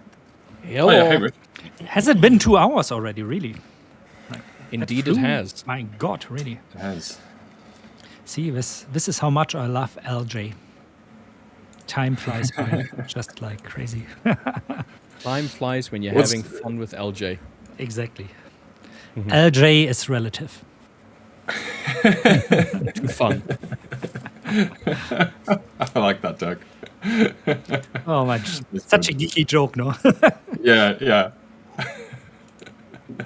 You can add whatever he's relative to any statement, and then it's just like, well, LJ is relative. Yeah, it's a bit quiet though overall. I don't know if you've taken much of anything today at all, Rich. I don't know if I haven't taken any trades. Market is mostly, I don't know, stasis mode. Yeah. It's kind of Friday sell-off that we had on NAS. We're having a little bit of a pullback. I'm waiting to see where we're going to kind of like stop to continue selling off, because I think there's quite a bit of downside still for the NAS. So I'm just in limbo at the moment. I'm waiting. The same thing with USDJPY. I was having a look at it this morning. I wanted to sell off more. But I also wanted it to come back to try and test 160 to 162-ish. Obviously, we have, I think on the 28th of April, we have the JPY bank decision rate and stuff like that, and then we'll see whether or not that's going to kind of like force it to continue lower. But as of right now, I'm seeing a little bit of like, just a little bit of dollar weirdness. Let's put it like that. Yeah, dollar weirdness. That's yeah, just dollar weirdness. Good term to put it. What we are seeing this Monday morning, and like I told AJ earlier, it's once again one of those sessions, where Europe doesn't dare to do anything. We want to wait until New York comes in, until Big Brother comes in to show us the direction we need to trade. Yeah. Yeah, exactly. And yeah, month-end flows often tend to favor the dollar. Yeah. On average, some months bigger, some less. So, yeah, I think if we get a bit more of this push, then we start looking for some of these tops and get that rotate. And same deal with like the NASDAQ, Rich. Yeah. So I think somewhere down further through here. Yeah, 22,500. Some deeper buys for an actual proper kind of recovery. Yeah. But yeah, options level is lower again today, so I would like to see that first, and either double bottom there, or a dip right through and into that lower sort of section. Yeah, slow right down and then push up from there. Yo, William. What's up? Yo, what's good, people? How are we doing? Welcome back. How we doing? Wilhelm. Hello. Hello. Nice shirt, by the way. Oh, thank you very much. I heard you talking about it before. You picked it up for like a £1.50 or something. Literally £1.50. Crazy. You're really starting to look like a Hong Kong uncle. Yeah. Yep. Yeah. He's already talking about going out for one beer and then meeting his buddies and then linking up and discussing things. And we all know that William is an old soul, so he doesn't go for the young guys in conversation. He wants those like 40, 50, 60-ish ranges to conversate with. Someone starts talking to me about football. I don't want to talk about sports. Talk to me about economics. Tell me about how it's not as good as it was back in your day. That's actually quite funny. All right, guys. I am going to make a move now. I'm going to have my lunch and then let's see how the week progresses. Going to see you guys out there and you three gentlemen, of course, as well on Wednesday again. And yeah, thanks for sticking around and have a good one. Bye-bye. Beautiful. Thank you, Dirk. Have a great day. Bye, Derek. See you Have soon. a great day, man. Okay. Oh, what a day. Jump out in a sec as well. Quite quiet now. Hopefully New York sort of kicks things off. Yeah, I'm hoping for that as well. Key thing with the Dixie though, just before I go, main thing watching here is obviously this double top that we created earlier, pulled back a bit. It seems as though we might have some kind of attempt back into this lower section.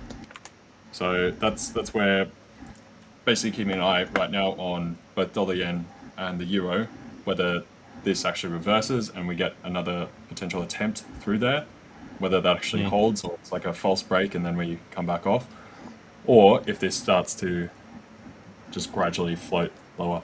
You can see the 50 moving average now is starting to level out and start to roll over. So see where we go, but that's basically a defined level. And then where we got the break today. I think this would be like a That's basically at that 50% point, 61.8 that we retraced into before as well. So anyway, guys, I will see you tomorrow. See you later. Yeah. Ciao. All right, mate. Awesome stuff. Have a good one. Ciao for Cheers. now. See Cheers, you later. LJ. I see Trader Malik is saying 4 watchers and 4 streamers laughing out loud. Actually, that information up there is incorrect. We have confirmation that it is a YouTube-wide issue at the moment, where live watchers is not updating correctly as it should. I've got the video analytics open at the moment, and I can see our viewership is currently sitting at 174 viewers. So, yeah, don't mind the numbers up there. It is incorrect. I was gonna say, I was like, wait, what? I just saw the comment. I looked over on YouTube and I thought, that doesn't seem right, because there's more than 4 people chatting in chat right now. I was like, that's got to be wrong. Yeah, no, the live viewership issue right now on YouTube, or there is a live viewership issue. It's not reflecting the numbers correctly. Yeah. Yeah, makes sense. Yeah. That's a lovely thing about the analytics. I can literally open that up and I can see what is the information right now for the live stream. Yeah. So. Yeah, that's pretty sick. Yeah. Awesome stuff. What's new, Rich? How have you been in the past 2 hours? Anything new? Any trades? No. No trades whatsoever. I am waiting for NASDAQ to end its attempt to retrace and then continue lower. I am on UJ at the moment. That price action that we had this morning, the high and the low. The lower high was indeed the lower high of the day so far of the London session. Mm-hmm. The lower low did indeed indicate that potential want to push lower. Unfortunately, we just kind of like wicked. And the follow-up was not as strong as I expected it to be. Or at least it wasn't what I would have wanted. Anyway, as of right now, we are still printing this very, very subtle downward trajectory. So this channel, this current downward channel that was established around about this area over here during the Tokyo session. We do still have Friday's Tokyo low to come and test. That is a horrible line. There we go, a little bit better. We still have that to be tested. And then if that gets broken through, then there's a potential for us to come to this area, which is once again exactly as we had marked it up this morning. So no real changes on UJ since this morning. NASDAQ, same idea. We had this bullish channel. We had a break off the channel and then a up push again. Now, I don't know if this is just a short form pullback for this bullish attempt to try and push higher again. There is some price action here on the side that we did come and test into. Some attempts to try and push price higher with this fall on Friday. We've come into that area here wanting to see price continue lower. However, as of right now, we're getting a little bit more bullish attempt after, let's say, a little bit of a indecisive few candles, like hour, so give or take. So if I go over to the hourly, you'll see that this is more of a rally base and then a confirmation of rally. So as of right now, there is still that potential to try and push up. We can come and test the New York highs of last week Friday, which just so happens to be within that hourly base that we had. So there's the base, and then you had the singular, the tightest of reactions, basically. So hourly candle just wicked it, absolutely wicked it. So I feel like there's the potential to try and push higher. It would then align with the 50 EMA as well. Just mark this as a base. So how deep of a pullback are we going to have? Really, I have no idea. We do have a bunch of consolidation all the way up over here. So in this area, a little bit consolidative, not really like volumetrically pushing in any direction at all. We then had the sell-off, an attempt at a retest and then a continuation of the sell-off on Friday. So I can see us potentially coming back to this area over here, like the highs of last week Friday.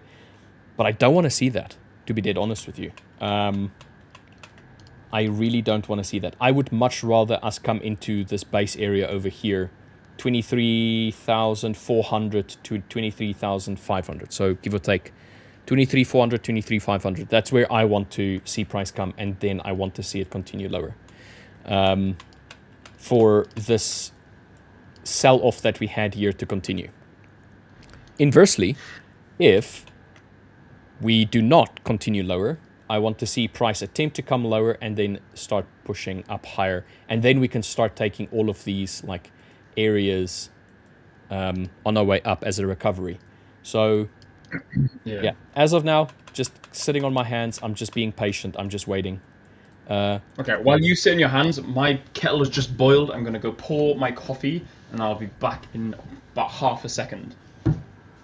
All right, mate. All right. Let me have a little gander. Oh, yes. I actually wanted to bring that up earlier. We do have the Fed Chair Powell speaking 4:30 p.m. GMT plus 2. So that's 2:30 GMT, which is in about an hour and 15 minutes. We will have Fed Chair Powell speaking. Interesting to see that it's finally a red folder, because the previous one, Fed Chair Powell spoke. Fed Chair. Yeah, Fred is a new Fed Chair. What a Fed tongue Chair twister. Fred. Yeah, Fed Chair Fred. He didn't really have much impact. His chat, which normally would have impact, had zero impact. It was an orange folder, no real movement. This one being a red folder news. Interesting. Would love to see what's going to happen here. I am just going to be patient. Mondays don't have to be super crazy. Yeah. Sorry, my apologies. 3 hours, not an hour. You see what my brain did here?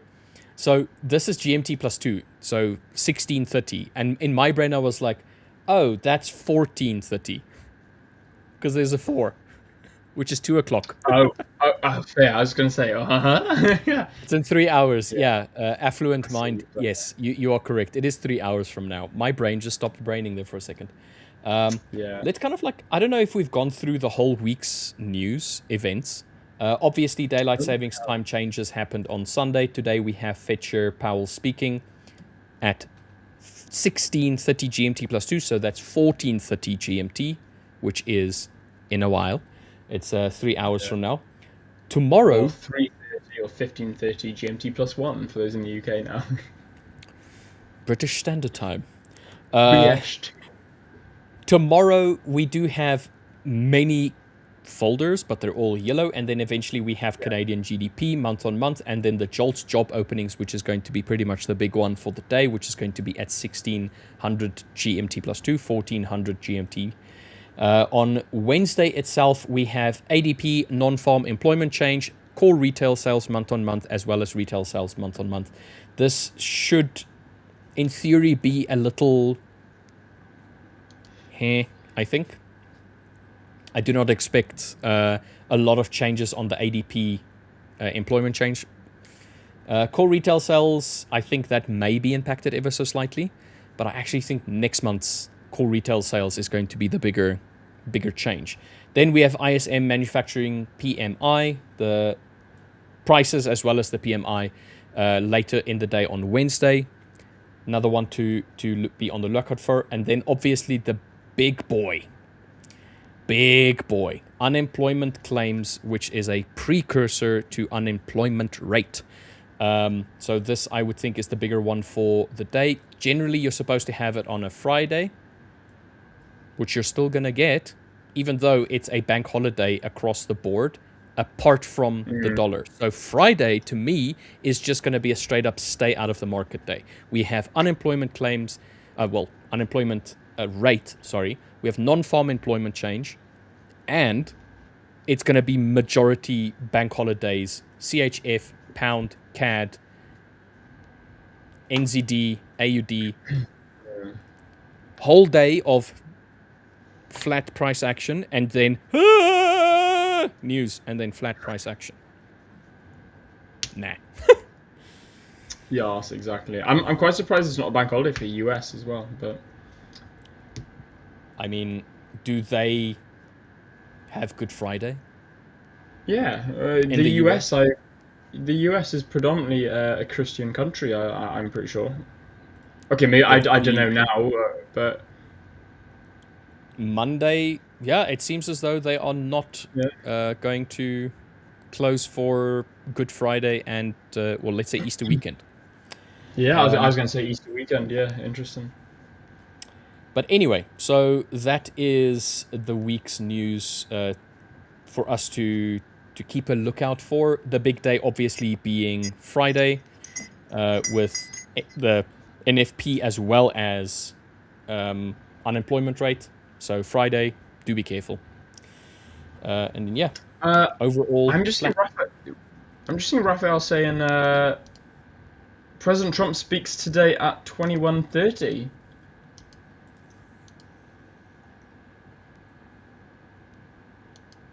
Really? I've not seen that. Let me go on like Financial Juice. How do you know that? Trump texted him personally. Trump was like, "Yo, Raphael, brother. Yo, Raphael, what's good, my man? Just want to let you know, heads up. I'm going to be speaking at 21:30, so I suggest unless it's on Financial Juice. Orange News. Yeah, fair. I was going to say I'm literally opening Financial Juice now. It's Orange News. Fair one. Okay.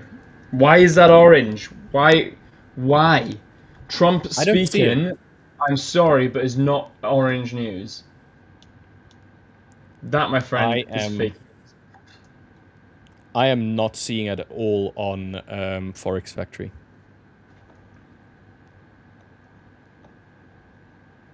I'm not seeing it on... Yeah, I don't see it. Well, maybe it's on his Truth channel. I don't know. Maybe that's where he's... I'm not seeing it on Forex Juice either. I'm sorry, Financial Juice either. Today? Raphael is saying, my Forex Factory has not updated, didn't refresh my tabs. It was user error. So in other words, from last week, I've been caught so many times doing that. Yep.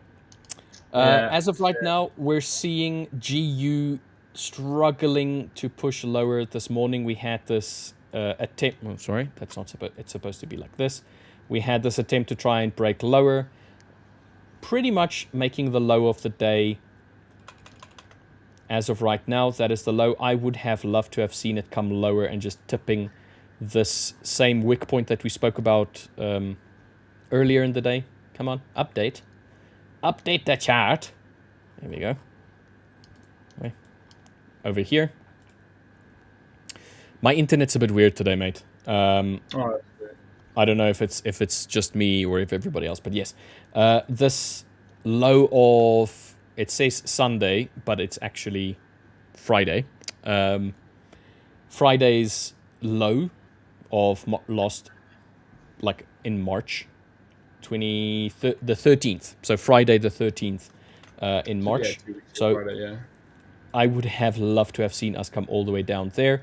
As of right now, we have not. And it seems as though we are slowing down significantly. We are not really printing new lower highs or lower lows.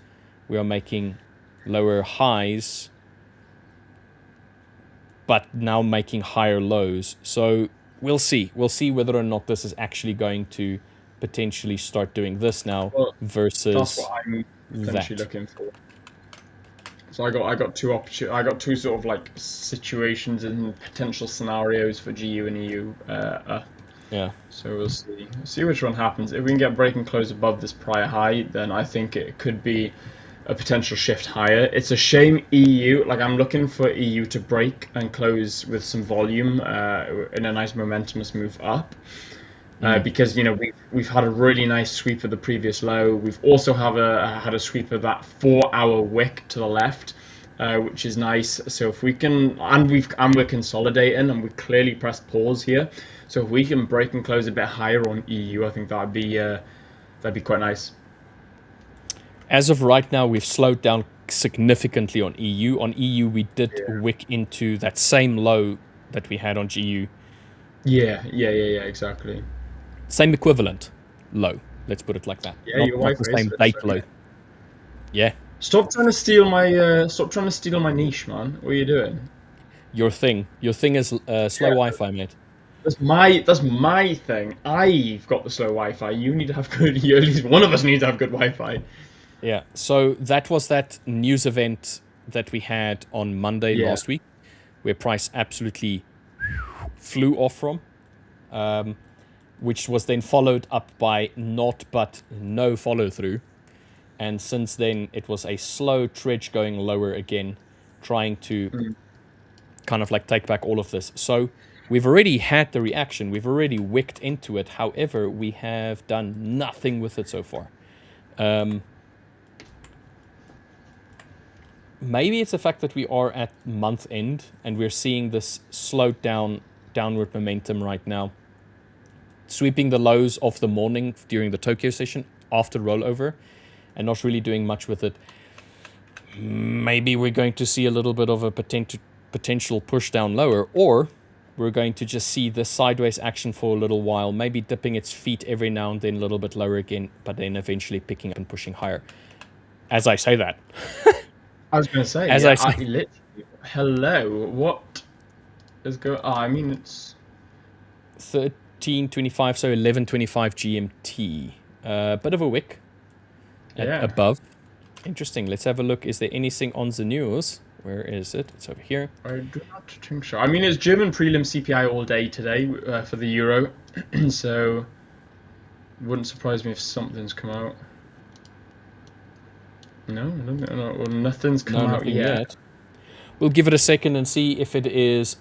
NASDAQ has been flying as well. Yeah, something came out. Some news. Okay, yeah. 100%. Yeah. So this is obviously something now for the 100-point spike on NQ. Okay, so something just got released. Let's have a look at oil as well.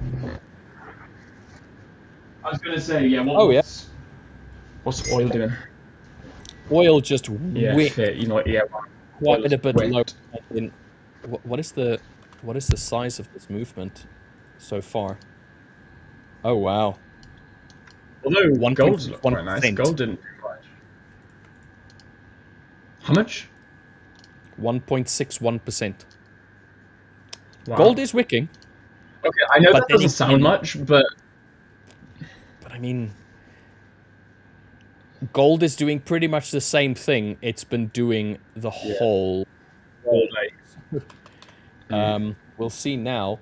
NASDAQ has just absolutely shot up for no apparent reason. Let's have a look at UJ. I'm trying to refresh Forex Factory at the moment, but nothing's coming up. UJ also a very nice candle pushing lower. Prepare for EU and GU dump. Okay, let's have a look. Interesting. Quite a wick above, sweeping those previous highs. Of the consolidation effectively on GU. Dude, that's mega. GU a little bit more, a little bit higher of a swing point that was taken. We'll see. I don't know if we're going to see a sudden sell-off. Insider trading the unreleased news. Most probably. Raphael is saying Trump on Iran, the US is in a serious discussions with a new and more reasonable regime to end our military operations in Iran. And they just put boots on the ground as well. They may have. I'm sure they've just put boots on the ground, meaning they've just landed US troops in Iran. Yeah, but weren't they going to do that anyway, like in the week? Yeah, but I'm sure they did that over the weekend. I'm sure that was. What is Financial Juice saying? Let me have a look. I just closed it down. I'll tell you what. I'll get trading economics and finance. So I got right. There's three sources here. Forex Factory, nothing. TradingEconomics.com, nothing. Financial Juice. Yeah, Financial Juice. Yeah. That information that. Oh wow. That yeah. Yeah, That's Trump and the Iran will completely obliterate all of Iran's electric generating plants, oil wells, and Karg Island if a deal is not reached. Yeah. So Financial Juice has the scoop before. And yeah, I'm going to go and join Financial Juice just so that I can have this information on hand. Are you not Ready to- are you not on Financial Juice? I do this. Honestly, it is awesome. I don't pay for the like live time, for example, but it's still pretty incredible. In fact, actually, let me share my tab so you guys can see it. Yeah, let's do that. Right, there we go.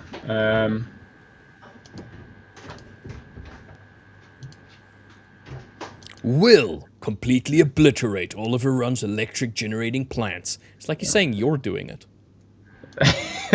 Will is about to do this. Come on. Yeah. Completely obliterate. So yeah, this is Financial. I'm not great with Financial Juice. I know that literally only since LJ's recommended it have I started like using it. I still much prefer Forex Factory, but when it comes to finding out like the big top lines that have just come out, you can't beat Financial Juices. It is awesome. LMFA. Oh, yep. This Trump on Iran. These two little red. I'm going to call them red folders, but these two little tweets. That is probably what has caused this move now. Yeah. He's going to chicken out again. It's Trump. Most probably. But let's just put it like this. I think Trump is really looking for a way out of this war. Really looking for a way. I completely agree with that. I think he's trying to find it sooner rather than later as well. I think he's not. I don't want to say bitten off more than he can chew. I think he thought that his threats could do a lot more than it has. Yeah, I think he bit off more than he could chew, or maybe some of the, let's say, the people that he wanted to be in power that they accidentally wiped out as well. Yeah, fair. Wasn't according to plan, and he's like, "Oh crap." Yeah, he's going from World War III to peace all around the world. Yeah, just so that he can turn around and say, "I stopped so many more wars." Yeah, World War III could have been caused, but I stopped it. It's like, well, yeah, you also kind of almost caused it. Yeah, you almost caused. Yeah, like, bro, like, hang on a minute. You can't take like sort of you can't light a fire, put it out, and be like, I just stopped an arsonist. It's like, no, dude, you are the arsonist. Like, you know, you caused the fire that you've just put out. You can't take credit for this. You've just rectified your own mistake. So yeah, I think that's just politics for you, though, isn't it? You know, silly Trump. Anyway, while we're letting Trump be a little silly goose, how about we do the results for the giveaway? You know what? That's a fantastic idea. I think we should definitely do that. All right. We can go ahead and share my screen, and then before we do that, well, we're ready there. No, before we do that. It's okay. It's okay, bro. It's okay. Relax. No, we're back to the news. We're back to Trump. Back to the news. All right. So, for everybody that participated in the TikTok and Instagram giveaway that we started 2 weeks ago, the links were in the description boxes. If you missed it, Rian or Rana Crypto, unfortunately you missed it, my friend. Don't worry, we're going to do more giveaways soon. So don't fret. You will get an opportunity to participate. But yeah, so remember, guys, always have a look in the description box below. The information's always there. So this was a TikTok and Instagram exclusive giveaway. So if your email address pops up on screen, congratulations. You have won yourself one of 5 winner. high stakes accounts. Kinsey, can you please stop spamming? We will get to your question in a minute. Have some patience. One more spam from you, Kinsey, and you're going to get a timeout. One, and you're going to get a timeout. So consider what your next move is. All right. So if you guys have a look-see. Administration over here.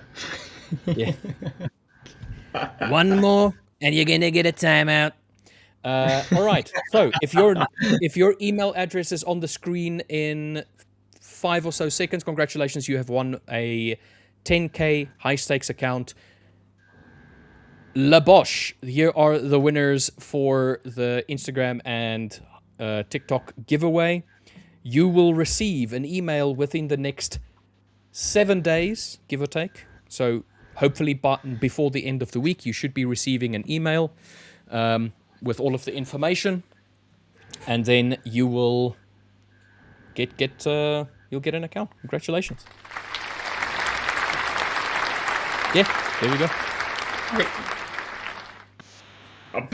Right, okay, let's try that again. I was a bit delayed. Right.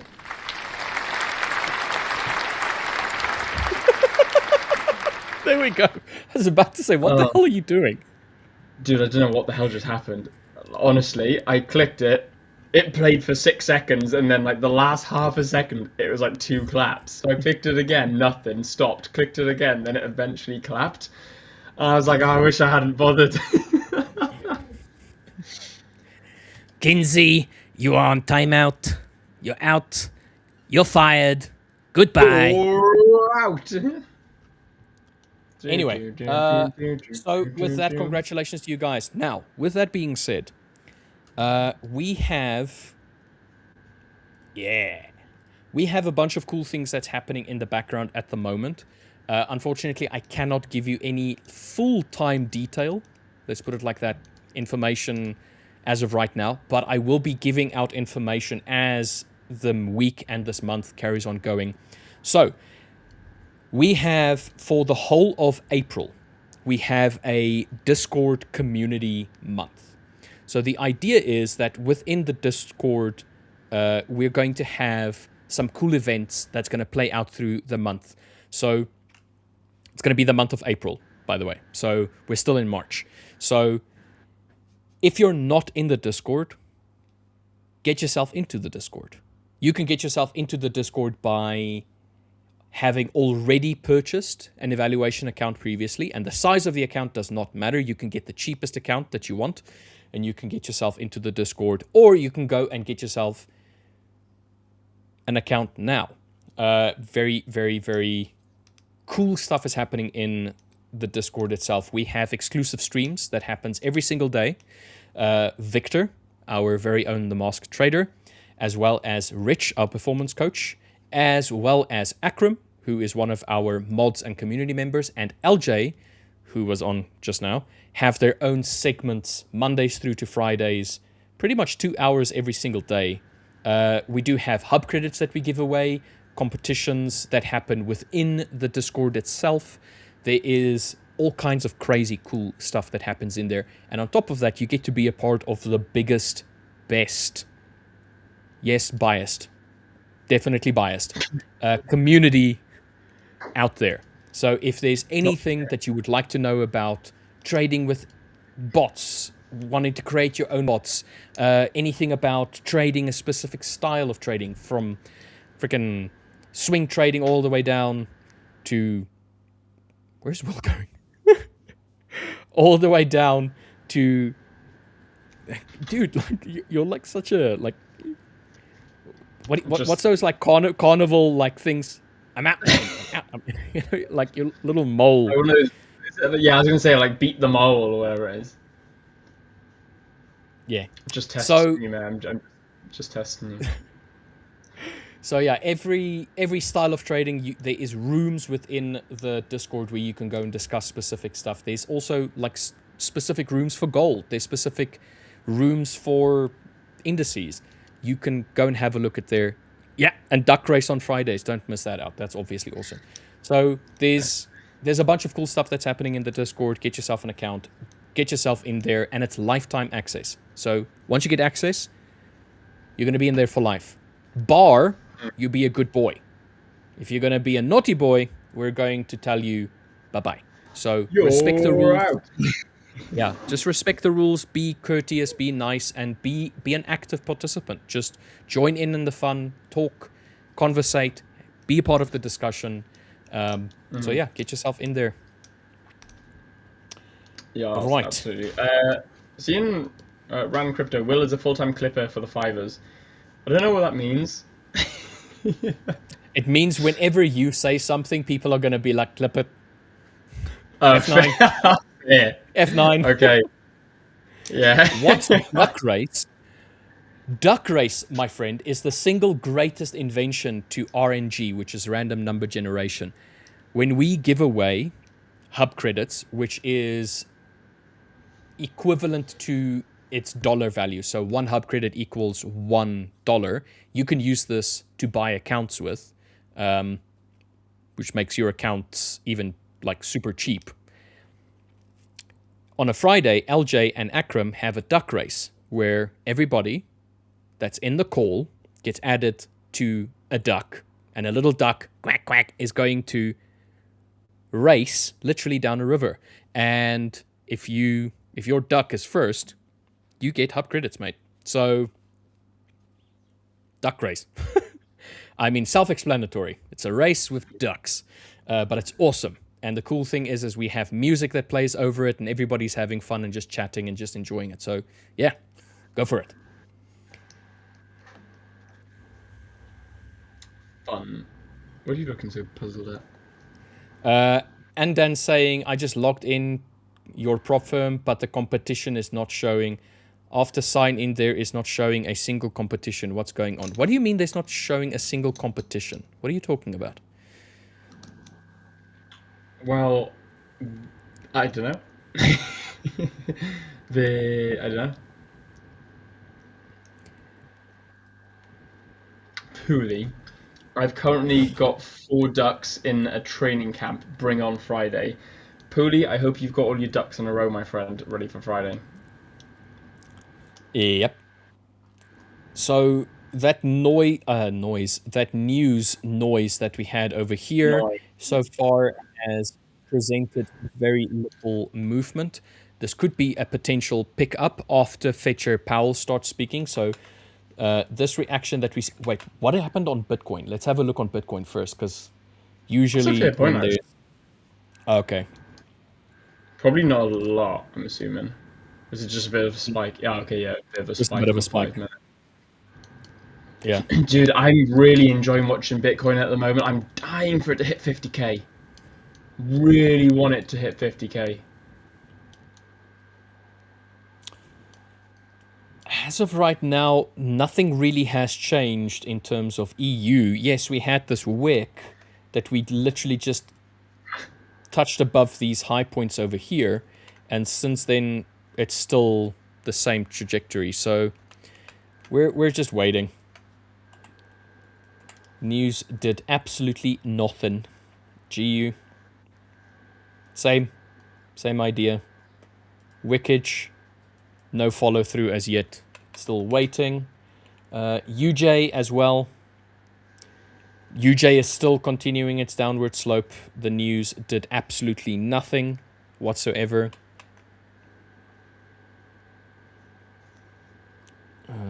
Let's have a look at the indices. US 30. Massive wick in relation. I was going to say, US 30, S&P, and NAS are just going to be huge wickage.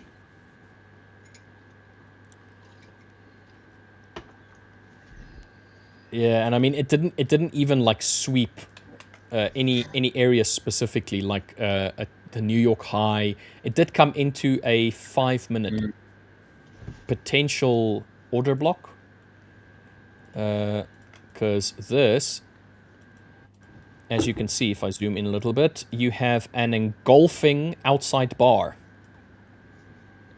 and then an absolute sell-off. So this is actually kind of cool. Let's see. I know that Victor absolutely loves his engulfing outside bars. Look at that. Ooh. If Victor was here, he probably would have said that this is one of his 5-minute order blocks, and that he would be 100% correct. It is one of his. Outside bar engulfing order block. So this is an OB, which is a bearish OB. Wicked into it. Potential to carry on pushing lower from here. Or now we're going to try and sweep up some low points down here potentially before trying to come up and test it again. Yeah, if we can go down to that sort of that low consolidation at around 45,365.7, if we can hit around that area there, I think that'd be quite nice. Yeah, that would be pretty cool. Yeah, if we can come down to that, I think we'd be good for some longs. I mean, just look at how often. Okay, this is US30, but like this is the 50 EMA. This green movement. Look how often it respects it when on the 5-minute. So if we're trading below it, like here, it kind of respects it. Yes, there are days where you are consolidating, where it doesn't respect it, like Tokyo sessions here, where it's above, below, above, below. But when you start trending, it does generally respect it. 50. Yeah, dude, that's actually, mate, I've never noticed that. That is really nice. Yeah, you do get days like here where you're a little bit more consolidative, where it doesn't quite respect it. But like I'm saying, when it does start to move in a direction, bearishly or bullishly, it does tend to respect it decently. Obviously, this being news, pushing price up higher. More news over there, consolidation all along. But when it does start choosing a direction, when it does start choosing a direction, it does so quite nicely. The whole of Friday was basically just under the 50 EMA, and the whole of today pretty much has been above the 50 EMA. So far, want to see whether or not this 50 EMA is going to get respected. On top of that, we do have the slight little area of consolidation on NAS30. And then also what we have is we do have the highs and lows of the Tokyo and the London session. So the highs of Tokyo and the lows of London being very, very, very close to each other. So you have this little area of also slight consolidation, which was broken out of here, retested here, and then continued up. So we'll see whether or not this also gets respected on US30. I think we were going to go up in this direction in any way, regardless of this news event. But yeah, I think this Yeah? I was just gonna say, I think we were, but like even on like pound and euro, like I think we were heading up in that direction anyway. It was just like the sort of signifying move, and it was like the sort of the impulse. And like going back to what me and you were talking about earlier on, you know, when we talk about impulse move, not volumetric move, this wick or this whole candle move would be an impulse. I wanted to see that move anyway, but I wanted to see it volumetric, not impulsive. Yeah, I would have loved to have seen the candle completely fill. Yeah, exactly. So like going back to what we were talking about earlier as well, and I said, guys, you're gonna, like, my best advice to you guys would be to actually watch what we do here and stick around in the live stream, because what we talk about is demonstrated. This is the perfect example, and this is why I say, you know, for anyone who was involved in that or like questioning or like maybe chatting to us about what we were talking about compared to actually what's happening, like maybe it sounds a bit complicated, this is your perfect example, what Rich is showing you now, of the difference between impulsive and volumetric moves. Yeah, I think that's the cool thing about having your own idea of how the market moves, but then also seeing other people's versions of how they believe the market moves. And then you can correlate. And you can see, okay, this is not really how I'm seeing the market, but it does make sense. And then sometimes you see stuff and you're like, why is it doing that? You know, why is it moving like this? And then someone, maybe it's Will, tells you it's because of this. This is how we see it, and it makes sense. So it's going to be a little bit different for everybody. How's gold going? Ooh. Gold? Ooh. Yeah, gold's moving. Like, gold is moving. So far, there's, what was this, 4.5 minutes left. 10 minutes, sorry. 10 minutes left on this hourly candle, and it does look as though it's going to be a volumetric candle rather than a impulse candle.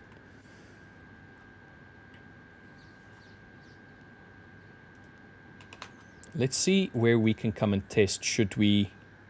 I'm going to start on the 4-hourly. Okay, so we do have that high point over there to be tested. There's a high point up over there to be tested. I'll move in to see now what exactly I'm looking for.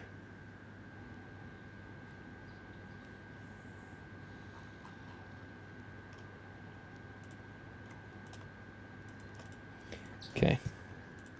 So these are the immediate 4 areas I think we're going to be testing, or could potentially be testing. So we have the low point of Monday last week, as well as the lower or the higher low that was created after this low down here was created.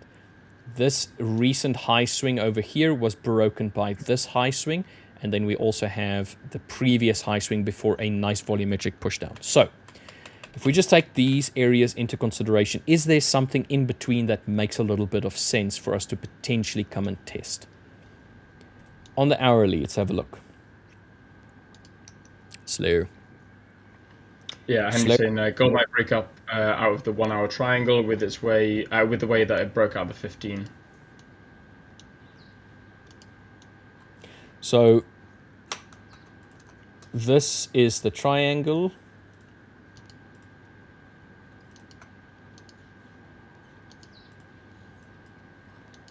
Mino just joined. What are you guys trading? So at the moment we're just analyzing the charts after an impulsive move, an impulsive news decision just came out with Trump. So we're just checking out what's going on and then doing some analysis on some pairs. So if you've got any pairs you want us checking out or doing some analysis on, drop them below. Let us know what you're trading. So on gold, on the hourly, we have on Friday, so this was what, 4 o'clock GMT. The high of the day of Friday was created, double top. We started pushing lower. We eventually started breaking lower structure. So in this case, we started with a drop. We created a base. We continued with another drop, another base. Sorry, this wasn't Friday last week. It was the week before Friday. So a week before last week. And then we had a singular reaction here on Wednesday of last week where price pushed into this base area. We started reacting off it. We came back to it on Friday last week, started pushing lower yet again, did not sweep the lows with Friday's movement at all. In this case, this movement that we had down here, this base candle here broke that low swing over there. So this low swing of the 19th, which was Thursday, was broken by, oh, come on. There we go.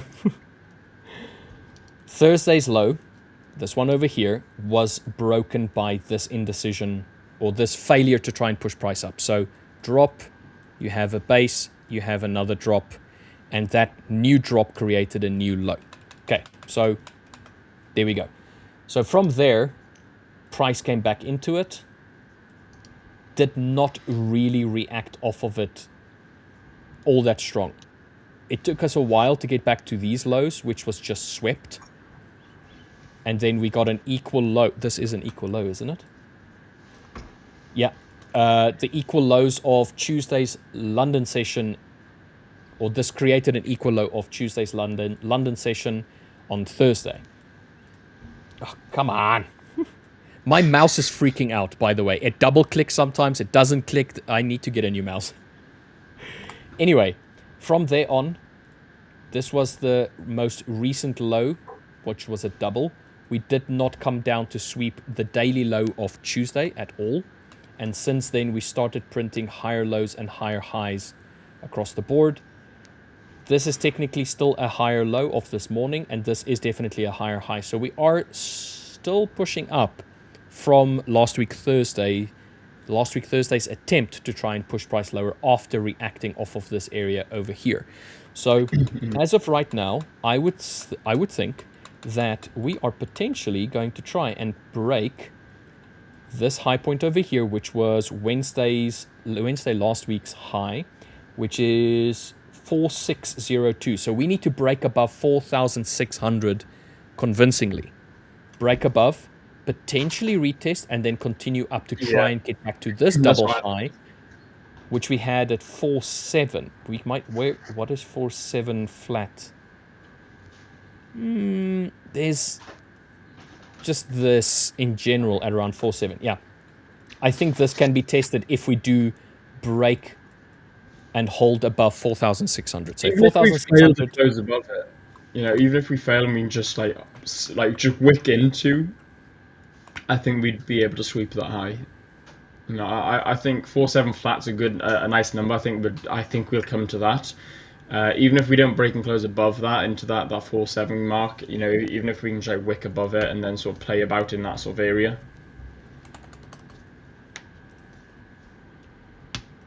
Yeah, I would like to see it at least test 4.7. Yeah. On its way up. I don't really mind it doesn't take the 4.740s. But this low that we had here being a little bit higher, and we are in this little bit of a triangle. My drawings are horrendous. This triangle that we had here with the break, I'd love to see a test and continue up from there.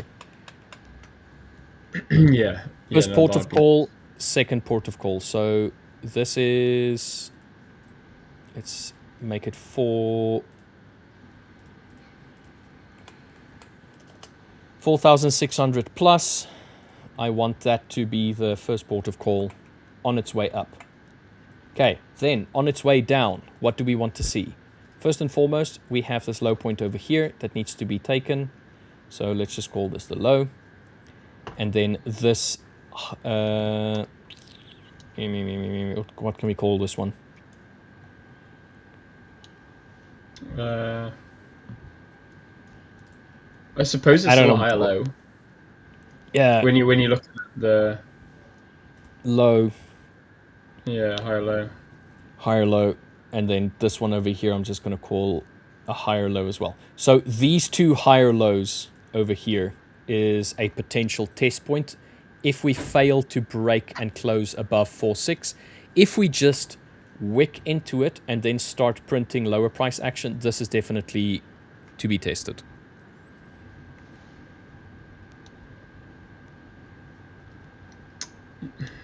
Yeah. Maybe. Low of the day first.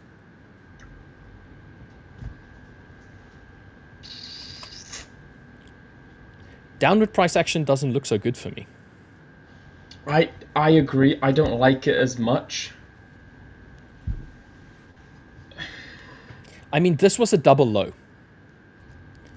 That's why I think this is definitely a cleaner test area. It was created here, it wicked here, and it's been pushing up since then. If it's going to fail to push above the 4,600 point, and we do start gaining some momentum to try and push lower, that area can definitely be tested. Definitely.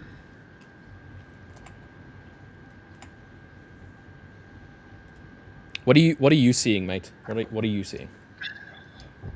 On similar on gold, I want it to come up to that 4K, around about that 4K mark. I haven't looked at an exact target on that level. I'm predominantly right now watching EU and GU because there's a couple of areas I wanted to be buying it from, a couple of areas I want to be potentially selling it from, but right now it's just within a range. So if I just bring my screen up real quick. There we go. Cool. So this is GU at the moment. You know, we got this daily high, and then we got the daily low down here. We got the Tokyo low here, and then we've got the Tokyo high here.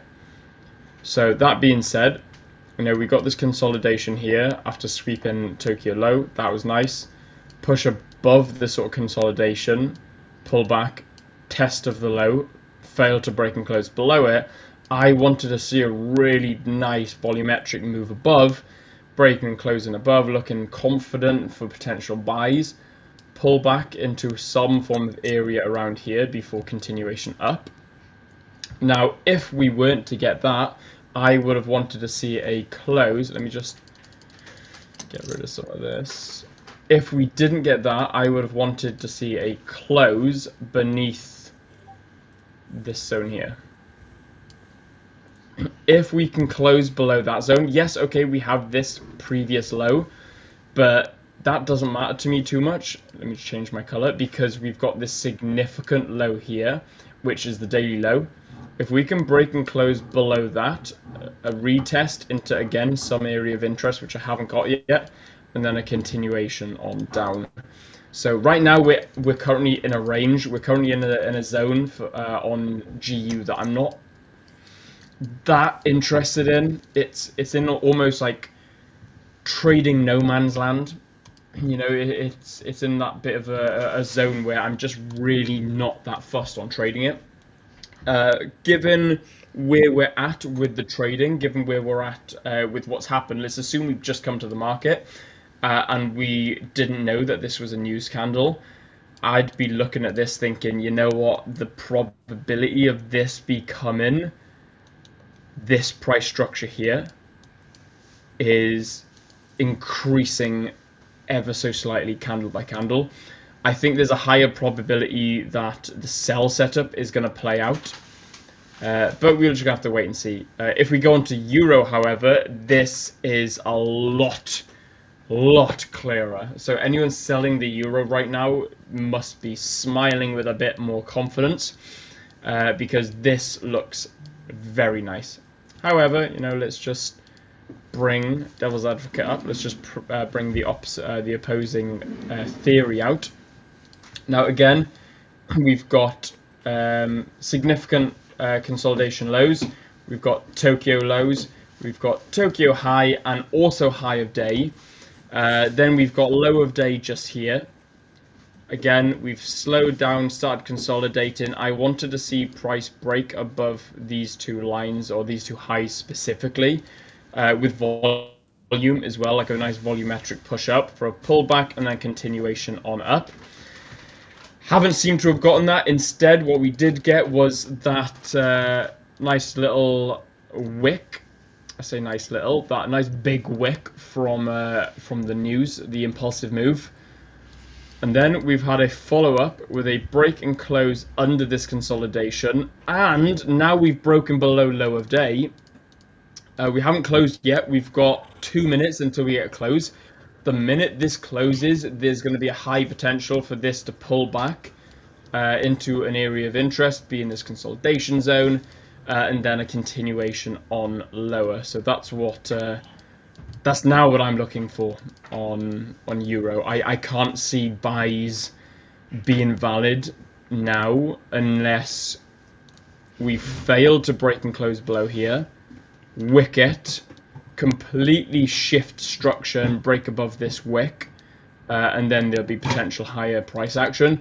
I can't see that happening until New York now. We've got an hour and a half, I believe, until New York, because we've gone forward now. So we've got an hour and a half until New York open. So Again, I'm not seeing any buying action coming through in London for the euro or the pound. The pound looks a little bit more probable for some buying action, just because we've got a little bit further to go to invalidate my my buy positions. But euro is already at my invalidation zone, just waiting for the close which we've just had. Which, if you're going to be fussy, this is already now invalidated. So absolutely zero buying opportunity for euro. A nice little pullback, however, would create some beautiful opportunities for sells for those interested in selling the euro right now. I would be very pleased with that. Yeah, no, I like that. I would also like to see a retest and continue lower on GU as well as EU. So I would love to see that. Yeah, likewise on GU, but we're just not quite there. We're, like I said, we're just in financial no man's land right now. Yeah, it's consolidative. It's a bit of a range, a consolidative range. I think it's about 15 pips or so. I would really like to see it break and continue. If it doesn't, it is what it is. Just one of those things. Rana Crypto asking, who is the guy with the mask in the thumbnail? That is a very, very, very cool guy by the name of... Dude, what is your face doing?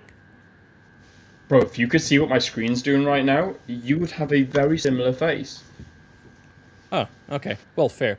Anyway, so that is Victor. He is our resident expert on Quasimodos and order block trading.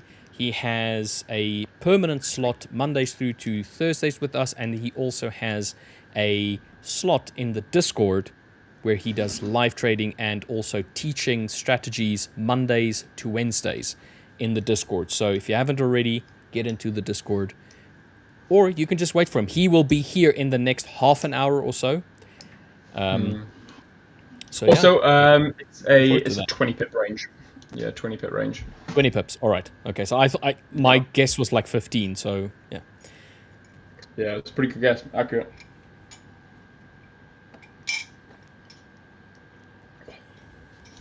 Hoorah. Okay, I think I've sorted my screen out now. Steven is saying, I thought it's already New York Open. So New York Open is local time by me, 15:30. So that would then be 1:30 GMT. Yes. So almost there. Hour and a half. John Essex asking, I apologize in advance, as you know I have been a bit divvy today, but I'm missing the point of the new high stakes account. So, for everybody who doesn't know, there has been a change. Let me bring it up and then you can see it nicely.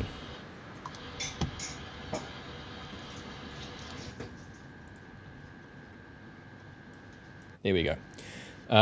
So with the high stakes accounts, you have two versions. You have a new one and then you have the classic one. So the new one has a 10% max loss, but a 10% profit target for step one, where the classic one only had an 8% profit target for step one. Step two remains exactly the same, no changes. 10% drawdown and a 5% profit target for you. The difference comes in on the price, the cost of it. So the new one is in line, is in line with pretty much the industry standard, let's put it like that. Let's say I go to 100K high stakes account, 491 for the new one versus the classic one, which is 545.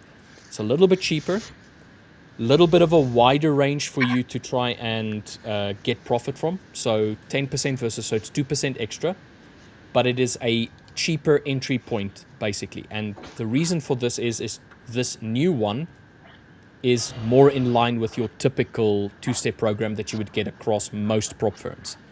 So we always had the slightly better version, but at a slightly steeper cost in general. So it's kind of like an alignment with all of the prop firms. So if you're going to join the Fivers, the idea of joining the Fivers is going to be because we're the best prop firm. It's not going to be, oh, because we're the cheapest or that kind of like stuff. It's going to be because we're going to be an industry standard and industry leader. So that's pretty much where that is at the moment. And then we also have another account that's going to be released very soon. Can't give you details on it just yet because I have not been given the go-ahead to give details yet. But it's a pretty cool one because it's going to come with a bit of a discount. So keep your eyes peeled for an email that should be released either today or tomorrow with the details. It will be in this week for the account. It's going to be a new one-step program. So remember a while ago I told everybody that we're going to be releasing a new account. It was a two-step one, but there's also a new one-step one that's coming. So like I said, just keep your eyes peeled for that one. I will obviously explain everything on the live stream when it is released officially. So, yeah, just stick around for that. Any hoozles?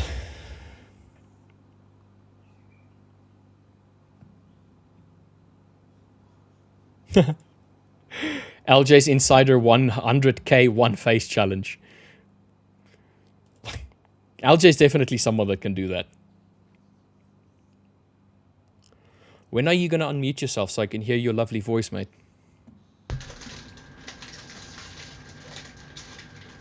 Fair. I don't think everyone would thank you for that one. They'd probably be like, what's going on with my ears? I can't hear William. Right, no, leave him muted. I'm just looking. Yeah, dude, the euro sells right now. Oh, they're beautiful. I don't even know if we're gonna get that pullback. Why not be in it with a small position? Yeah, true. It's not part of my plan. Not part of me plan, me mate. Not part of me plan. You know what, mate? We should. Go on. You know what we should do? We should get a effort account. An effort account. F-it. Oh, I thought you said an F. I was like, what's an effort account? F. You know what? We should get an F account. An F for F failure. F minus. We should get an F-it account. An account where days where you're just not ready to take a good A+ setup and you're doing a C- setup where you're just like, you know what, F it. F it, yeah, dude. Yeah. An F-it trade, an F-it trading account would be. I think it'd be pretty cool. I think the guys in chat would love that as well. It would be. I think they'd love to see what Will and Rich could do on an F-it account.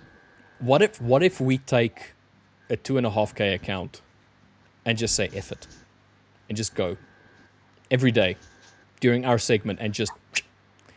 Isn't that called a demo account? Yes, indeed. Yeah, but there's no fun. There's no fun in the game. Yeah, where's the fun in a demo account? Imagine we can be degenerate. An effort. Yeah. Yeah, we can be like you guys. We seriously recommend that you guys, especially if you're like newer to your journey, you stay disciplined and stay on the right track. Even when you're not and you're trading, I just forever recommend that you stick to your plan. But we're degenerates. I don't know why I've decided that is do as I say, not as I do. But we're degenerates, so we can do this. Yeah, so the idea is a bit of fun. Just a bit of fun for us, for myself and Will. Something like that, just for the little bit of fun. All right, guys, so I see there's a lot of people asking about the payout delay. So if you were not here last week, I will just reiterate what I said last week. There were some external issues that impacted the Fivers. It wasn't the Fivers itself that was the cause of the problem. It was an external issue. I cannot go into details because, first of all, I am not allowed to, NDAs and that kind of like stuff. But what I can tell you is that it has been sorted. The problem now is that there's a backlog. And I said this last week, that there's a backlog of people that are going to start getting their payouts. So obviously we had the issue with the AWS where the Fivers accounts had problems on that Monday and Tuesday. Okay, so the majority of that needed to be fixed first, because there was thousands upon thousands of people that got impacted. All right. Then, apart from that, it was also at the same time we had an impact with the payout as well. Now, there's a few people saying there's been delays for a few months. That is not correct. It's only been for a few weeks. Okay, so with a few weeks, we've had some payout delays, but the payout delays, once again, was not an internal issue. It was an external issue. That got sorted last week, but now there's a delay. Not a delay, there's a queue, pretty much. Not a delay. There's a queue of people that had their payouts delayed that are slowly but surely getting their payouts again. So there's a backlog. We need to go through the backlog to get to people that got a payout, for argument's sake, request yesterday or last week Friday, that kind of like thing. So all we ask is just patience. That's all. Just patience. Just be patient. Yeah. Think about it this way. If you were working as someone who had to write emails and you had 100 emails that you had to write on, I don't know, on Tuesday, but then suddenly something happens. Let's say you're working from home. Suddenly something happens, like, I don't know, your microwave caught fire or something, and you're like, oh no, my microwave has caught fire, and it takes you a day to fix it, and it takes you away from your desk. Something happens, you're like, this is an emergency, it's really important, it's taken me away from my work. And then a day later, you've now got 200 emails to write. Well, it's going to take you a lot longer to do this 200 emails in a day than 100 emails in a day. It's a backlog. So, guys, look, it is frustrating.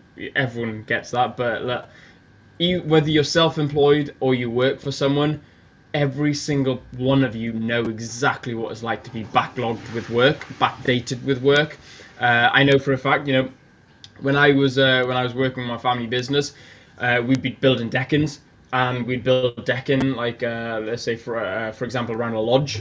So you need good weather. You need dry weather to build decking.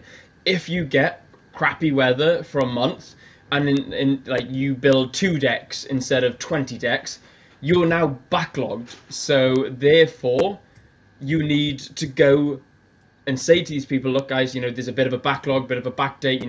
We're trying to catch up and do more decking. But, we've had the past 20 decks, we've only done 2, so we now got 18 decks to go on top of the amount of decks that we got to do this month. So, just to put it into a real world scenario on maybe, for example, an off topic of trading example, guys, we all know what it's like to be backdated and backlogged with work. This is no different. It's just a prop firm. We get it. It's understandable. It's frustrating. But like Rich said, just, guys, be patient. We've all been there. Yeah. Shane Joy, why are you putting emails in a microwave? Dude, I don't actually know why I used the email example. It's like the worst example on planet Earth. It was really, I tried to come up with a better one with decking, but that's probably not much better. But hopefully it helps and it makes it a bit more relatable. Just to give an example of all industries go through backdates and backlogs. Please ignore the microwave one. I don't know where I was going with that. I mean, if you look at the Fivers have been in the industry for 10 years. All right. We've had 10 years of improving every single year, becoming bigger, becoming better, trying to be a force of good in the world of prop trading. All right. We've had a stint of unexpected things happen within the last few months. The majority, 95% of them, had absolutely nothing to do with the internal workings of the Fivers. They were all external issues, stuff that happened outside of the Fivers impacting the Fivers. It's like your house's electricity gets cut off because there is an issue in your substation, but the substation is an issue from as a different area of your town that's also a problem. It's not your fault, but you are impacted by it. So that's kind of like where the Fivers has been like the last 2 months or so. At least that's better than the emails. Yeah, but I mean, the point still stands. Like, people are jumping on the bandwagon now, calling the Fivers a scam and saying like, oh, the Fivers is horrible and everything's going down. But what's going to happen is all of this stuff is going to be fixed. And are you going to go back on saying, oh, the Fivers is a scam? Are you going to go back on that? Or are you going to just let that stand? No, you're going to probably let it stand because you're upset and you're annoyed. And we get it. There's a lot of stuff that's happening that's outside of our control, but we're trying to still be a good force a good force within the prop sphere. There we go. And all we ask is just patience. That's all we ask is just patience. We're working on it every single day. You can imagine like a company the size of the Fivers has hundreds, if not let's not say hundreds, tens of thousands of clients, yourself, that can get impacted. And it's going to take time to fix all of the stuff that has been impacted by outside sources. I don't know how many more times I'm going to have to say this, but like, be patient. Yeah. That's all I'm going to say. Be patient. Yeah, the frustrating part is you hit the nail on the head. It's sad, man, because there's going to be people making like really like nasty comments as well, just out of fear and frustration.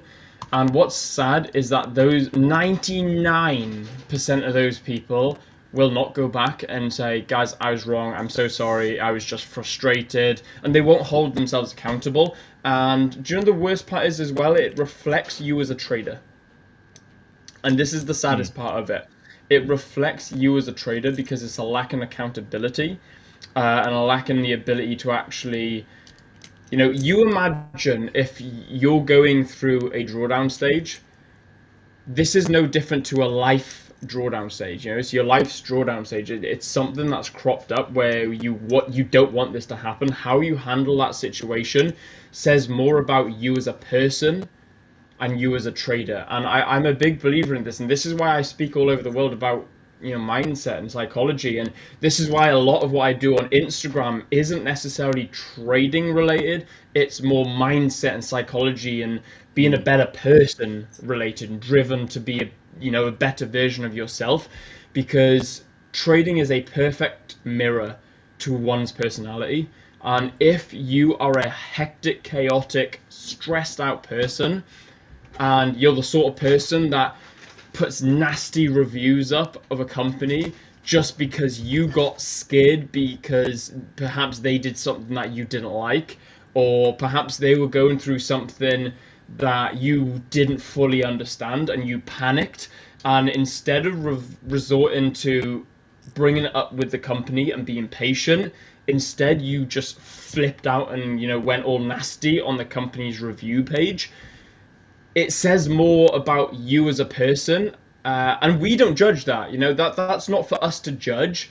But what you guys need to do is look at that and say, have I panicked and turned nasty against this company because I'm afraid I may lose an account? And if that is the case, and all the dust settles, and you're looking at your review saying, I really shouldn't have said that, go back on it. And if you can, prior, don't say it in the first place, just be patient. But if you can, go back and say, look guys, I'm so sorry about this, I was just panicking. Because holding that accountability without realizing will positively affect your trading, because what that shows is an emotional maturity enough to make a mistake. Like, look, we all make mistakes, but it's holding the emotional maturity enough to look back at your mistake, say, shit, I shouldn't have done that, bad me, slap myself on the hand and say, guys, I'm sorry, shouldn't have said that. Because what that does is actually show who you are as a person, as a trader. Because you can actually go into your trading then, take a trade that perhaps you shouldn't have, there's your mistake, and then what you're able to do is go, you know what, shouldn't have done that, shouldn't have taken that trade, but it's fine, guys, it's fine, I'm holding myself accountable, shouldn't have done it, I'm going to go journal on it, I'm going to go discuss it with myself, I'm going to make sure that this doesn't happen again. Or you can be like the people in the nasty comment section and say, yeah, stupid trade, yeah, and absolute tilt, lose your head, lose an account, and forever blow accounts, not be profitable, and hate the industry and call the entire forex industry and trading industry a scam. But 90% of those people are those who cannot hold themselves accountable and cannot stay level-headed in a very stressful environment, being the trading industry. So ask yourself one thing: who are you in the trading industry? Are you the nasty comments without accountability, or are you going to be the person that's, you know, understanding that good things and bad things happen, and it's how you deal with the situation? Yeah, it's like I said earlier, things outside of the Fiverr's control that impacted the Fivers, and in so vicariously impacting you, somebody who is waiting for a payout, or somebody who's lost their account because of an error. You're blaming the Fivers because that's the first port of call for yourself. But no matter how often it's explained, you're not going to believe what I have to say. So it is what it is. Like, once again, like Manol asking, did it directly impact the cash flow of the Fivers, or was it simply an economical issue? Unfortunately, I cannot divulge any of that information. What I will tell you is that it was an outside issue that impacted us. So, but it is and has been fixed as of last week.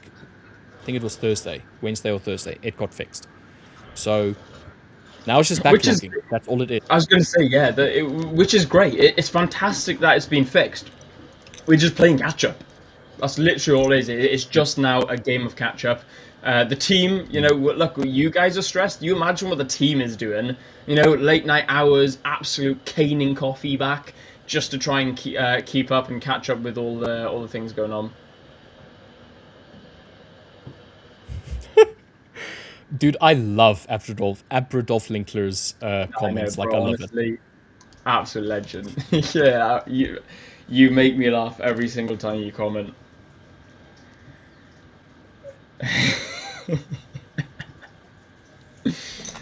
Oh man, that does make me laugh.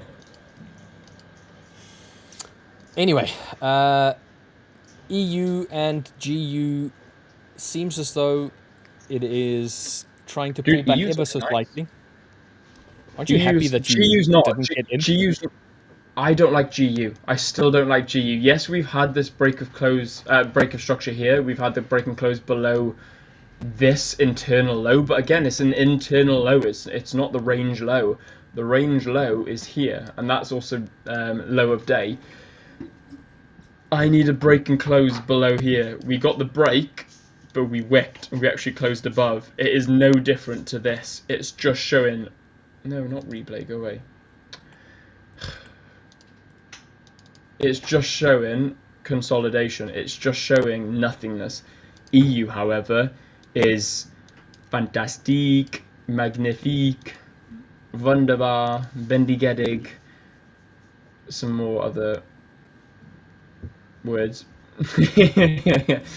We've got a break and close below. We've got the consolidation here. We're having a pullback now. If we can come back up into this consolidation and continue lower, I think EU is going to be the trade to be placing, because the EU creme de la creme. Creme de la creme.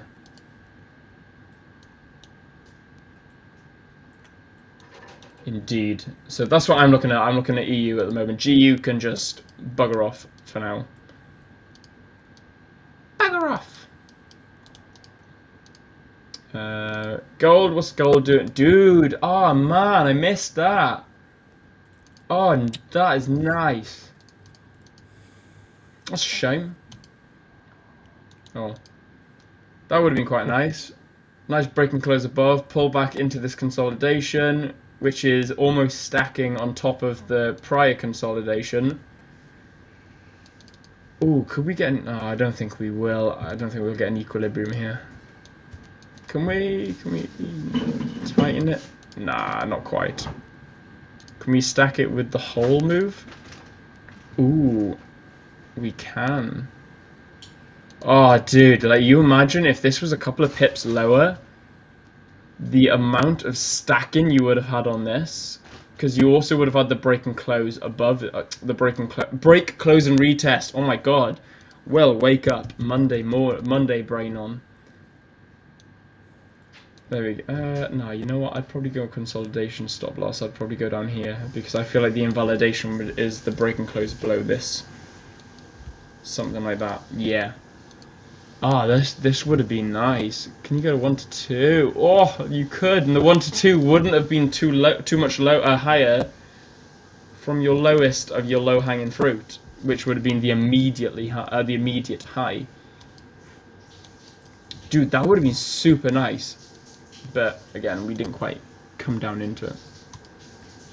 Yeah, it is unfortunately one of those things. Sometimes it just misses. It literally just misses you. Yeah, literally that. Yeah, and that is just sometimes how it goes. But a lot of people just go, oh, it's stop loss or TP. Sometimes it's a miss. Sometimes you don't have the trade tap into your opportunity. Dude, the DXY is looking nice for some potential continuation to the upside. Bit of a pullback now. Still respecting that 50. Yeah. S&P 500, same idea. Wick higher, or with that impulsive move. And now price is slowly making its way up higher as well. The VIX volatility has come down, which is generally so inversely correlated with the indexes. So, or indices, not indexes. Indices. So the index / indices, a bit of both. Indexes, yes. Indexes. So you had this channel on the VIX that basically goes not entirely so more, yeah, you can say that that's just kind of like tested it. Anyway, we're seeing the break now, but if you go to S&P, the S&P and the VIX is inversely proportional to each other. So if I go to S&P, you'll see that we are trying to break up out of this channel that we've created now. Well, not this channel, the VIX channel. So as this one is pushing up higher, I'll bring both of them up. Just give it a second to load. Got a lot of Wi-Fi issues. Yep, indeed. So 5 minute, 5 minute. There we go. When the VIX is pushing lower, S&P is pushing higher. You had this volumetric candle over here, which ended up being this news candle there. You created the high of the London session over here, which was that low point down there on the S&P. Now, obviously, the VIX only takes into consideration London and New York. So last week, Friday, you can see the high of the VIX was the low of the New York section. So that area over there. And then over here,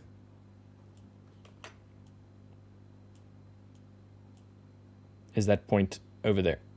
So if the VIX is pushing lower, S&P is pushing up, and vice versa. So the volatility index over here, if I go to NASDAQ, same idea.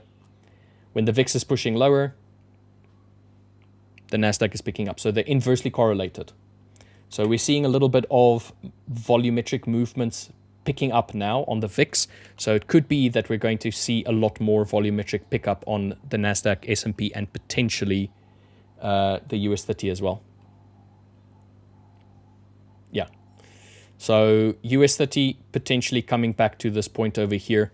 We'll love to see that. It's still an hour before New York session opens up, so we still got room to test and to play in before the New York session opens up.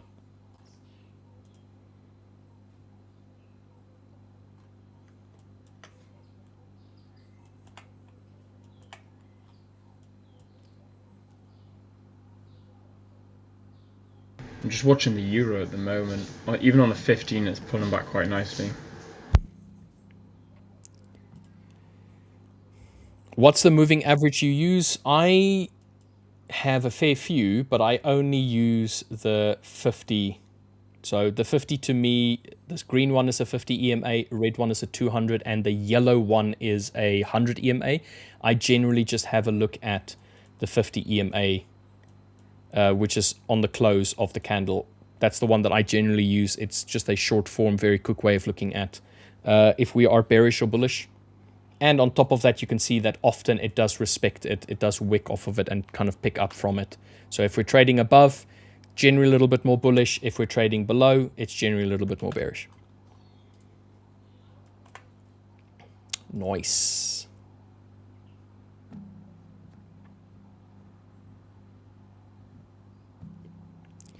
Yeah, I've already said what was the cause, and well, I've alluded to it. So no, I'm not going to stop talking about the stream.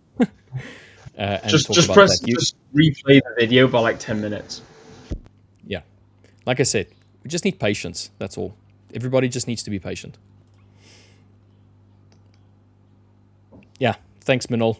Thank you for backing me up there, my friend. I appreciate. All right, so with NASDAQ right now, we can see a little bit of a potential pullback as we are slowly picking up already. There is a potential that we're going to slowly run out of steam as we're trying to get back to this upper point up here. I would like to see price just wick back a little bit and then continue up so I can get an entry potentially. This is a lovely potential push up higher. On the 15, it looks a little bit better, because on the 15 you have a rally, you have a base, and then you have a continuation of the rally. So would have been great to try and get in here, aiming to try and take profit up at this base area. That would have been nice, or potentially just above this wick of the news candle itself. So it's looking good for potential continuation for buys on NASDAQ. We'll obviously have to see what Jerome Powell has to say and whether or not that's going to impact the dollar and in so vicariously impact the NAS as well as most of the indices. We'll see if that happens. Oh, welcome back. We have a very, very spectacular masked friend. Hello, Victor. Hello there. Hello, I'm back. How is the market today? There we go. The market is a little bit all over the place. Yeah, yeah, all over. A bit crap. The only movement that we've had has been like impulsive moves. I'm pretty sure Victor is about to tell us that these moves are working exactly according to his Quasimodos. I'm waiting for his Quasimodos to pitch up on screen and be like, yeah, it all is as anticipated. Well, actually, the absence of the pattern is also valuable to me. So I know it gives me the sign whether or not I should be looking for opportunities or not. If the pattern isn't there, then I have nothing to look for, and that is also very helpful. I can, to focus my time and energy into something else, maybe something different from trading, backtesting other strategies, or monitoring my performance, my last few weeks, last few days, and so on. So it's not only the presence of the pattern, but also the absence of them. I like that. Will, you are getting a very nice break continuation bullish movement on gold. Yeah, really nice. Yeah, really nice movement on gold. Consolidation, break, attempt at a pullback, continuation. This does look nice for a potential push up higher to our 4-6 area. Yeah, it looks beautiful. If we can continue that now, it just would have been those. In fact, actually, had I been tagged, I would have nearly hit TP by now on a 1-2. Oh, interesting. Nice. Yeah. Victor, have you, in your absence, had any trading last week? I did trade. Yes, I did trade during my absence. Just about well, not every day. There was one day I didn't trade, But all the other days, I traded just as normal. Yes, but it was mostly scalping, I should say. So Okay. not my usual main, the one that takes more time where I have to really sit and wait. Hmm. I consciously said, well, I maybe that's not the best thing to do this week since I was absent. So, but I did trade. I don't know about you guys, but I trade every day, anytime I can. Holidays, not national holidays, vacation. If I have the time, I see an opportunity, and why wouldn't I? If I enjoy it and it makes money, why wouldn't I? So I trade all the time, anytime I can, and not that I have to try to trade, but if there's some downtime because I'm waiting for something during my day, then and I see an opportunity, then I'll definitely take it. I like How that. about you guys? It's I like taking the that. opportunities as they rock up. I like that. Hmm. Yeah. I'm seeing this new in our platform, this when we go full screen. I like it where I get not the options, the chat, but how do I set it off actually? You guys know? What do you mean? How do you set it off? As in, so that you can see chat? Yes, constantly, So, because that's one big drawback, that I can't see chat constantly if I'm in full if screen you're in mode. full screen mode. I Yes. So don't think you if can. you, yeah, if you're in full screen mode, you should be able to hover your mouse on the left hand side um, to see chat. Yeah, I So understand. you can pop out comments. You can press that and then go full Hmm. screen, and then comments are popped out, and then it should be on your left. It should be on the left. You should see it. Oh, okay, No I way. see that now. Okay. Yeah. Is All it right. working? Um, it is not, but I think okay, Okay, yes. I so think yeah, I totally get it. Yes. okay, so Great, man. there's an I like arrow about midpoint to the left. I think it's roughly around where Dirk's screen is showing. There's an arrow. If you click on that one, and at the top, just underneath the search function, it should say pop out comments. that. Yeah, I got it pop out Oh, already. you got it. So Oh, okay, that's okay, okay. All right, okay, cool. yeah, yeah, All you right. got it from the first time you said. But I'm just looking at, how I would just move that then to another screen. Okay. Yes, Understood. Yeah, I just so like that that. it doesn't impact. Yeah. Yeah, so now I can see you guys a little bit bigger. And that's a nice thing. You poor thing, Victor. You get to look at us a little bit bigger.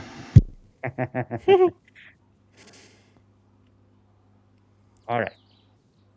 Okay.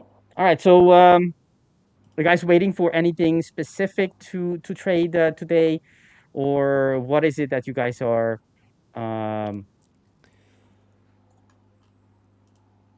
I'm having a since I popped it out, the screen is acting out a little bit, so I'm gonna Yeah, check to see so what's happening here. it seems as though that function is not yet quite running as efficiently as it can. So it's causing a little bit of delay. Yeah, yeah, I do see that, and it's not great to be honest. Yeah, it's a little annoying.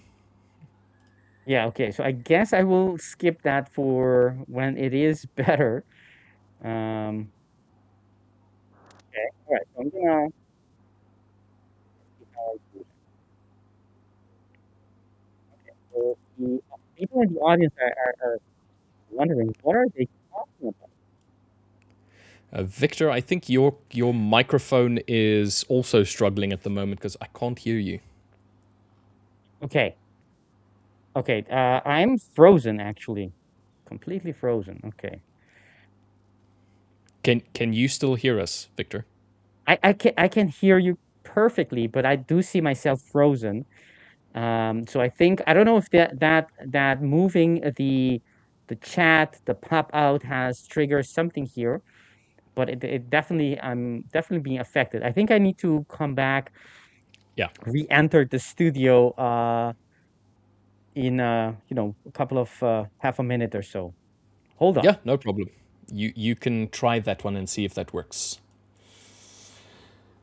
Let's have a look at GU. Dude, have and you EU. seen yeah, GU's still doing nothing. EU looks really nice. EU starting to look a bit nicer now. GU again doing nothing. Dude, have you seen gold? Gold looks really nice. Still pushing. Pushing really nice. If we can move a couple of pips above that prior high, oh, that would be a beautiful 1 to 2 had it have moved a bit lower. So your entry point was somewhere over here. Like, I think... yeah, my entry point would have been 4542.501. 4542. 501, okay. yeah. And you would have wanted a 1 to 2. Ah, okay. Yeah, I see. So your entry point at this area over here, for that point, and then your stop loss just being round about this low of this consolidation. Yeah. Yeah, that would have been about right. For a nice Tis a little 1 shame. to 2. Tis a shame. What if you had taken the high of that box and then still looked for a 1 to 2, which would have been up over there? Still would have been pretty good. It still would have been under that 4-7 level, so it would have been a really nice opportunity to get in. The only issue with it is the confluence weren't stacking as nicely. Fair enough. Yeah, the confluence would have stacked a lot nicer had I've gone with the equilibrium of that consolidation.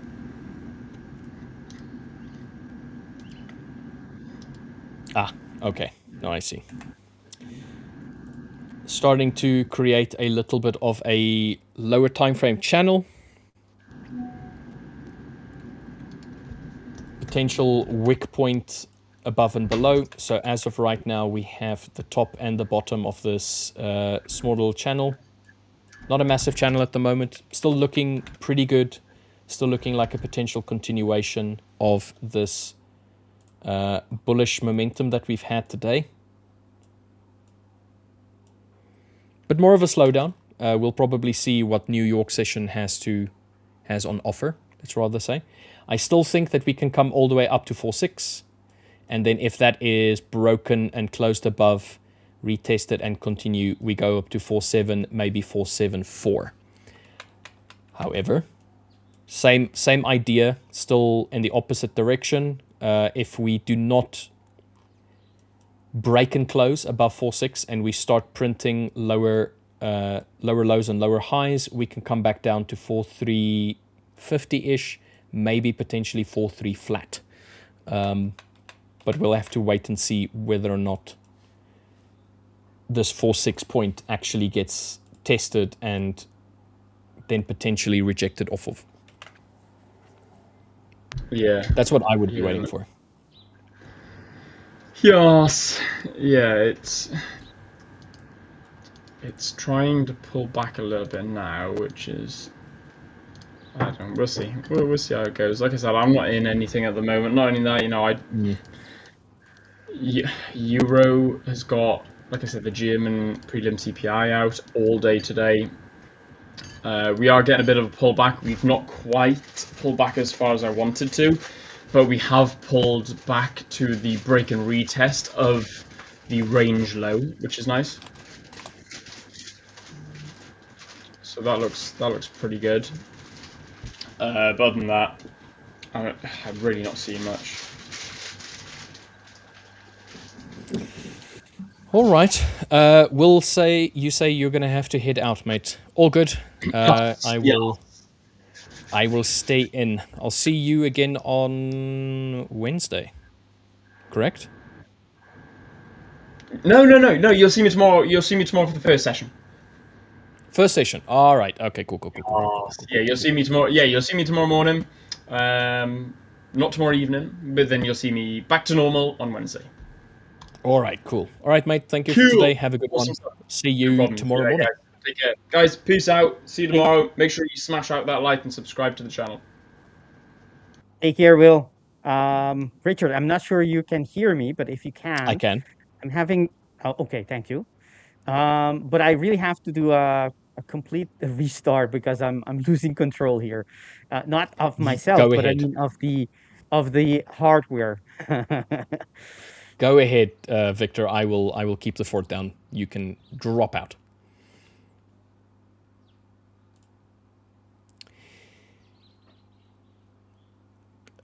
Matthew is saying trading setup is becoming a little too hard on high time frame for some time now. Anyone with an explanation for this? So if you let's just take any of the major pairs. Let's take GU as an example, and I go over to the daily. Sorry, my stuff is also ever so slightly delayed. You can see that for a while we had a nice, okay, just there we go. We had a very nice bullish push for quite a while. This is from the beginning of 2025, going all the way up to about this point over here, which is around about June. So about 6 months of a nice bullish structure on GU. After that push all the way to these highs that we had, which was effectively 137.91, we entered a slightly consolidative section for the next 6 months or so. So if we go all the way to December, January, so all the way to here, this whole segment here basically for the next 6 months was just pretty much sideways action. So you go from a nice trending GU to a reasonably flat GU. So trending to consolidative. Now this is a very normal, typical thing. And this is on the daily, okay? So this is a very typical thing. You get 6 seasons of trending and seasons of consolidation. And in this case, we were in a consolidative phase quite a while. Now, the reason why I'm saying that it's consolidative is that there was a high, a low, an equal high, a higher low, a higher high, a equal low, a lower high, and so on and so forth. So even though you had like a slight little bearish structure there, it was very short-lived. And then it was followed by a little bit more consolidation and a bit more trending pushing forward. But overall, you stayed within the confines of the high of the trend, the trending portion, and this double low that you created here. Yes, you had a small area or small section where you were trading outside of it, but with very little follow through. So you would push lower than, push back in, push lower than, and then continue back. So you make this W movement in this area. Anyway, so you went from 6 months of trending to 6 months of pretty much sideways action, consolidative, unsure where it wants to go. So from the beginning of January, it's basically here. So that was the beginning of January. If I just zoom in a little bit, you'll see that even though January started out, or December itself, that last few weeks of December was a little bit more bullish, my apologies. January started with a attempt to try and push higher, and then a little bit of a pullback, and then a volumetric pickup. That volumetric pickup eventually broke that 6 month prior high on the daily, which was the top of the trend. It broke that, but never continued. So we effectively lost that bullish trend. The bullish trend itself after the consolidation just did not reinitiate. We attempted and failed. And since then, we have been pushing lower. So we are currently in a bearish GU higher time frame trend. And even this area over here where we had the whole of last week, remember, this is also like war time. So escalation, there's going to be impact. So you're going to see more volatility. you're seeing an attempt for GU to try and push up again so that it can get back to this bullish trend that it had in the beginning of January 2025 to the midpoint of January 2025. But what are we getting now again? We're getting a reinitiation of a potential bearish structure as well. Multiple days, a whole week's worth of bearish days. So all the way from Tuesday, last week, Tuesday bearish, Wednesday bearish, Thursday, Friday, and today so far is showing bearish as well. What we do have is we do have an area of interest. I can just move this out of the way. Is a potential area of test where we can maybe see whether or not price is going to attempt to try and push up from. If that fails, we have another W, or is this a inverted head and shoulders, where we can potentially come and retest as well to try and push price up higher.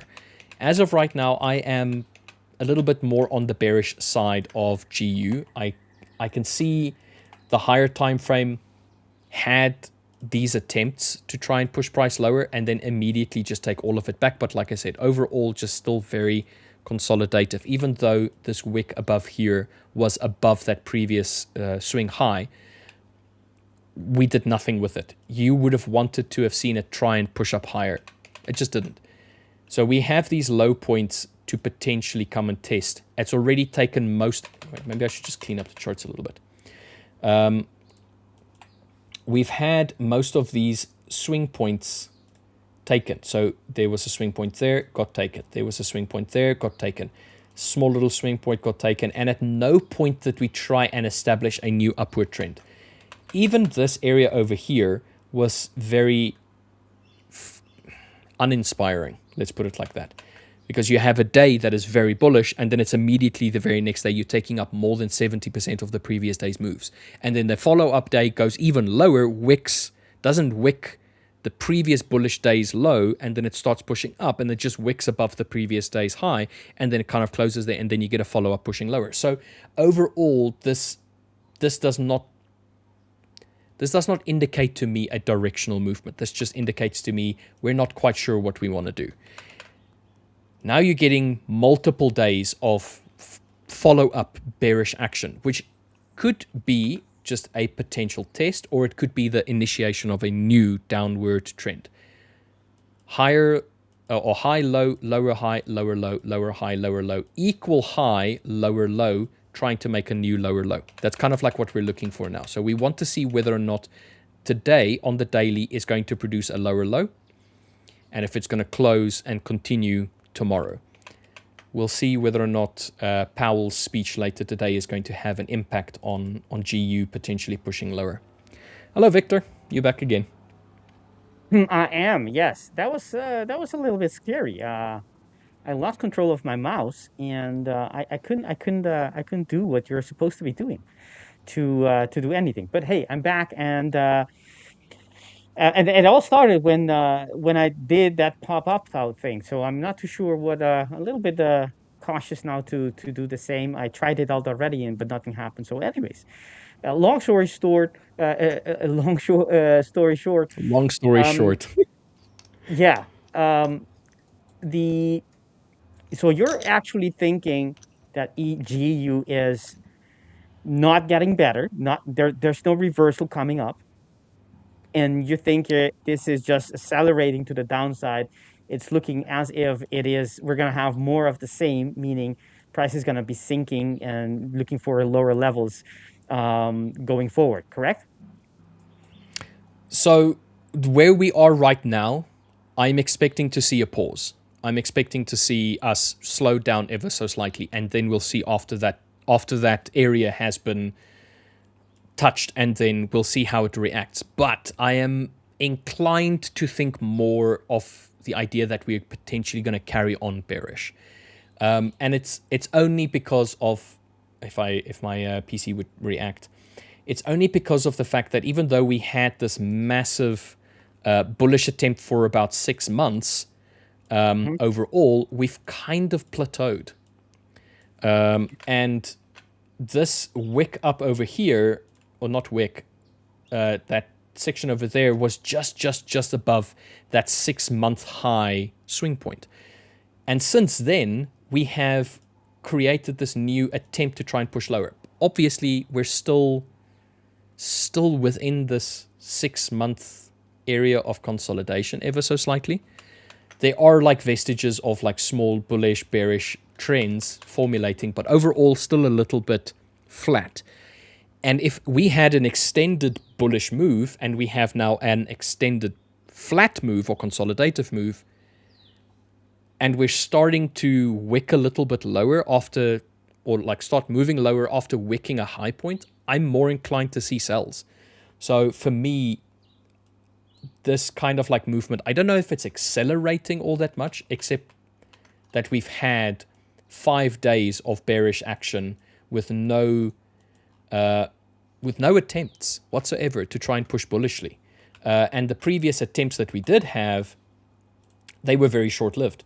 Well, let me use this one. So bullish attempt, bearish completely, almost completely took it. The very next day we went lower, didn't sweep the low, swept the high, and since then have been pushing lower. So these bullish attempts that we had here were shortcut. They were a 1-day attempt and then a failure, and then another day attempt and then a failure. And to me, it does not provide me with confidence that price wants to continue going up. I would have wanted to see swing points be taken with conviction. No conviction whatsoever as of yet. So now my question is, if this area down here is to be reacted off, what is the follow through going to be? Personally, I think it's a potential push lower. Yeah, I see your point. And I there's very little for me to not agree with. So yeah, it looks very compelling. Actually, let me show my chart so I can elaborate on what I'm talking about. Yeah, so there it is. So if I see on the higher time frames, we have nothing to stop us to the left, all the way to the next structure that we have here. And yes, we have an order block that we're currently retesting.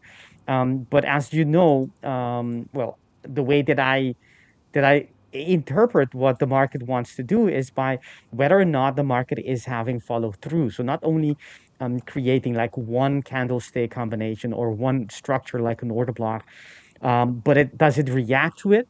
Does it have follow through? Because if it does, then that's a much stronger sign that that whatever that was created isn't just like a random thing, like a temporary thing, because it tells you that it's much more it's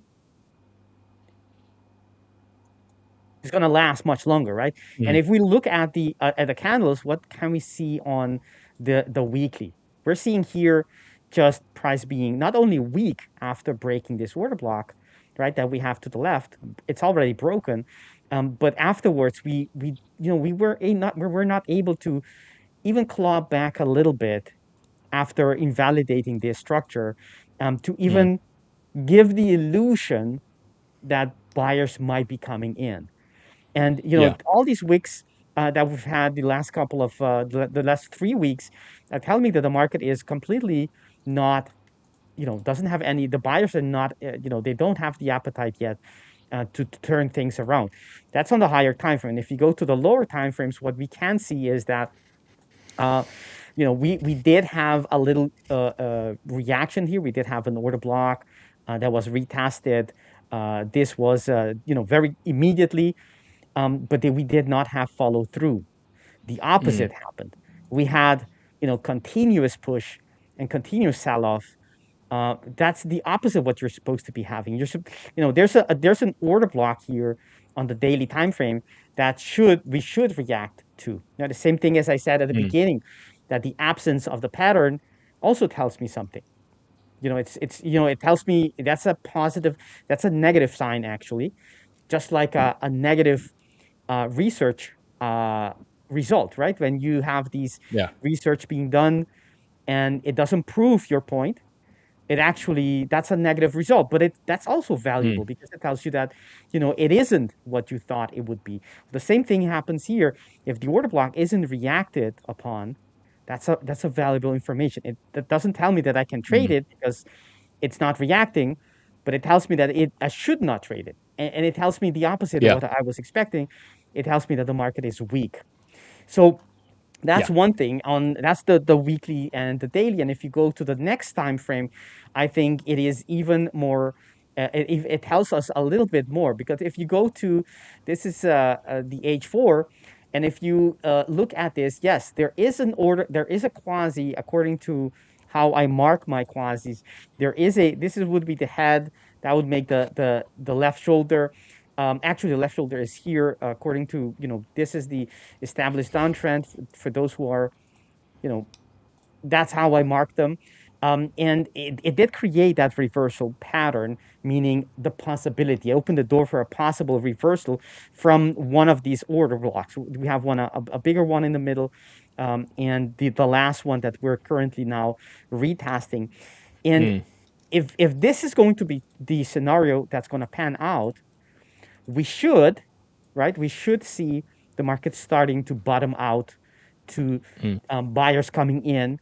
And so the test is that happening?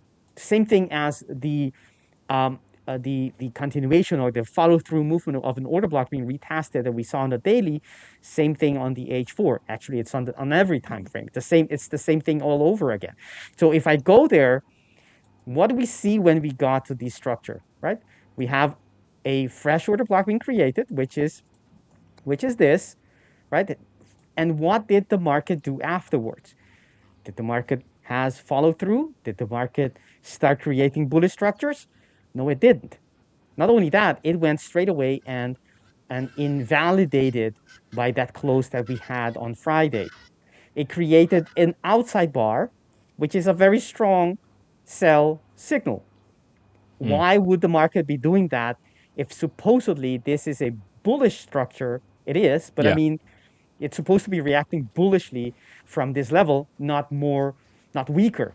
Now, this can still turn around on a dime with, let's say, Powell's speech later on, or some other event happening that could, this could be like a deviation of or a squeeze on the chart, which would be a deviation from what is supposed to happen and what's actually happening, and that will be corrected. Maybe that would happen. But as long as it's not corrected, it's clear that the market is weak. It's clear that it's not reacting bullishly to a bullish structure, meaning it's red all over its name, meaning price is just telling us there's no support. Yeah. I'm happy that your analysis aligns with mine, because I know that if Victor agrees with me, then it's just like, yes, I have it right. Well, I have it 80% right. Let's rather say,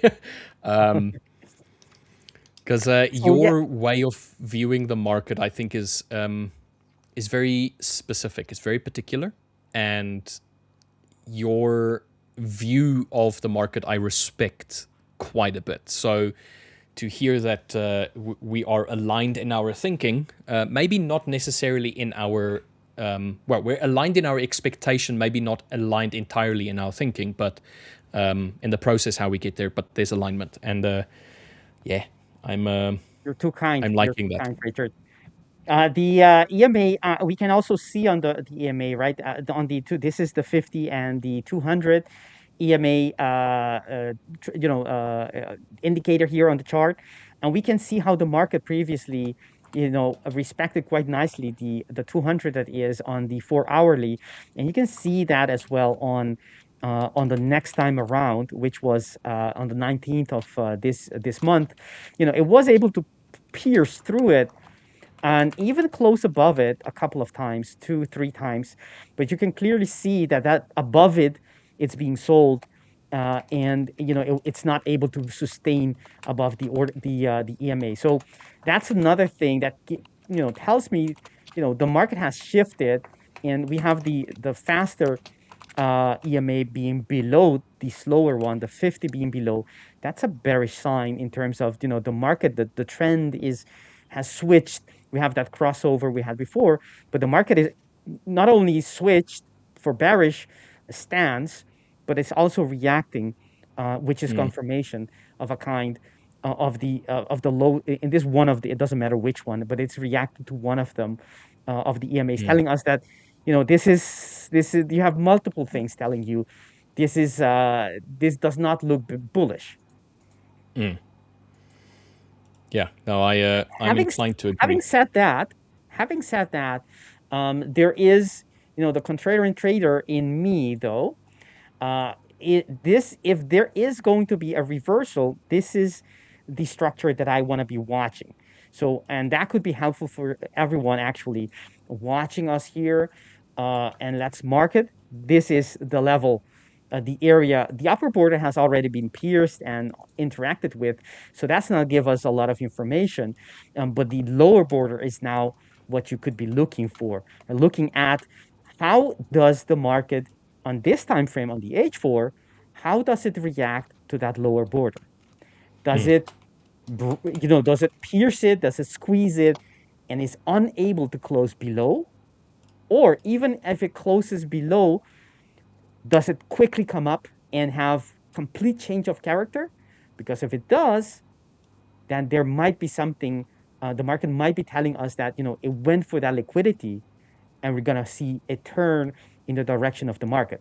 We'll just have to wait for the market, how it behaves in this order block. Everything is telling us it's weak, and it's most likely to just continue lower.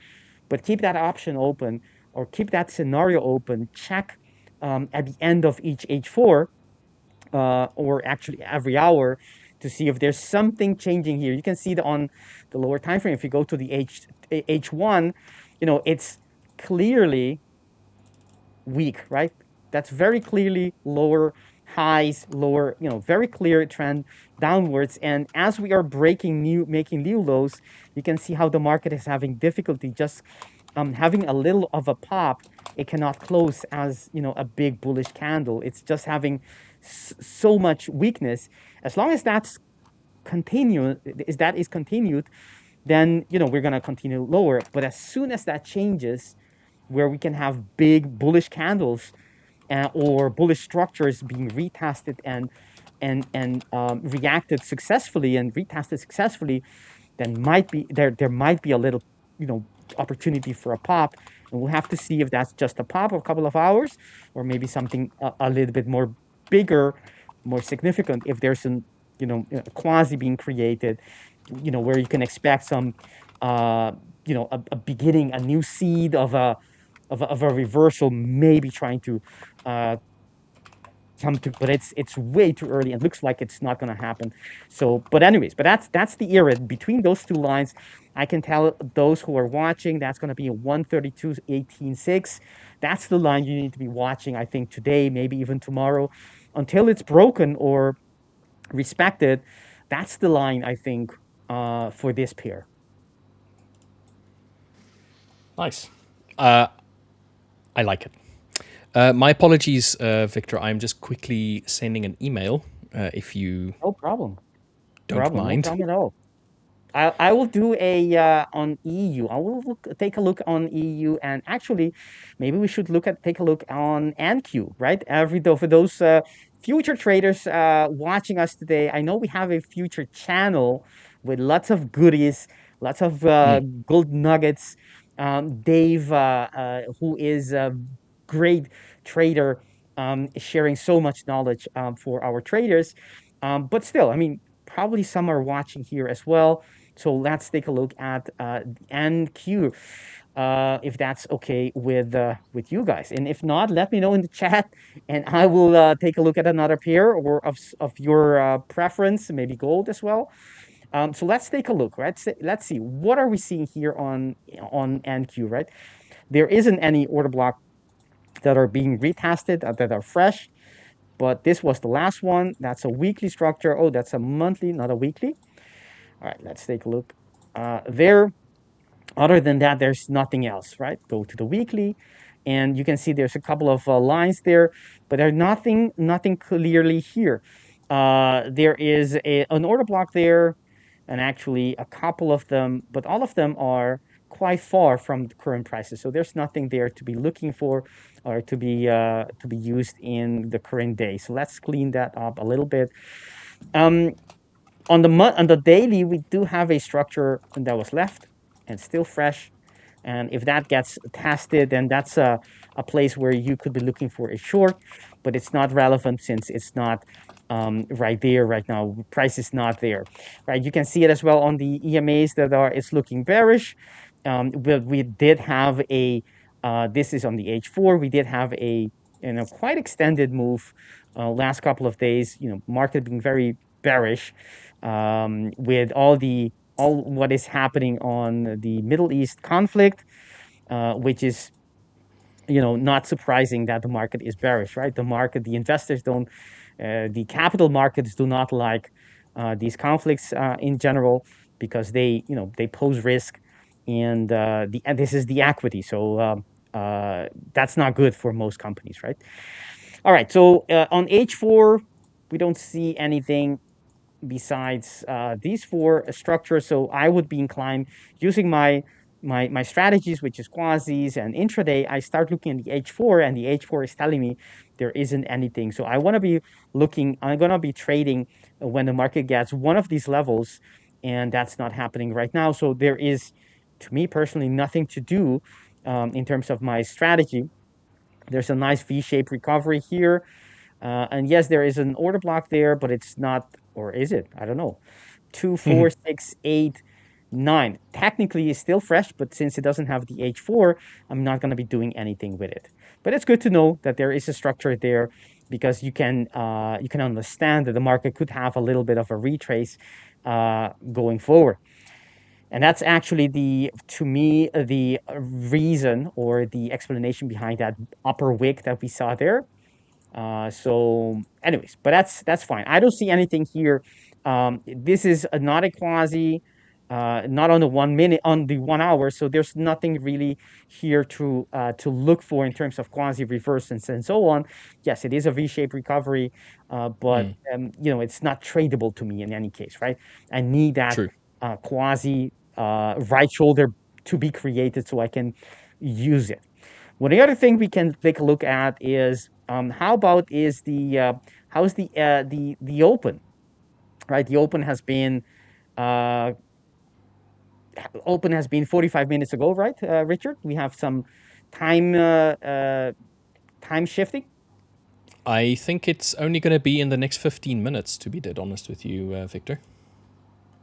The open, okay, so the open, that makes sense, because you would expect this this candle to be, if that was the open, I suppose it is, be the shifting of the hours to be much bigger.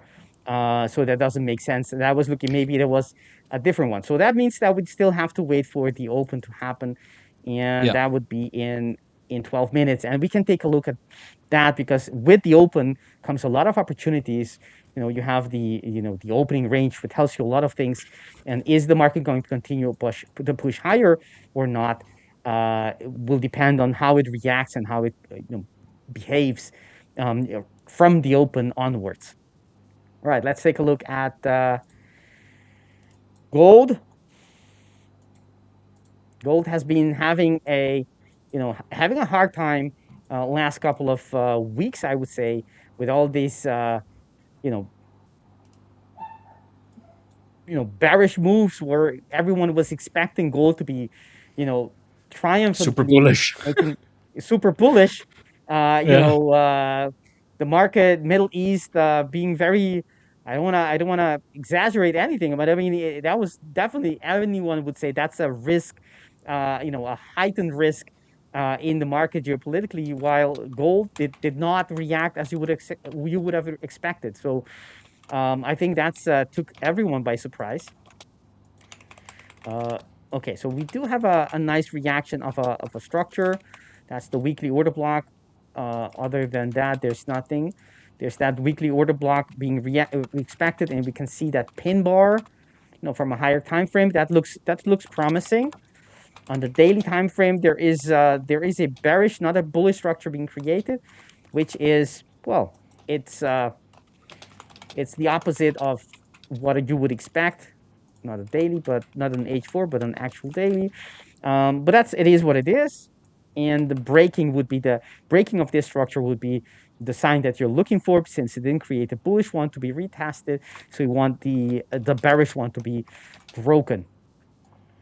Can we see anything here that we can try to trade, right? So the quasi line would be all the way up here. Not exactly very useful for us for that bigger reversal that we're looking for, right? So that would be, we'll have to wait for the market to actually break this level to understand that we're taking much, much higher, going much, much higher. On the H4, let's take a look here. We don't have anything. So this is not a H4 quasi, cannot be, at least not in my book.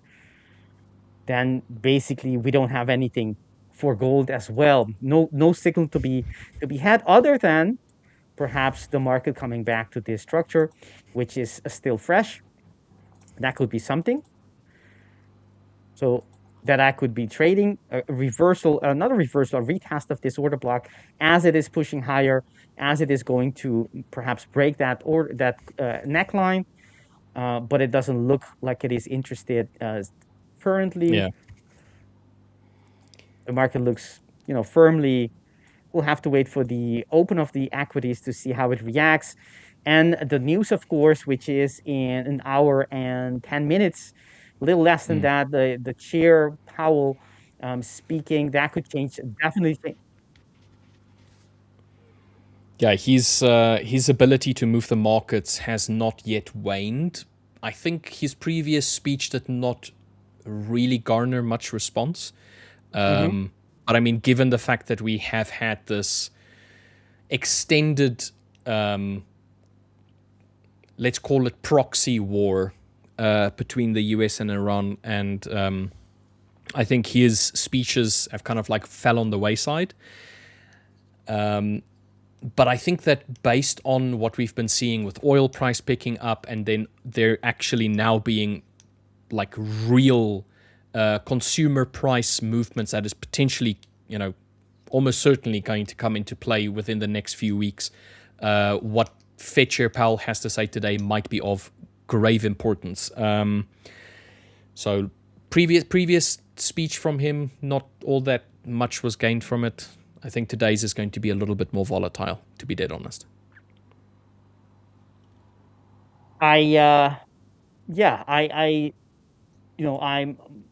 What I do with these speeches, I try to spend as little time as possible trying to decipher, what effect they will have.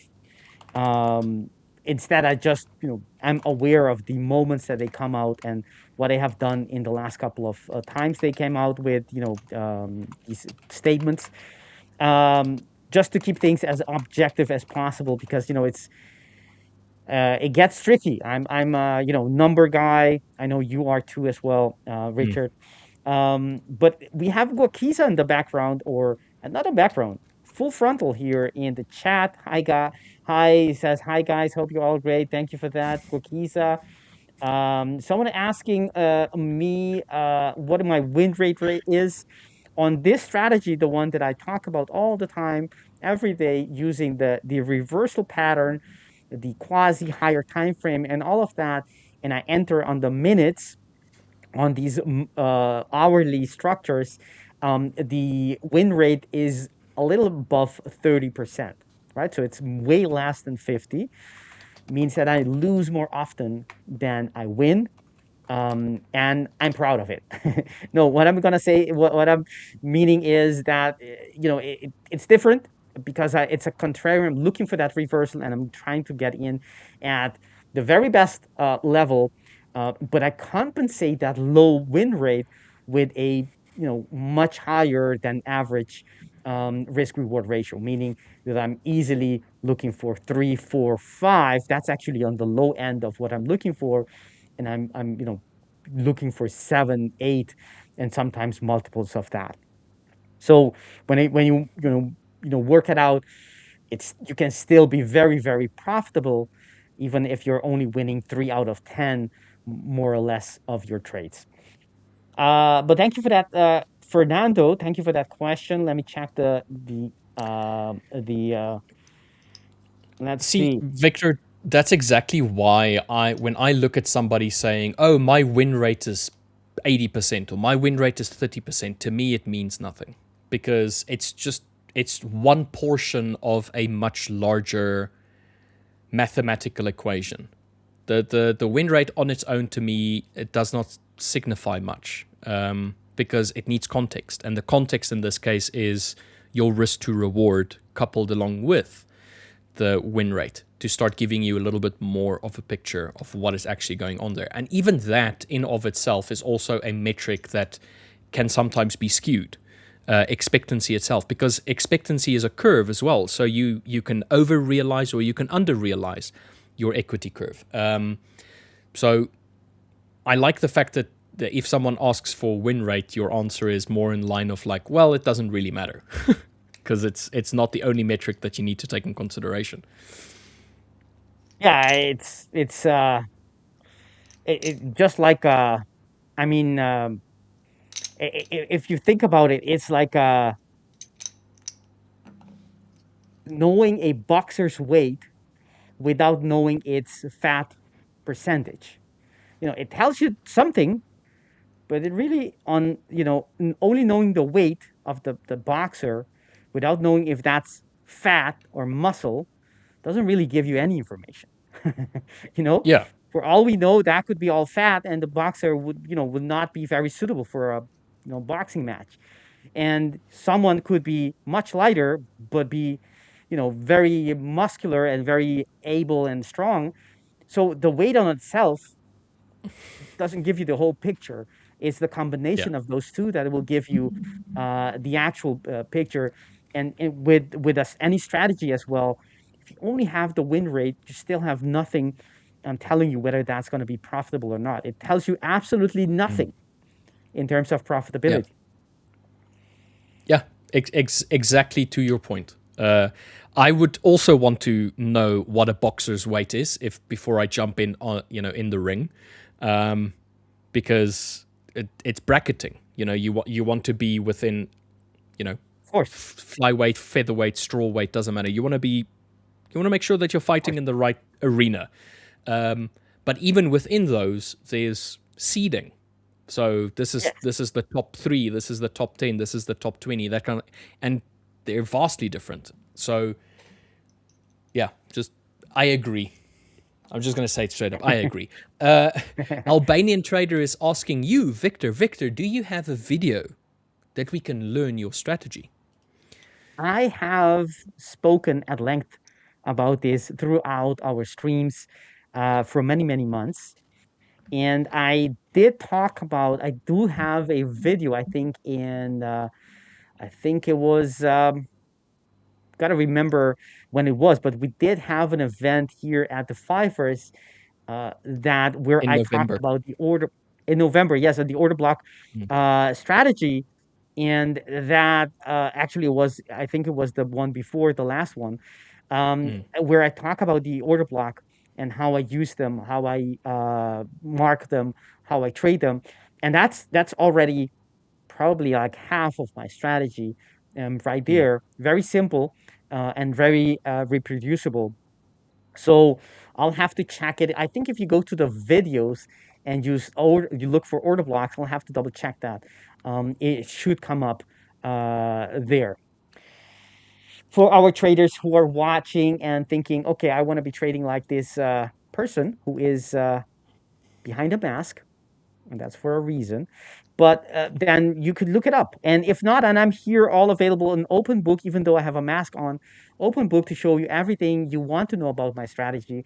I'm very open about it. There are certain things, I'll be honest, there's certain things, even though I'm an open book, I'm always happy to help everyone and each one of you. There are certain things that I don't talk about, but I think people will understand. I give out and share plenty and enough for everyone to test out the strategy and look and find their own edge within the framework of the strategy, because basically that's what we need to be looking. Whenever you look at any strategy, when you're considering it, that's what you want to be doing, right? You want to make it your own. You want to break it down, understand it completely inside out, and test it like crazy, and play along, play with all the parameters, and make it your own. Make it, in terms of psychology and in terms of risk management, it needs to fit your personality, because you're the person going to be executing it, and it better fit you. Otherwise, you're going to have a disconnect between, how the strategy needs to be executed and the actual execution that we get, because it doesn't go with you, because it's too aggressive, because it's too slow, because it's something that is not aligned with how you are, and in your strategy, your personality and the way you are, and your risk appetite is not to be underestimated. We have someone in the chat as well, Peter, a very good friend of our stream here. Peter, thank you for coming in and asking your questions. uh, Peter asking, what trading your strategy have you ever tested and considered an aggressive risk approach, since your entries and point of trade invalidation are quite tight, close? Yes, they are. They are very, very tight. And actually, the invalidations levels are to the pipette precise, right? That's by design like that. And yes, I have done, and the way that I trade is as aggressive as possible, but it's in a way it's very aggressive, that I'm going to the 1 minute, and I'm getting in with my entries and my stops that can be crazy tight. I kid you not, sometimes they are 2 pips. I've even had like 1.8, 1.9, and these trades, I intend to hold them if everything is fine. It doesn't happen very often, but I intend to hold them for hours, because then if I'm right, I caught the actual, last little move before it never comes back. And it goes on to hit those big targets. Doesn't happen nearly as much as you would think. It's by design that I'm trying to catch those as well. And that's very, very aggressive. But on the other side, what I've measured, what I've seen, Peter, is that I cannot, I cannot be aggressive on the chart and also be aggressive on the risk, because it will blow up. You will go, you'll boom and bust. You will have amazing, exactly. You will have amazing results, but they will come, once in a while, and in between you will go bust, basically, right? So, um, you have to choose your battle, or choose your arena where you want to be aggressive.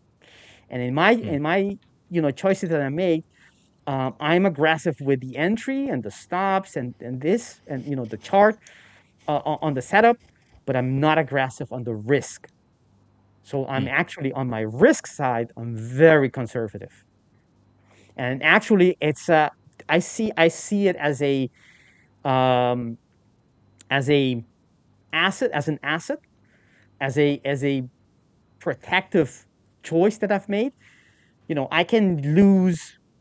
I have losing streaks. I can, mismanage my trades, and it doesn't hurt me, because my risk is so conservative that I can handle that, fine. And I think everyone needs to find their balance. What is better? Some people, they prefer to just have an entry that is around this area, and a stop that is around that area, and that's fine, because you don't have to enter in any specific time, or you can enter a couple of pips below or above that, and that's fine if you choose that consciously, deliberately. But I chose the other side. I need to enter, sharp, razor sharp, and put my stops razor sharp, and I'm being very conservative with a risk that it doesn't affect me if I get stopped out, even if it happens many times during a day. It's all by design. I'm okay with that, because I know I just have to catch one or two, and it will make up of everything that I lost that day, plus maybe yesterday if let's say I had a winner in the beginning of the day, but at the end of the day of later on, I had a couple of losses yesterday, what I win today, just catching one or two will make up for today and yesterday's, if there were losses at the, some part of the day. So I got accustomed to it, and it fits me. I like it like that. And I think, to me, it's all really what matters, right? It goes well with how I like to be trading, and to interact with the market. So I'm very aggressive on the setup, but very conservative on the risk. Hopefully that answered the question of Peter. And that was the follow-up, or the second half of the question. Go ahead. Sorry, I just wanted to say, just to also just mention for that your strategy that was shared, if you guys go back to Black Friday week, which was the 24th of November, that whole week, 9 hosts shared their videos, shared their strategies. So go and have a look at the Black Friday week that we had on the Fivers and beyond on the YouTube channel, and just go to the live tab and then just scroll down until you get to the Black Friday week. The Monday was Dirk and Victor's strategies that they showed, and then also on top of that, Mondays through to Wednesdays on the Discord, Mr. Victor here also has a call where he also goes through his strategy, and I'm pretty sure Peter, being one of your regular customers in your Discord call, can attest to that. So if you are interested in figuring out a little bit more about Victor's strategy, obviously try and make it your own. Join the Discord and go and join his calls Mondays through to Wednesdays every single week. So yeah, go and do that as well. That's also another place for you to get a little bit more Victor. Yes, thank you for that, Richard. All right, so as we were talking, I was, circling those to the outside bar there, and the reason that I do that is to indicate the following. We have we can identify, if we go, let's do the higher time frame just to do it correctly as we break down the market. We had a monthly structure, a bullish monthly structure, which is actually an outside bar, right? Let me indicate it here. We are on, that's the outside bar. Those two candles created that outside bar. And after we created it, we retested something that's quite powerful on the opposite direction, which is last order block within a quasi. This is the left shoulder head neckline, and that's the order block that was sitting there. We retested and had a very nice reaction. And since we are currently in the one before the last day of this month, it's very important to look at what is the market doing. How did we, before it actually happens, right? The end of this day, tomorrow, the end of tomorrow's end of tomorrow, we will have the close of tomorrow, which will also be the close of the month. So yeah, we can get a little sneak preview of what's going to happen, what it's going to be. And if you don't have to wait for that day, right? As long as the market doesn't, change in huge, we're talking about, let's say where we are right now, about 95 pips, it can happen, price can go up. But looking at price action, it doesn't look like that's going to happen. So we can already get a good idea, a good feeling of, where's that monthly going to close at. And we do have a fresh order block, quickly retested immediately, actually. And we are firmly below that order block, meaning we are threatening this structure to be invalidated. And that tells you something. A monthly fresh order block created by an outside bar that couldn't hold, that's quite bearish. You need a lot of selling pressure, a tremendous selling pressure to create that structure and then invalidate it. So that tells you something about what the sentiment is, what price action you can be expecting going forward. the next candle and the one thereafter. Right. So that's the monthly. That's one thing. And that is also, you can see, we talked about it on GU, but on EU, it's no different. You have these three last weekly candles where the wick indicating that the market is not recovering from breaking the structure to the left. That's quite interesting. We did have a reversal pattern that failed, right? This was the reversal pattern. If you go to the lower time frames, you will see it actually, not on the weekly. We did have this reversal pattern. You can mark it with different places. That reversal pattern went all the way up here, and we were expecting some kind of reaction of these levels, and it wasn't able to do that. It actually needed a much bigger reversal, which is based on the quasi, this quasi, not the internal one, but the external one, meaning the biggest quasi that we were able to see, which is this, the head, the left shoulder, the neckline, and then coming back, right? So not the internal one, but the external one. And that's going to be the test for the next couple of days. If we are going to be, if this is going to have any basis where the buyers could be building something.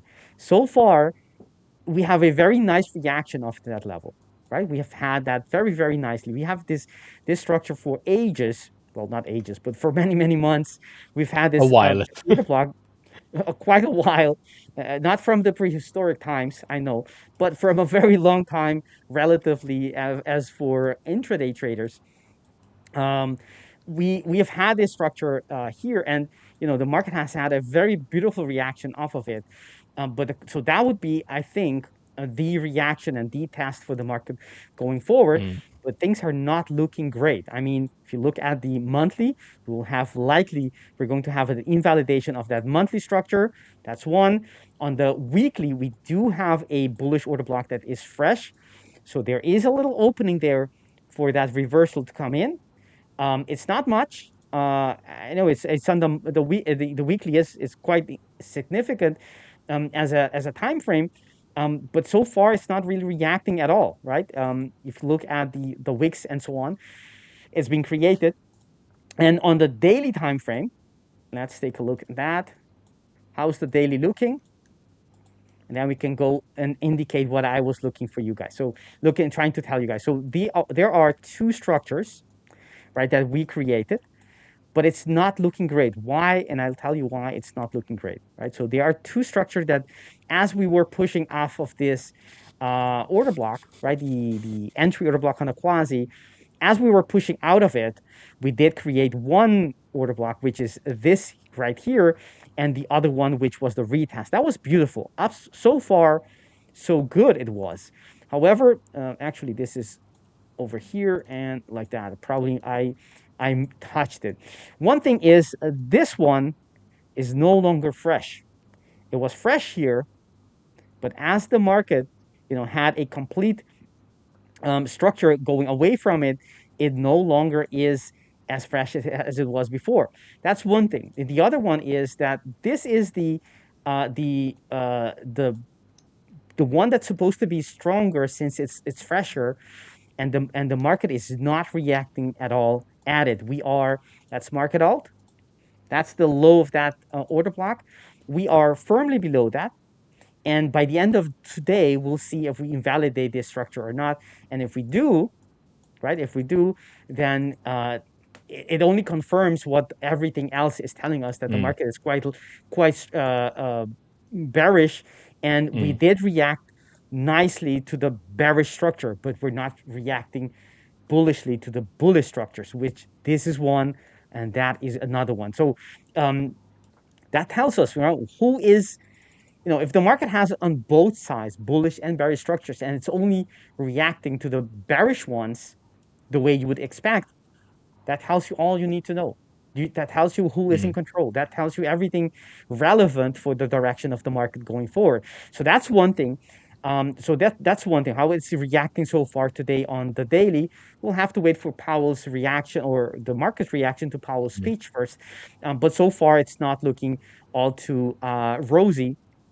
So on the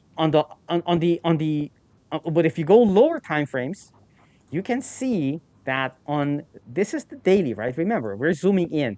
This is the daily structure, daily order block that supposedly, the market should at least try to avoid it being invalidated, right? You will see that on a bullish structure. Normally, you'll see failed attempts, but at least attempts for the market to not break the structure. And exactly at the last area, right, where it's right before it is invalidated, instead of the market coming to the rescue, buyers coming to the rescue to actually push the market to at least attempt a make the illusion, pretend that you're going to be holding and defending this structure. What we see is just selling pressure right there from that area, that outside bar that tells you, and that explains the next couple of bars, because at the place where it's supposed to be a buyer's opportunity to come at least pretend to defend their turf, they're just running away. They're speeding away, leaving the battle camp, and that's what an outside bar is. So that tells you, enough. That tells you, who is in charge and where the next push is going to be. That was the opportunity, well, at least so far up to now, where the buyers were supposed to come up and at least pretend to push a little bit higher, maybe lose at the end anyways, but at least you'll see some kind of possibility of a buyers coming in and defending the market, which is not happening. And that explains the next couple. When you see this, actually, with the close we had right here, right? If you mark that, that was, if you go to lower time frames, it's, you can understand. Let me mark you where the close was. The close was right here. So at this moment, right here, that's the close. From that moment on, given the information you have, you can, right? That's, let's say, actually, no, it's 2, because that's the beginning of the 1 hour bar, and it closes at 14 hours on my chart. So that means this is that candle is closed on the hourly. You can actually, if you go deeper, it's easy to understand that the market is going to be moving bearishly the next couple of, perhaps 15 minutes, 30 minutes, and so on, without, and you actually had even a retest of these levels before the market continued to go lower. So this is just by the close, this is actually one of the setups that I use for scalping, is by having these higher time frame structures. As they close and they solidify, a sign, right? The market losing control, the buyers in this case losing control. Let's say if you go to the 1 hour and you understand that here on these candles, right, the buyers are supposed to come in, but as this closes, the outside bar is confirmed. You can understand that the pressure there is a selling pressure, and it's acute. It's not going to be coming in later on today. It's going to come now, at least the next couple of minutes, most likely. So if you look at that, and that is at the end of the H4, which is right here, right? That's the end of that hourly candle, or right here, actually, there. Yeah, that's the end. You can, look for structures to, you can basically either at that moment, or you can wait for the market to come back to some structure and sell it from there. In this case, it would have been, you wouldn't catch the actual initial move. You can see that the market, it becomes very accurate because the market is acutely listening and catching, the next level as the selling point. Or you can just, sell it from here. If you do, of course, you'll have to put your stop above the last swing high. and then you can, target the next, hourly level if there is any, or of some kind. That would be an H4. So that would be your TP basically right there. And that's not even a scalp. That's a nice trade, an intraday trade. But if you go to the 1 hour, just the close there could be, your sign to get into the market and then go for a couple of ticks. If you look at here, we're talking about that move was 11 pips. That's plenty to be had as a scalper. Yeah, that seems lovely. Here's a comment from Gujarati saying, gold hit 5,044 level. Am I right? I think not. Gold was lost by the 5044 level. When was this? When was the last time we were there? I need to go onto the daily to see that. Yeah, that was Are it. you sure this is not a typing fault? Like a bit of an error. Is it not supposed to be 4544? You're $500 away from your 5,044 target. The last time we were there was the 17th of March. It's been a while. So no, Gujarati, unless that was a typing mistake. But you've sent it multiple times, so I'm assuming you're talking about a swing trade.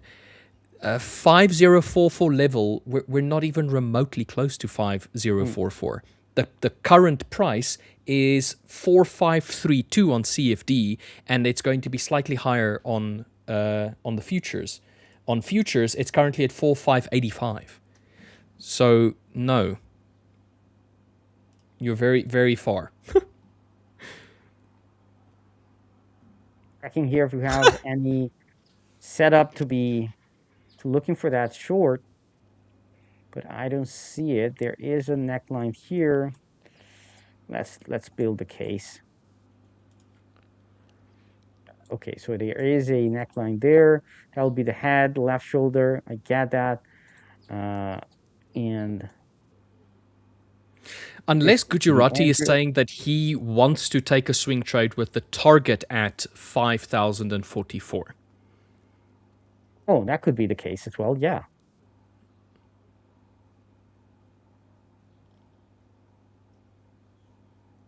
So there's no H4, as we said before, but there is that area on the H2. To me, if there's no H4, that means that I'm not participating. But it doesn't mean that the market will not react to these levels, as you can see here, and possibly in the next 8 minutes on gold. And that could give us an idea if the market is reversing from here, reversing from the H4, a likely area that you could be looking for to target is the H4 below us. And actually, this looks nice for anyone who is, for their own reasons, already looking for a little short, because we get a possible. Let's move this around so we can see the high of this candle. Yes, so you probably will see, well, not probably, we don't know, but it looks like it's going to close as an outside bar, and that tells me that I would want to sell that area when it comes back, if on the lower time frame it confirms and reverses on the lower time frame, and I would then targeting just before that structure below us, which is the H4. That would be make sense to me. We can go to the lower time frames for those who are wondering. I don't see anything here. Well, there isn't a fresh one. You could use this. Yeah, sure. On the 50-minute, which would not an entry order block because it's not part of a quasi, but it is just a regular 50-minute right there. That would be the area that I would want the price to come to and react and reverse from for a little intraday short there into the H4 below us. But that's one idea. And let's see if we can find a 5-minute. That would be the head, and the neckline would be already here. Victor, when you are done with gold, would you do me the honor of looking through NASDAQ as well? I have a bearish order block that I want your approval on. whether or not it's indeed an order block according to your description. Sure. So this is the 5-minute, and maybe it's not as tight as the 15, which is, having a tight entry order block is very nice. But the good thing of the 5-minute is that you get, because of the time frame, you get multiple opportunities within the hour, or multiple possibility of an entry. So this would be something that I would want price to come back to, and right, this is, let me mark it so you guys can see it. So you got the established uptrend there. That's the head. It breaks down. Give me a second. Give me a second, Victor. I'm just going to hop off. No problem.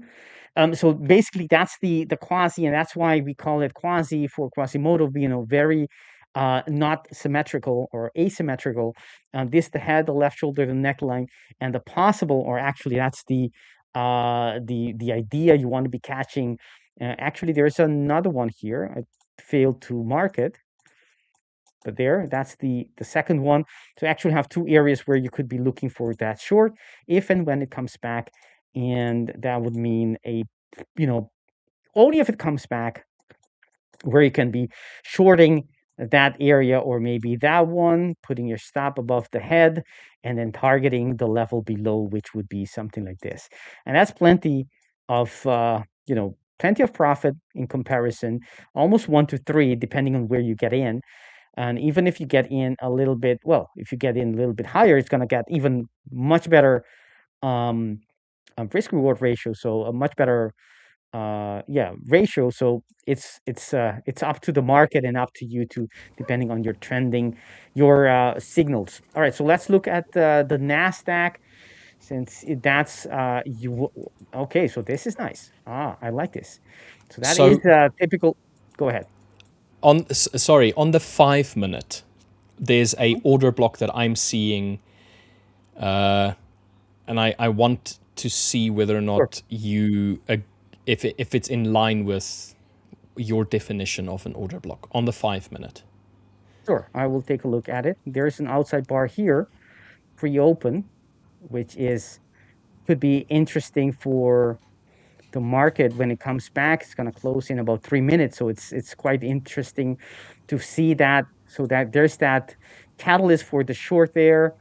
Let's go to the 1 hour. We do have another outside bar, bearish one. So these are stacking up for price going much lower. You have outside bars on the H2, H1. And let's take a look. So this is that's the opening bar. So you have, this is the opening range. If you're looking for the 15-minute range, we are below that range, breaking out of it on the 15. Okay, so you said something about the 5. Can I ask you to tell me about the 5-minute order block that you're talking about again? Let me bring my screen up, and then you can see exactly what I have marked. So this is the 5-minute on NASDAQ, not the futures. This is on CFD.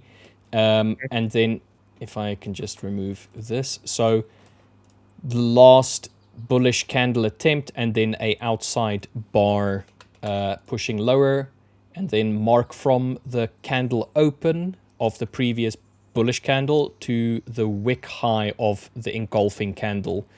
Would that be considered a bearish order block? Yes, that is definitely it is a bearish order block created by the outside bar in this case. But yes, that is definitely a structure, the structure to be looking for. It's a fresh one, and it's still fresh. So as we can see, do we have a quasi? Yes, we do have a quasi that makes it also an entry order block. So I'm going to be switching back, if that's okay with you, to my no problem screen.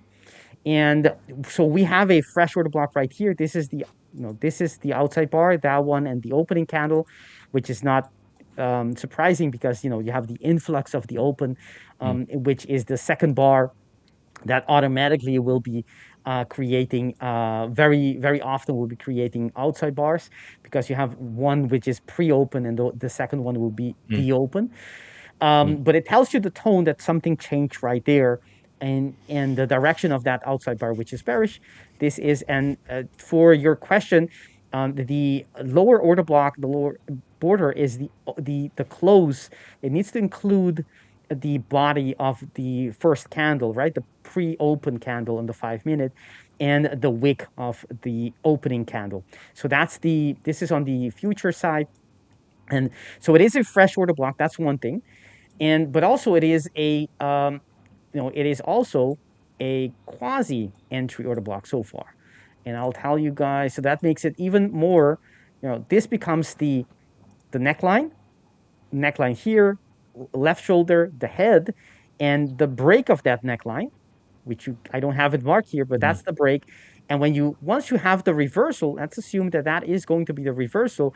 You take from this point to the highest point, you go back every candle, and you look for significant structures that could indicate where the market would possibly continue over, right? So it doesn't always come back to retest it. Actually, this whole area is, I know it's a huge area, I know that, but this is the whole area that is the entry order block on the 5-minute.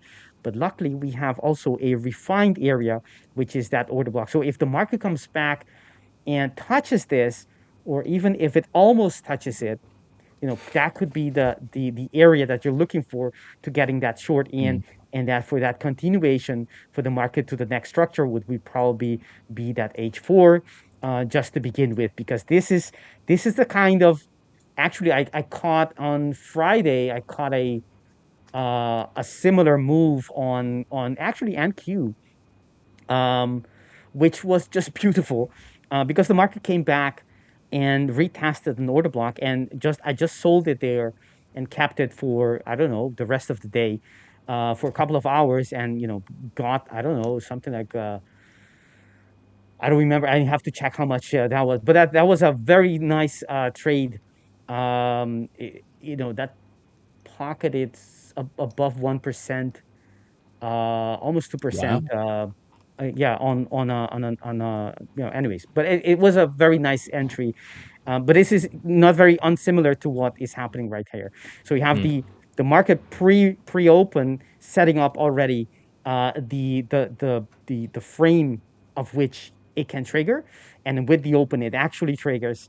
And as the market came back to the areas, or could come back to these areas, that's where you want to be taking the short for that continuation. And sometimes it doesn't come back, and that's fine.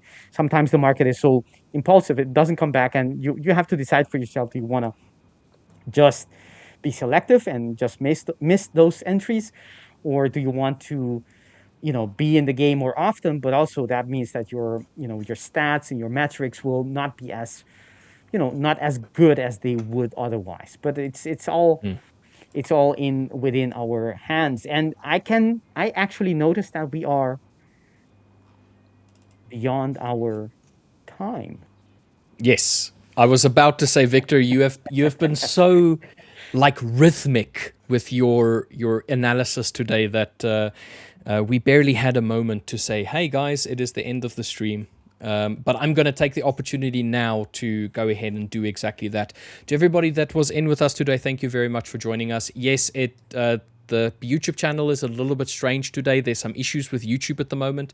It's not reflecting the true numbers of the stream itself, but we can see with the backtest, the analytic data, that there's definitely a fair few of you in today. And I would like for everybody that's still in to just drop us a like, and if you haven't already, please drop us a subscribe. We're going to be releasing some information later in the week about some new programs, as well as some potential giveaways and some potential discounts on this new account that is going to be released very soon. So do stick around for that. If you guys would like to get into the Discord, we're having a Discord month. There's a lot of giveaways that we're going to be doing, and a lot of cool content that's coming to the Discord. All you need to do is have purchased an account previously, or purchase a new account today, and you will get access to the Discord. Mr. Victor up over here in a few hours is going to present a call of his own for everybody who is interested in learning how Victor trades, or potentially just taking some trades along with Victor. So there's always that. Victor, anything from you before we sign off, my friend? I would say, stick to the price action. Price is king, and you'll be just fine. Awesome. That is pretty cool. All right, guys, thank you very much for joining us today. Tomorrow we will have another day in the markets. Hopefully tomorrow is going to be a little bit more forgiving for everybody who has tried to buy NASDAQ today. I have not, but we'll see what happens for the rest of the day. All right, guys, have a great day. We'll see you all tomorrow. Have a lovely day. Cheers. Bye-bye.